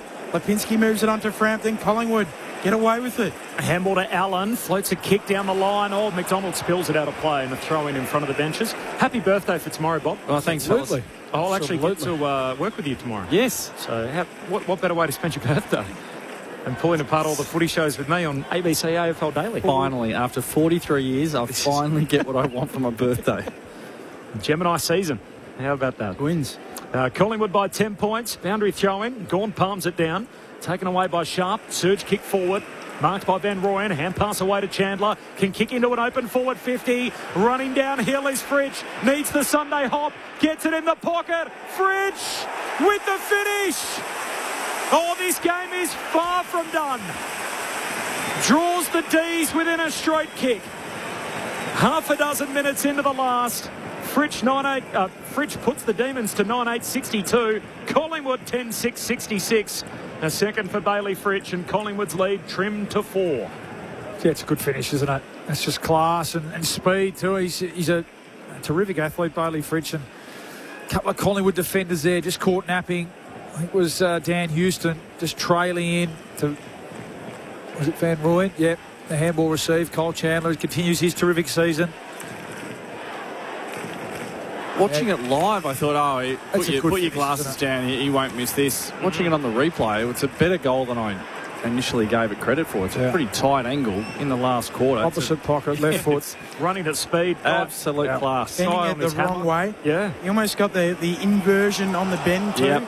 Yep, he did, Benny. Back towards goal as Collingwood are out of the middle though, looking to respond. Lipinski on the members' wing, feeds the handball to Josh Dacos. To Geordie de Goey, kicks back to Josh Dacos. He now fires inside 50, and they're queuing up Roan Steele. Oh, not paid the mark. Oh, it's Mitch Lewis all over again. Membry comes through, gets it out to Crisp. At centre half forward, kick out wide, just too hot there for de Goey. Membry comes to help out, gathers the footy back to de Goey. Tackled by Chandler. Chandler's got him, and he legged him. Oh, wow. Chandler can't believe it. And Geordie de Goey will get it in the left forward pocket. Not for me. That's a fair tackle from me. Might have been an even up for the Roan Steele non-mark. So if someone tries to run out of the tackle, do you just have to let them go? Like, what's the alternative from Chandler there? I'm happy. Yeah, that's there was some leg involvement. There was some thigh, but there wasn't. Yeah, it wasn't. We're not talking shin and ankle. Geordie de Goey hits the fat part of the footy, and it will be slapped out of play by Lever. Ball doesn't lie. Collingwood by 4 points, 8.5 minutes into the fourth term. King's birthday footy on ABC Sport. It's delivered. We always have high hopes coming here on this day, on public holiday Monday in June, and what a result. And what it's been so far. Harrison from the stoppage. Hurried kick to the goal mouth. Picked off by Lever. Melbourne intercept. Trying to clear Lever. Flirting with the boundary line. Just one bounce and out it goes. And a diving effort from a sprawling Tolstrup saves the day. We'll have a boundary throw in half forward for the Pies. Collingwood by 4. There's so much around this day, but this is critical for these two teams. I mean, Collingwood could fall to 5-7-1. Melbourne could get to 8-5 if they can win today. Cameron palms it down. McCreery, hand pass away towards de Goey. Handball back to McCreery. Out of the tackle, got it to Anderson. Handball to Lipinski. Centre half forward. That's that. High bomb to full forward. They come from all directions. Off the knuckles of Turner. Padaski tried to throw his boot at it. Not to be. McDonald, hand pass out to Langdon. Tunnel ball. Goes back, collects. Hand pass trying to get it out. McDonald tackled. Taken to ground by Allen. And a ball up, forward pocket for the Pies. Don Sheed pocket, punt road end. Collingwood by 4, 10 gone in the last. Up it goes. Gawn punches it away. Ed Allen there for Collingwood. Off to Nick Dacos. He couldn't. He can't. Across the face from a very, very acute angle. Deep in the right forward pocket, out of bounds. In the left forward pocket, the right back pocket for Melbourne. Careful calling it the Dom Sheed pocket, Corbin. We could lose half our audience with that sort of talk. Particularly with this team involved. Yes. Howe's short to Bowie, long down the wing. They all fly for it. Howe puts his fist through it and out of play. The 9 guys that have played on this day for both teams. So Bawley got Howe, Lumumba, Dawes and Ben Kennedy was a hell of a pull. Brody Mychek, who of course play in this game today, becomes the 9th. Brodie Grundy. I would have given you Lyndon Dunn. Yep. Shane Woden. And Darren Jolly. The 9 guys that have done it. Another ball up coming on the wing. I'll bring you further updates on Brodie Mychek as they come to hand out of this game. Tackle from Billy Frampton, landed awkwardly on his head. Stretch it off and out of the game, taken to hospital. Gawn slugs it forward. Petty. What a turn. Turns them inside out. Comes away with the footy for Melbourne. Kicks deep to Van Rooyen. Hands to it. Doesn't pull in the mark. Houston gets there. Tackled by Chandler. Umpire crosses himself. Ball up. Flip the field. Collingwood by 4 points. 11 and change into the deciding 4th term. This is a good impact by Crisp there to get a fist in on the Van Rooyen attempted mark. Windsor collects, tackled by Houston, got a kick out inside the forward 50 for the Demons. Pack forms behind him, ball up. Lipinski caught by Jack Steele. A dozen minutes into the last, 4-point lead for Collingwood. Up it goes and down it comes to McStay. He's tackled straight away. As Ben said, a critical 4-point in the context of both of their years. Collingwood 1 win in their last 5. The D's off back-to-back defeats. Kentfield palms it down for the Demons. Straight to Lipinski. Clearing kick out of defence. Close to the boundary line. Membry and Lever. Lever hooks it down behind, but straight to Harrison of the Magpies. Hand pass back inboard. Jumping on top of it. Cross. Pack forms around him. Umpire says, I'll have that. And a ball up. Out on that southern wing. Between wing and half forward for the Demons. Collingwood by 4. 12 gone. Final term. Kentfield flicks it to the back in the ruck contest. Ball on the worn wing. McStay tackles him. Another ball up. Full nightfall here at the MCG. 5:39 local time. Melbourne come away with it. Langdon out to Fridge. Back to Langdon. Wide out at the elbow of 50 in the boundary line. Centering kick. Van Rooyen launches. Doesn't mark at ground level. Frampton's onto it. Lipinski cleans up back pocket away to Schultz. Collingwood avert the danger again. Kicks to a 1-on-2. Buller's got a couple to beat. Tries to tackle Bowie. The numbers went out. Gives it to Turner. Handball to House. Sweeps a hand pass to Langford. Back to Bowie. The defender gets forward. Bowie shoots goal when he's offline or behind. And a minor score. 3-point lead for Collingwood.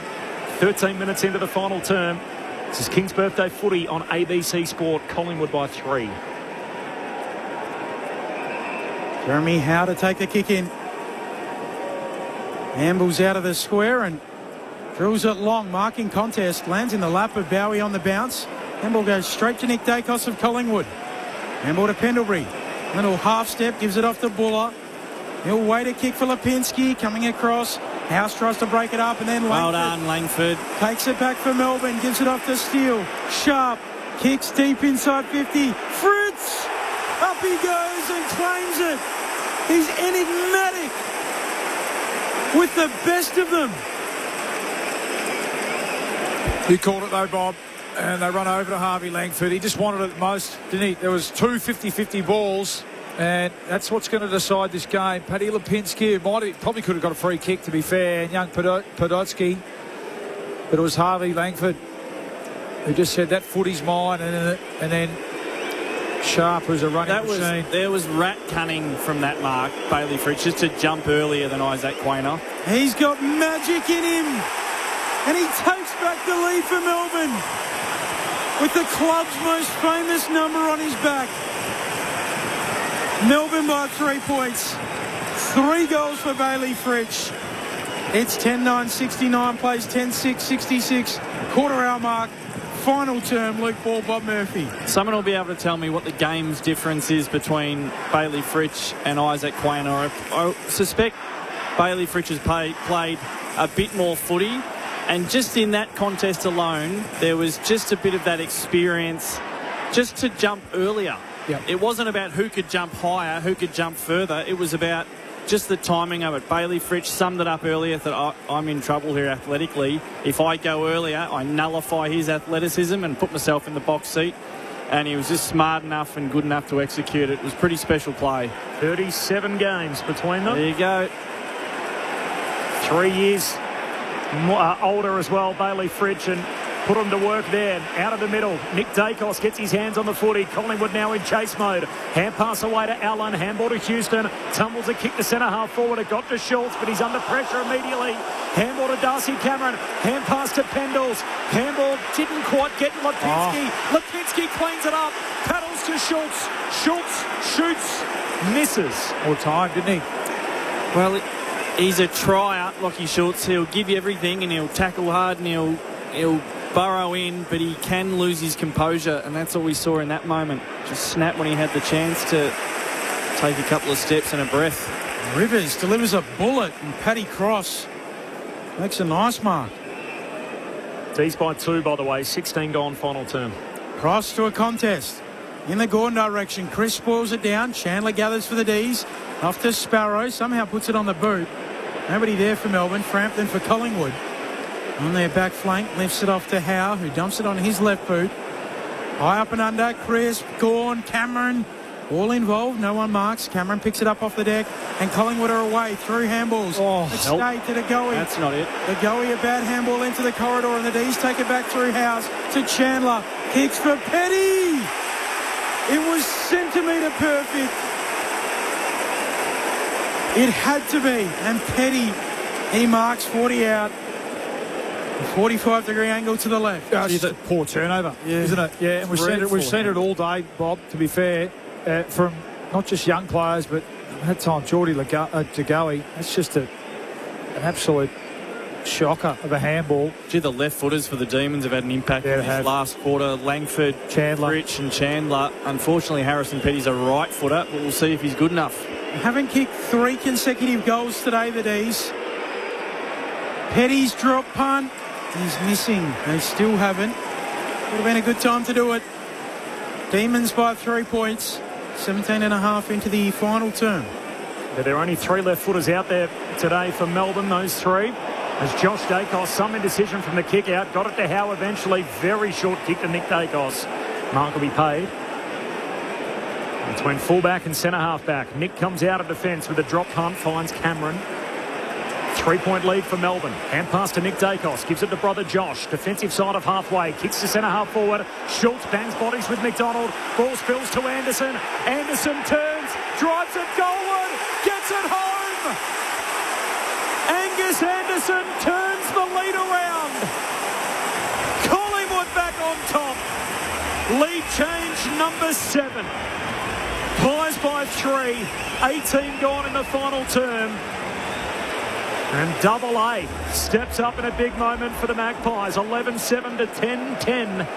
88,019 the attendance. Bob Murphy, Luke Ball on ABC Sport. Oh, great crowd. And that time it was Nick Dacos, who has gone out of the game a little bit since half-time, but just trying to create something, trying to generate something. It was a risky kick for Darcy Cameron. And then he just took off and said, come and catch me.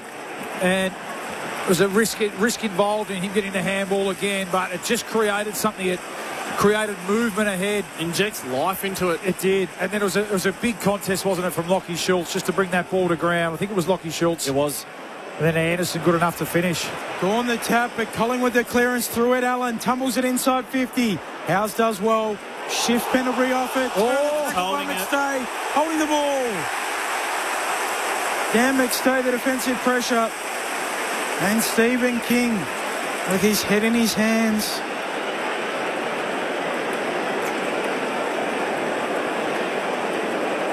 Like that Ed Allen's game, Bob. He got the big job, didn't he, after Cozzy Pickett threatened to... Oh, Cozzy exploded out of the blocks. And they said, righto, Ed, go and stand next to him. And it's been terrific. Centre clearance there. Love it when your key forward's doing that. Dan McStay tugs it right. Offline, Collingwood by 4. And 7 seconds away from time on fourth term. So both Petty and McStay have missed set shots in this last quarter to give their team a two-score lead. Both missing. The game remains at one score. 4 points the margin. Tolstrup running out of defence. Long kick to the wing, but it's coming back. Harrison on the end of it. Hand pass to McCreary. Handball to Perryman. 45 metres out. Kicks on the run. 2-on-1 in the goal square. Intercept mark. Nice work back there from McDonald. He's able to take the intercept mark in front of the behind post. And release the Demons. Short kick to Howes. Still 7.5 minutes to play. Moves it on to Gawn. Gawn running from the back flank. Kicking up toward the wing. A contest for Petty. Sticks a hand in. Brings it down. Good by Petty. Fritsch out. Really off good to by Latrell Petty. Pickett. He loops the handball to Bailey Fritsch, who turns boundary side. Feeds the handball to Cross. Steps back infield. Just gets the kick away. It's on target. Oh. It's a goal. Unbelievable from Paddy Cross. More like Dangerfield or Cripps. Melbourne back in front. 8th lead change. They're 2 points to the good. 11-10-76. Plays 11-8-74. 21 into the fourth. What a finish. Got to say, Bob, I don't know a heap about Paddy Cross, but what I've seen today, he's clearly a role player playing that wing role. He's got a good set of hands. He's taken a great couple of marks, and that time, I mean, that is just a brilliant finish. He had a look, didn't he? And in the end, the pressure almost pulled the kick through the goal. It might have dragged the ball home. It's the Collingwood pressure's almost cost them. But he has absolutely flushed it. If you gave him 10 more shots at that, I'm not sure he gets one of them, Bob. It's going to come down to moments, as we said, this one. It is. Lead change number 8. D's by 2 points. Gawn grabs it out of the ruck and then jams it on the boot. Still can't clear the centre square. Langford wrestling with Harrison. Nick Dacos breaks it up. Gave it to Houston, who fumbles. Dacos got to go again. Just sockers it across the half-back line. Inside 50 for the Demons. Shallow entry picked up by Windsor. Windsor short kick picked off by Quaynor. Back the other way. The black and white team in Collingwood. Handball to Perryman. He kicks wide looking for Schultz. Can't take the mark. Stolen by Howes. Hand pass inside to Cozzy Pickett. Kicks to half forward for the D's. Van Rooyen marks. He's 55 metres out. His team up by 2. 22 gone in the last. Van Rooyen drives it to full forward. Petty's down there, carries his head, and Frampton on the last line settles it down for the Pies. Hand pass to Quaynor. Quaynor kicks to Schultz again. Had a fair bit of it, no mark. Lipinski trying to keep it alive, close to the boundary. He does, but Langdon takes it back for Melbourne, gives it to Cozzy, kicks centrally, dangerous but good. Howie marks. Howie zips around his man on the mark. Drives it deep towards full forward. Cameron's back there for Collingwood. And he juggles down the mark. I'm just looking up. Cameron's blocked himself behind the footy. Oh, Max Gawn is standing down the line waiting for this kick, so the Pies are going to have to go around him. Gives it off to Josh Dacos, who's under pressure. Looked right, looked left. Kick to Quaynor. Quaynor kicks up to the members' wing. Buller and McDonald. McDonald spoils. Pendlebury cruises through to Rove. Hooks a kick down the wing, but straight to Bowie. This is where Max can get involved. Going the other way. He has to. 23-year-old Bowie goes laterally to Gawn. Marks defensive side of the wing, and they're set up for the switch. So Gawn goes himself with a 50-metre drop punt at the opposite back flank. Finds Turner. Turner down the wing. And spots up Howes. He looks corridor for Windsor. 24 gone final term. Still 5 minutes on the game clock. Melbourne by 2. Jack Steele's on his own. Windsor short to Howes. Howes works it down to half forward. Ed Langdon using the full perimeter. Marks against the boundary. Left half forward. And the Melbourne players are saying switch it. Go back again. Take some more time off the clock. Instead, Langdon goes forward. Kicks into the pocket. Oh, that's back why. there, Darcy Cameron. You're right, though, Corbin. The other Demons teammates.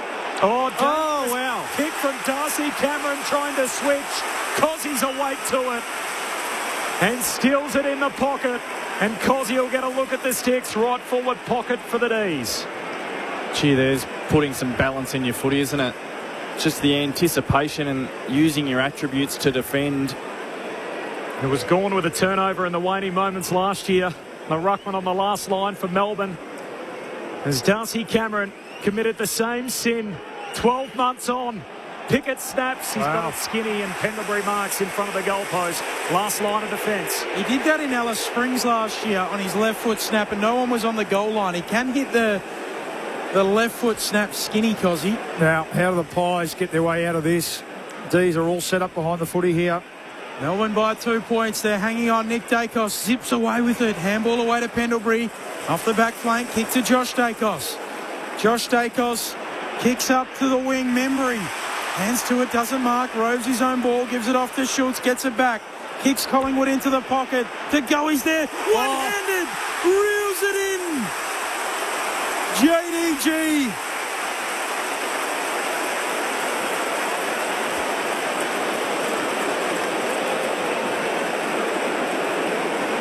Well, the build-up was a lot of kicks, and we haven't seen that from Collingwood for most of the afternoon, evening, and that one was mainly by beautiful kicking all the way up the field and a bit of DeGoey brilliance to finish it off. Knows about big goals on this ground in big games, and he misses. Pokes at it. Floats it across the goal mouth. Melbourne by a point. It's a big miss. Final 3 minutes. Tolstrup out of defence. Long kick to the wing. Van Rooyen, no mark. Spills down to Jack Steele. Hand pass to Chandler. Thought about kicking. Decides to give it off. The 1-2 with Sharp. Back to Chandler. Handball to Van Rooyen. 45 metres out. Van Rooyen shoots. He misses. He had Cross on the inside, so... And Pickett on the outside. Both teams miss key moments in the last 3 minutes here. DeGoey miss. Van Rooyen miss. Melbourne by 2. 27 minutes gone. 2 minutes 30 to play. Chandler makes a lot of good decisions, doesn't he? Yeah. Nick Dacos with the kick-in duties. Runs to the left-back pocket. Beautiful left-footed pass. Turn around here. Oh, they got he turned inside. So Chris marks it. Now he moves it on. Forward. Up towards Howard, centre-half forward. Bouncing ball. Jack Steele gets a nice bounce. Gathers, gives it off to Colton Tolstrup. And the D's can settle it down. Langford on the back flank. He'll chip it over the top to Bowie. Melbourne by 2 points. 27 into the fourth. Well, they should be able to just find some loose players here, Melbourne. Collingwood got to find an opponent. Bowie told to keep it moving. Contest kick down the line. D's by 2. Punched away by Frampton. Down to Crisp. Trying to hold it in. Petty sits on top of him. Ball up on the wing. Clock stops. 1:39 to go. Melbourne by 2. 8 lead changes in the game. Gawn whacks it down. Straight to Houston of the Pies. Handball away to Rome Steele. Wasn't it? Just checks his kick to Allen, who plays on straight away. Allen on the wing. Hand pass to Nick Dacos. Something decision. Langford, the youngest man on the ground, runs down the best player in footy. Nick Dacos caught on the wing. Melbourne get possession back with a 2-point lead, and the seconds peeling off the clock. Dacos tries to charge it down, but Langford, contest kick. Frampton hands to it. Cozzy Pickett emerges with it. Bouncing handball. Gets it back from Gawn. Cozzy kicks it out on the full. Could have kept running. Oh, Cozzy. Oh, well, they get one chance here. Again, plenty of time. Don't have to take any crazy mistakes. Who's out? Waynor to Josh Dacos. Mongrel. Kicks into the middle. The mongrel punt. Broken up by Turner. Now Geordie to go. He goes in and wins it. Coughs it up momentarily. Sparrow takes it back for Melbourne. Out again. Off to Langdon. Kicks towards Cozzy. He plays on. And it's King Cozzy's birthday. He calls game. 3 for him. The first 2 of the game. And probably the last. Melbourne by 8 points. 12-11-83, plays 11-9-75, 29 into the fourth. Had to be him, didn't it, Bob? Had to be him. Just a panic decision. They had time, Collingwood, the mongrel ball from Josh Dacos down the middle of the ground. And they were just good enough to win the contest, weren't they? Ed Langdon. He probably advised Cozzy just to go back and take the 30 seconds off the clock and run it down, but no. Where's the theatre in that? Well, he might kick the previous one out in the four, but he said, here we go, this one's a sealer. He might hit the left snap skinny, but he hits the right one sweetly. That's the sealer. Melbourne by 8 points. In 25 editions, they previously won only 7 of these games. Gawn hacks it out of the middle off the deck. Ben Royan playing in front. Spills the mark. Frampton to Quaynor. Hand pass away to Perryman on the back flank. He'll send the kick up into the middle of the ground. Onto the lap of Darcy Cameron. Keeps it moving. Long forward for Collingwood. They all fly at it. Ball spills out the back. Fritsch back in defence. Pack forms behind him. Umpire hurriedly says, I'll have it. And a ball up inside the forward 50 for the Magpies. What a day for the Demons. Trailing at every break. Multiple lead changes. And in the end, for all of Stephen King's men, it's cake and ice cream. The D's keep their perfect record of the G intact. Collingwood by Collingwood 11-9-75. Melbourne 12-11-83. The Demons win the King's birthday clash by 8. Team of the red and the blue. Every heart beats true for the red and the blue, and we sing this song to you. Should old acquaintance be forgot, keep your eye on the red and the blue.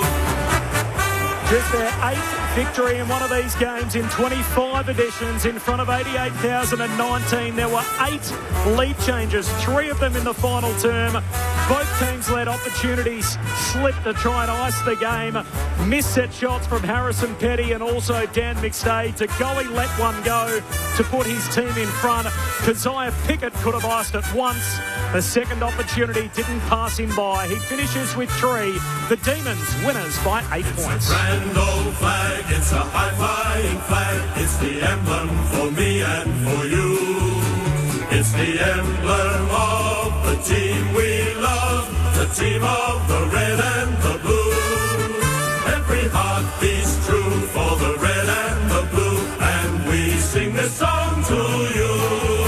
Should old acquaintance be forgot, keep your eye on the red and the blue.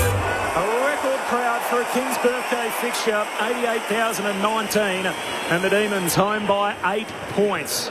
Bob Murphy, Luke Ball, what a fun game of footy. 8 lead changes, and when it stops, it's the Demons with an 8-point victory. It's a fun game of footy for us to watch. I'm not sure if the supporters of either team would say it was fun. It would have been high stress going absolutely down to the wire, toing and froing, so many lead changes. And in the end, I mean, we did hypothesise at three-quarter time, would it be quality over quantity, and that was the tale of the tape in the fourth quarter. It wasn't that Collingwood couldn't get their hands on the ball and couldn't get the ball going their way. It just they weren't able to finish it off, and they just didn't have the class. They didn't have the composure. And Bally, the cream rose to the top with the Demons. They only had 3 left footers in. Is that what you said, Corbin? Well, they should have picked more, because the left footers in the last quarter, Langford, Chandler and Fritsch, well, they had huge moments. They had some really, really big moments. But if you're talking about big moments, well, the name Cozzy Pickett will usually get mentioned at some point. Max Gawn the same. And I think for me, watching that last quarter, it was probably those 5 that was enough to drag the Demons over the line. And once again, this Stephen King Demons outfit, they just keep coming back and they keep hanging in and they keep taking the game on. So it's not Stephen King's birthday, but he gets the cake. Yeah, Nothing. Thought I'd be right up. I was nodding along. This wasn't audible. Needed more than that. Yeah, probably needed my support. Sorry, mate, I'll let you down there. But deserved winners in the end, weren't they?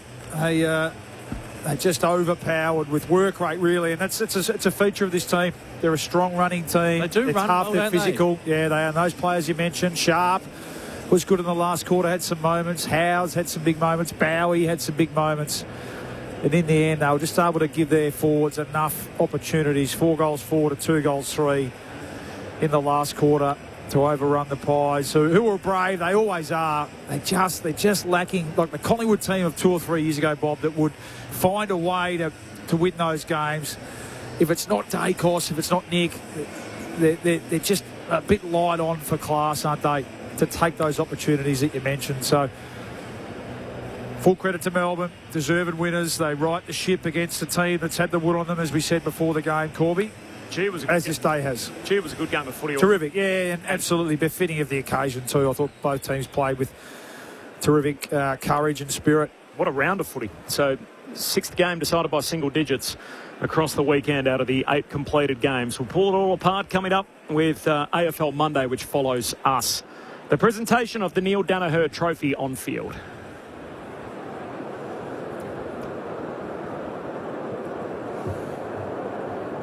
Good evening, everybody. What a day, highly emotional, an incredible game of football. As we come together to honour the legacy of Neil, we now present the Neil Danaher Trophy, voted on by today's competing coaches and presided over by the Danaher family. The trophy is awarded to the player who best embodied Neil's values: bravery, resilience, unity, care, conviction and selflessness. This award recognises the individual who truly lived Neil's enduring mantra throughout today's match, and that is to always play on. To announce the winner of this year's trophy, please welcome Lauren and Luke Danaher.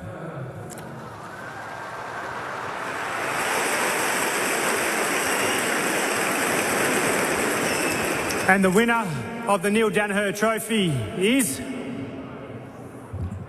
Keziah Pickett.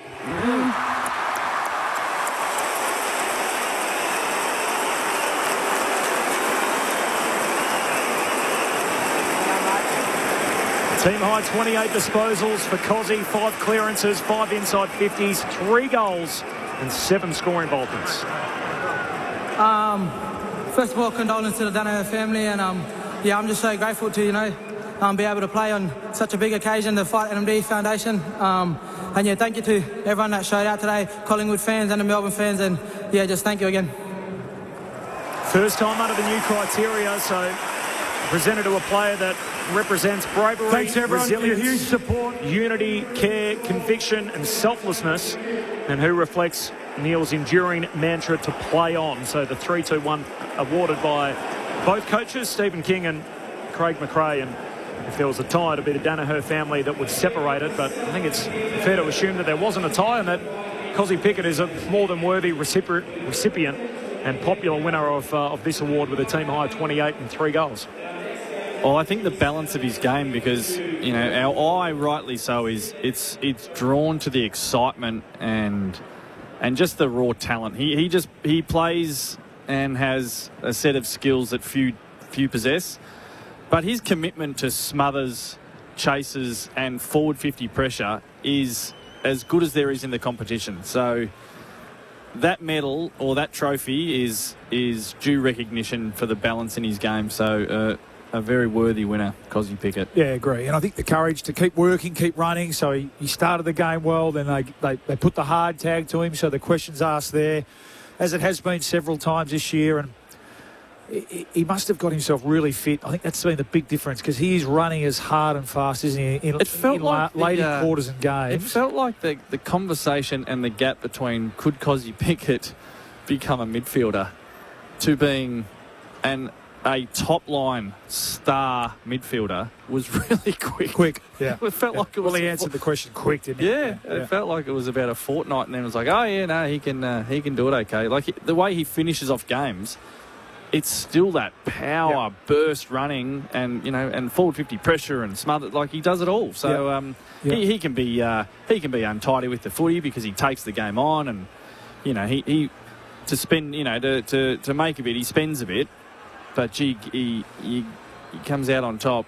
And he sets the tone. He's got some mates, hasn't he? So you're right. I think it's becoming a real trademark of this team. They're a hard-running team. Ed Langdon's been doing it for years and years, hasn't he? But Tom Sparrow's improved this season. He's jumping on board. Chandler's having a career best year. Sharp, we know Harry Sharp's an elite runner. It stood out. Langford's the other one who you mentioned.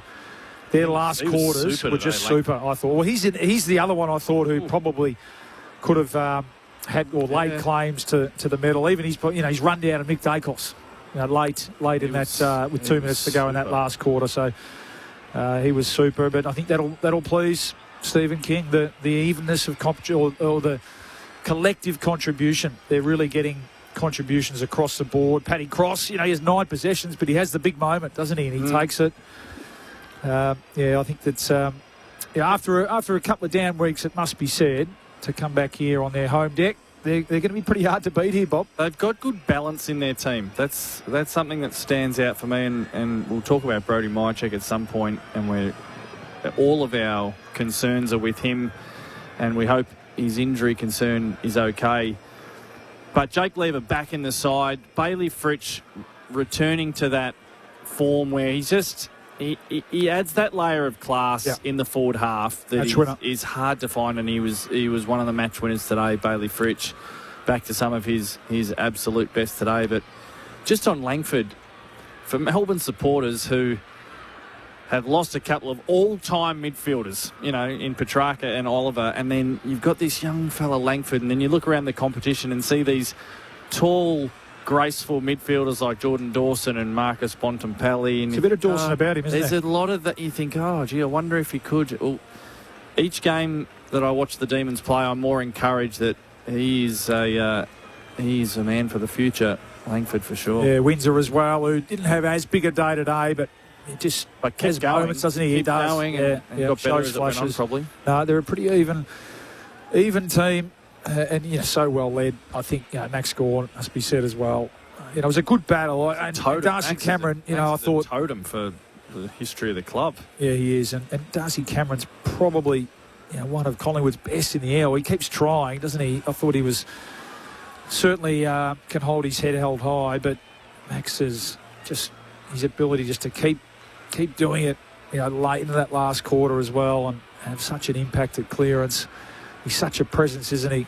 And so they're really well led. They've got some young players improving, coming along for the ride, and they believe they're all in. Absolutely, they're all in the D's. Well, they're outside of the 4 on percentage, and they got the Bombers here next week. So it's it's one of those ones, isn't it? Remove the ceiling.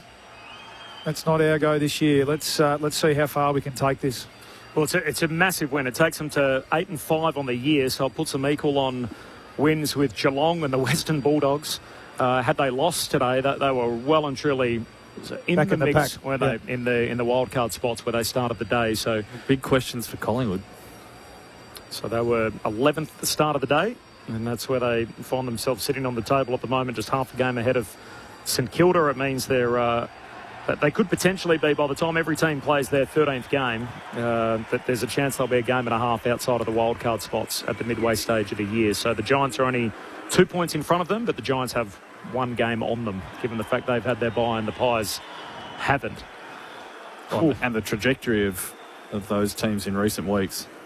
Just dovetailing. Yeah, they might be 10th and 11th, but they're in different worlds at the moment. D's by 8 points in what was a thrilling game of footy. 8 lead changes. Both sides had opportunities to hit the front in the last quarter. The lead did swing 3 times. In the end, Paddy Cross kicked an absolute ripper from out wide to put the Demons on top for the final time, and Cozzy iced it in the last minute. Let's go celebrate with the winners. These wins are few and far between for the D's on the King's birthday in 25 editions. It's only the 8th time that they've won the fixture. Lauren Borden's down there with the winners. They're headed your way, Loz. Thanks, Corb. I think you've beaten everyone in this room at the moment from knowing they're coming in, although I can see the phones getting up, and here it is. Max Gawn leading them in. A little bit of a subdued team coming in. They're happy, but they're not as raucous as you might have thought, which we've probably seen across the ground after Brodie Mychek's injury earlier on in the day. Cozzy Pickett's got the Neil Danaher trophy as he waltzes his way into the circle. Little silver trophy that he's holding, and he'll bring it into the circle to celebrate with the team. So Bailey Fritsch has got his young one with him, and they'll all be jumping around in quite a big circle at the moment, and now they'll converge, come in together and get set to sing the song again at the MCG. Red old flag, it's a high flag, it's the emblem for me and for you. Woo! It's the emblem of the red and the blue. Every heart beats true for the red and the blue. As we sing this song to you, we sing to all the greatest big enough. Keep your eye on the red and the blue. So you can see some of the support staff and the family and friends here also singing along as the team sings it. But we will have Jake Lever to chat to in just a moment or two to get his reactions on today. Thanks, Lauren. Looking forward to that. So some reaction from the Melbourne rooms in just a few moments from now. The Demons by 8 points. Game with 8 lead changes. The D's 12-11 beat Collingwood 11-9. Following this, of course, you'll be able to catch coverage of AFL Monday, which follows us on ABC Melbourne and throughout Victoria. You can also find it as well on Sport Digital and streamed through ABC Listen. So Luke Ball will be here. We'll be taking your calls. All the wash-up from today's King's Birthday Clash, a thrilling edition of the Big Freeze fixture here at the G. Plus a look back on what has been a thrilling round 13 of the AFL Premiership season with 6 of the 8 games decided by single digits. Neil Daniher's state funeral, of course, is on Wednesday. It is covered by the ABC, so from 1 o'clock Eastern Time, you can catch coverage of that through ABC Listen and also on ABC Sport Digital. Paddy Cross, I mentioned him when I was giving a little wrap of the game, so relatively quiet afternoon, but when it's your moment, 23 years of age, only earned a contract in the summer. Yeah. Steps up, knocks it through from out wide, and what a goal to kick to put your team on top. Yeah, Gippsland boy originally, just looking at his stats down here, but another good Gippsland boy, Bob. I'll throw that in, but Dairy farm down. Yeah, no, he's a couple of weeks ago he kicked a couple of goals as well. He's good overhead. He took a nice mark down here. He a bit like Sharp and a few of the others. He looks like, really hard running, fit, tough. Good role player that Stephen King is clearly rewarding in this team for all their flair that you spoke about and their match-winning ability with Pickett and Fridge. They've got that matched with good, solid role players, really reliable. Tolstrup's a real player now. They try hard. They just try. You're right. Yep. Yeah, I thought they were in the end just a bit too tame. And Collingwood were uncharacteristically fumbly at times today, partially down to, I think, Melbourne's direct pressure, but also this feeling that the pressure was coming, and that's a credit to the Melbourne team. It's an interesting concept or question of the style Collingwood played today. It seemed like they could not get out of that mode of just handball, invite pressure, keep trying to handball forward, and it really went against them. I mean, the moment that sticks out for me, and look, he was pretty good today, Jordan De Goey, but the decision for the forward handball out of halfback into the centre of the ground, it just it crystallised the difference between the two teams on the day. It was like, it just seemed such a strange decision,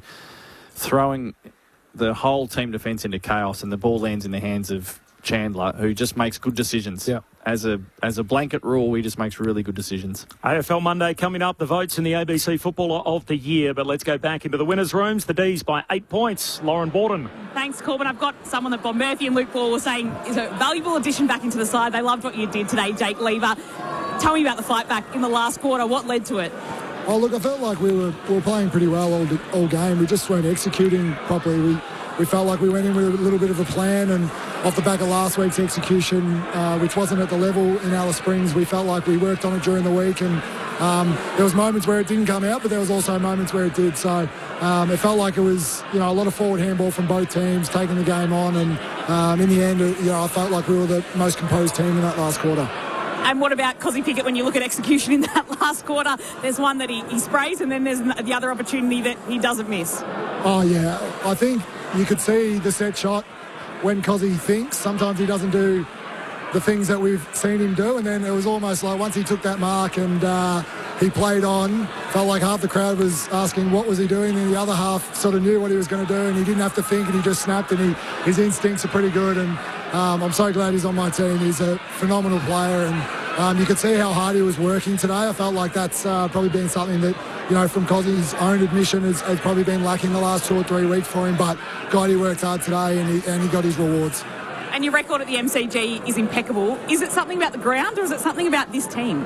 Oh, look, I think for us, like, the way that we want to play is, exciting, and we want to take the ball forward. We don't want to chip it around, and I think the MCG for us suits us.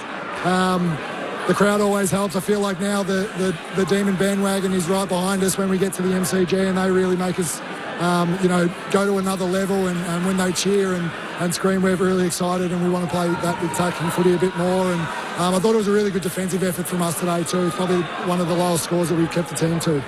And just on Brody Myercheck, obviously that crowd went silent in the second quarter. A lot of concern for him. What were your initial thoughts when you saw it unfolded?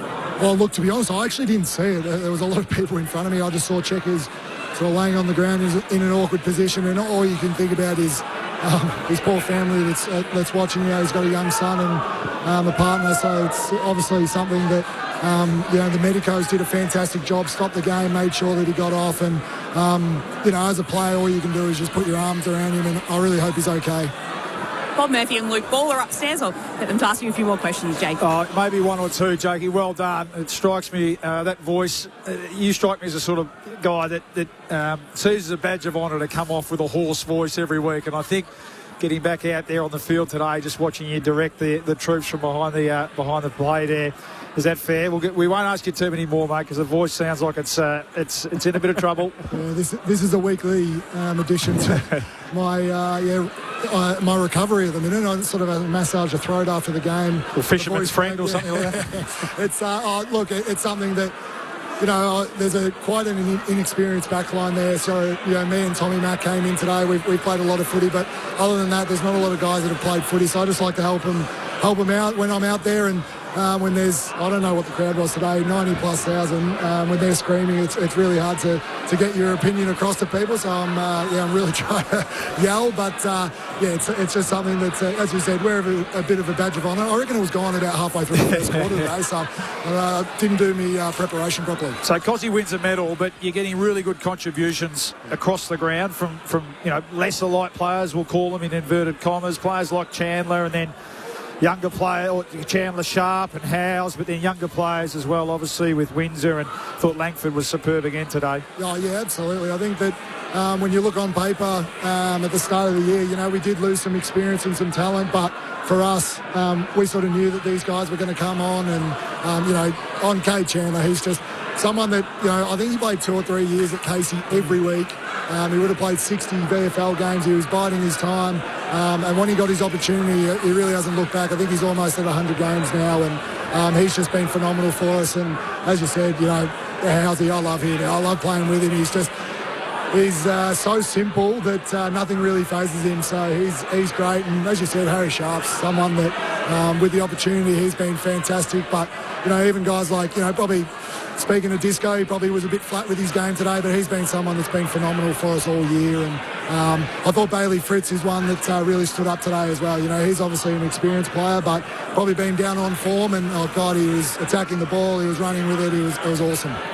Jake, Bob Murphy, mate, congratulations on your own performance and another stirring win. Honestly, it's inspiring what the Demons are doing this year, and you're having a huge impact on that. I just want to ask you one question, because I don't want to impede your recovery for next week with this ailing voice of yours. But just in terms of the tools, and you're a part of that brigade, the flexibility. So I look at someone like Harrison Petty, who every week he'll do 1 or 2 things where he makes you worried or nervous with the ball in his hands. But, gee, he keeps trying, and the versatility. But all of you, Tom McDonald, yourself, Jacob Van Rooyen, there's multiple roles within that taller brigade, and you're a part of that. Yeah, absolutely. I think it's, someone like Pets, and he did a lot of work in the defenders group in this pre-season, but it was just sort of out of necessity that we needed him to go up forward. And, for me, he's such a fantastic forward, and I have to play on him at training. He's so hard to play on. He's constantly moving, and he's someone that just, whatever the team needs, he'll do. But then,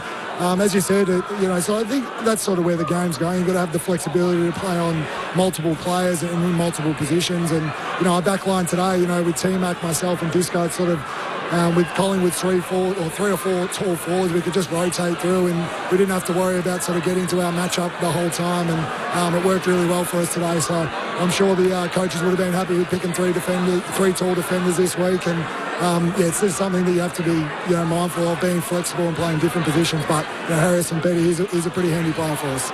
Jake, it's Corbin Middlemass. Just one before you go. You mentioned Brody Myercheck, and obviously what we know, that he's got a neck injury and he's gone to hospital, and the early signs are good, that he's moving his arms and communicative with the medicos. Were you guys given an update at all at halftime as to how he was in the running, to know how he went during play? No, we didn't. I think it's always a weird one, because you're sort of so focused on the game and what the game's going to present in that second half. And I think we actually, funny enough, we ran out and he was in the ambulance and he put his arms up and sort of said, "Get going, boys." So I sort of knew that he was all right, but we didn't get any update from the club. I think that's something that, we'll probably go into the team meeting and they'll speak about it now. But, it was just ironic, the timing that he put his arms up, and that's always good with a neck injury, that he's moving his arm. So we knew that he was all right, and I felt like he really inspired us to get the win in the second half. Go and enjoy that, Jake. Appreciate your time. Thanks, guys. Jake Lever with us, one of the senior Demons and one of their 10 premiership players out there today. And what a win for the D's. Just the 8th time they win their King's Birthday Clash in 25 editions, an 8-point victory. Coming from behind, Paddy Cross, the 7th gamer, kicked a goal from out wide to put them in front for the final time. Time on in the last, and then Cozzy Pickett iced the deal in the last minute of the game. After 8 lead changes, Melbourne by 8 points, and Cozzy Pickett wins the Neil Danaher Trophy as best of field. Well, not quite best of field. Well, do you want me to read the categories? Well, I would like this bravery, resilience, unity, care, conviction, and selflessness. Yes. So it's slightly, it's slightly ajar, but he was very, very good. Early signs good for Brodie Mychek. That was a scary episode. That we lived through a lot of injuries at the footy every week, and head trauma and brain injuries and concussions and everything else. But it felt different today. You mentioned it during the call, the anxiety that shot through the G and the 88,000 that were in the house. But great early signs, at least, coming out that the early signs are looking. Not that no injury, particularly, if it's neck or head related, is ever good. But it just felt like for a couple of minutes there we were off the football injury sort of map, and we were into some deeper waters, which was certainly unnerving for me personally, and I imagine for everyone else watching and listening on. So sounds like things will be okay, which is a big relief. We'll take your calls on AFL Monday, which is coming up at 6:30 local time, so we're about 7 minutes away from that. There is a news, so on the other side of the latest from the ABC newsroom, we'll reconvene. Luke Ball's in the house, and he's willing to take your calls. So if you're at the game today, or perhaps you're listening around the country, you're more than welcome to contribute as part of that after 6:35 local time, about a dozen minutes from now. The Collingwood side of things, we've been down, celebrated with the winners. Huge day for Melbourne. They get to 5th on the table. The Pies have got all the hallmarks of a middle-of-the-road team at 5.5 wins after their first 13 games. What do you think they'll make of it as they hit the bye now? We won't see them again until they play Port Adelaide back here at the G Saturday week. When you're spluttering at this time of year, and I mean it's been well talked about, well documented, of their veterans on their list. They've been involved in a lot of close games, but that cuts both ways, literally and metaphorically, of, what do you make of their season? But on today's performance, it just looked like when it was really up for grabs, the appetite and the running capacity of Melbourne, they looked younger and more sprightly than the Pies did. So they're an intrigue. There'll be a lot of questions asked. If they can't get themselves out of this slump and out of this middle bracket of teams by the end of the year, the strategy around how they handle it with their list will become even more fascinating. And the Lachie Neale part of this, that feels like a very, very strong rumour, more than a rumour that he's on his way to Collingwood. Is that the right fit? Well, it's unusual in terms of the demographic of the list.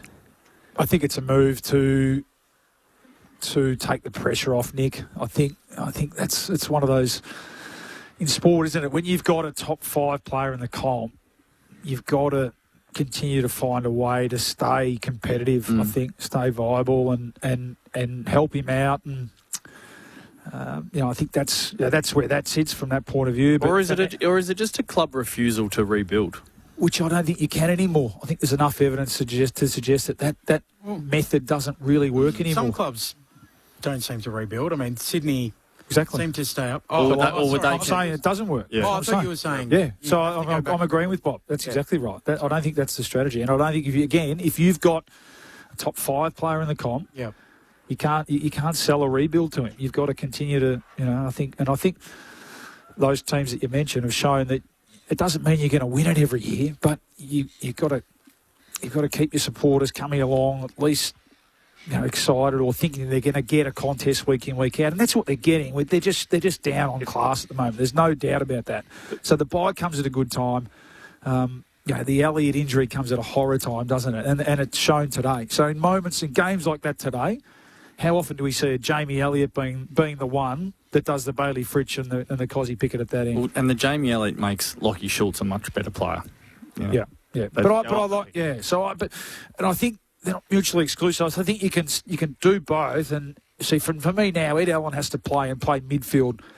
80% of the time from here on in. And I think he's showing that he's capable of doing it. Let's see what we've got in Ed. Anderson's another one. Can he become a player? He's was he mid-season? No, he's a late SSP. Pre-season SSP, yeah. But so we haven't seen him, with a full pre-season yet. What more can we get out of him? Buller, after another pre-season, only a young forward. Ryan Steele? Steele, yeah. I think they like Steele. Yep, I agree. I think he's become a pretty consistent player and a modern player in terms of that sort of wing-type role. So no relation to Jack? No. Yep. Or Steele side bottom. Not just because they live in... But they are from different states, so that's... So just on Lockie Neal too, there's a chance they can get him through free agency, so it costs them nothing from that point of view. The interesting thing is their first-round pick. So say they don't make the top 10, which at the moment they're a game out. There's talk about Jed Walter, obviously being the out-of-contract key forward from the Suns. If you end up with pick 8, and for a team that hasn't had all that high-quality picks, would you trade it for someone like Jed Walter as a key forward a couple of years into his development? Would he go to the draft and go and get another mid? Good question. What's the draft like? It's pick 8. I think if it's a pick, I think it's a top 5. It's a no. They're almost off limits these days.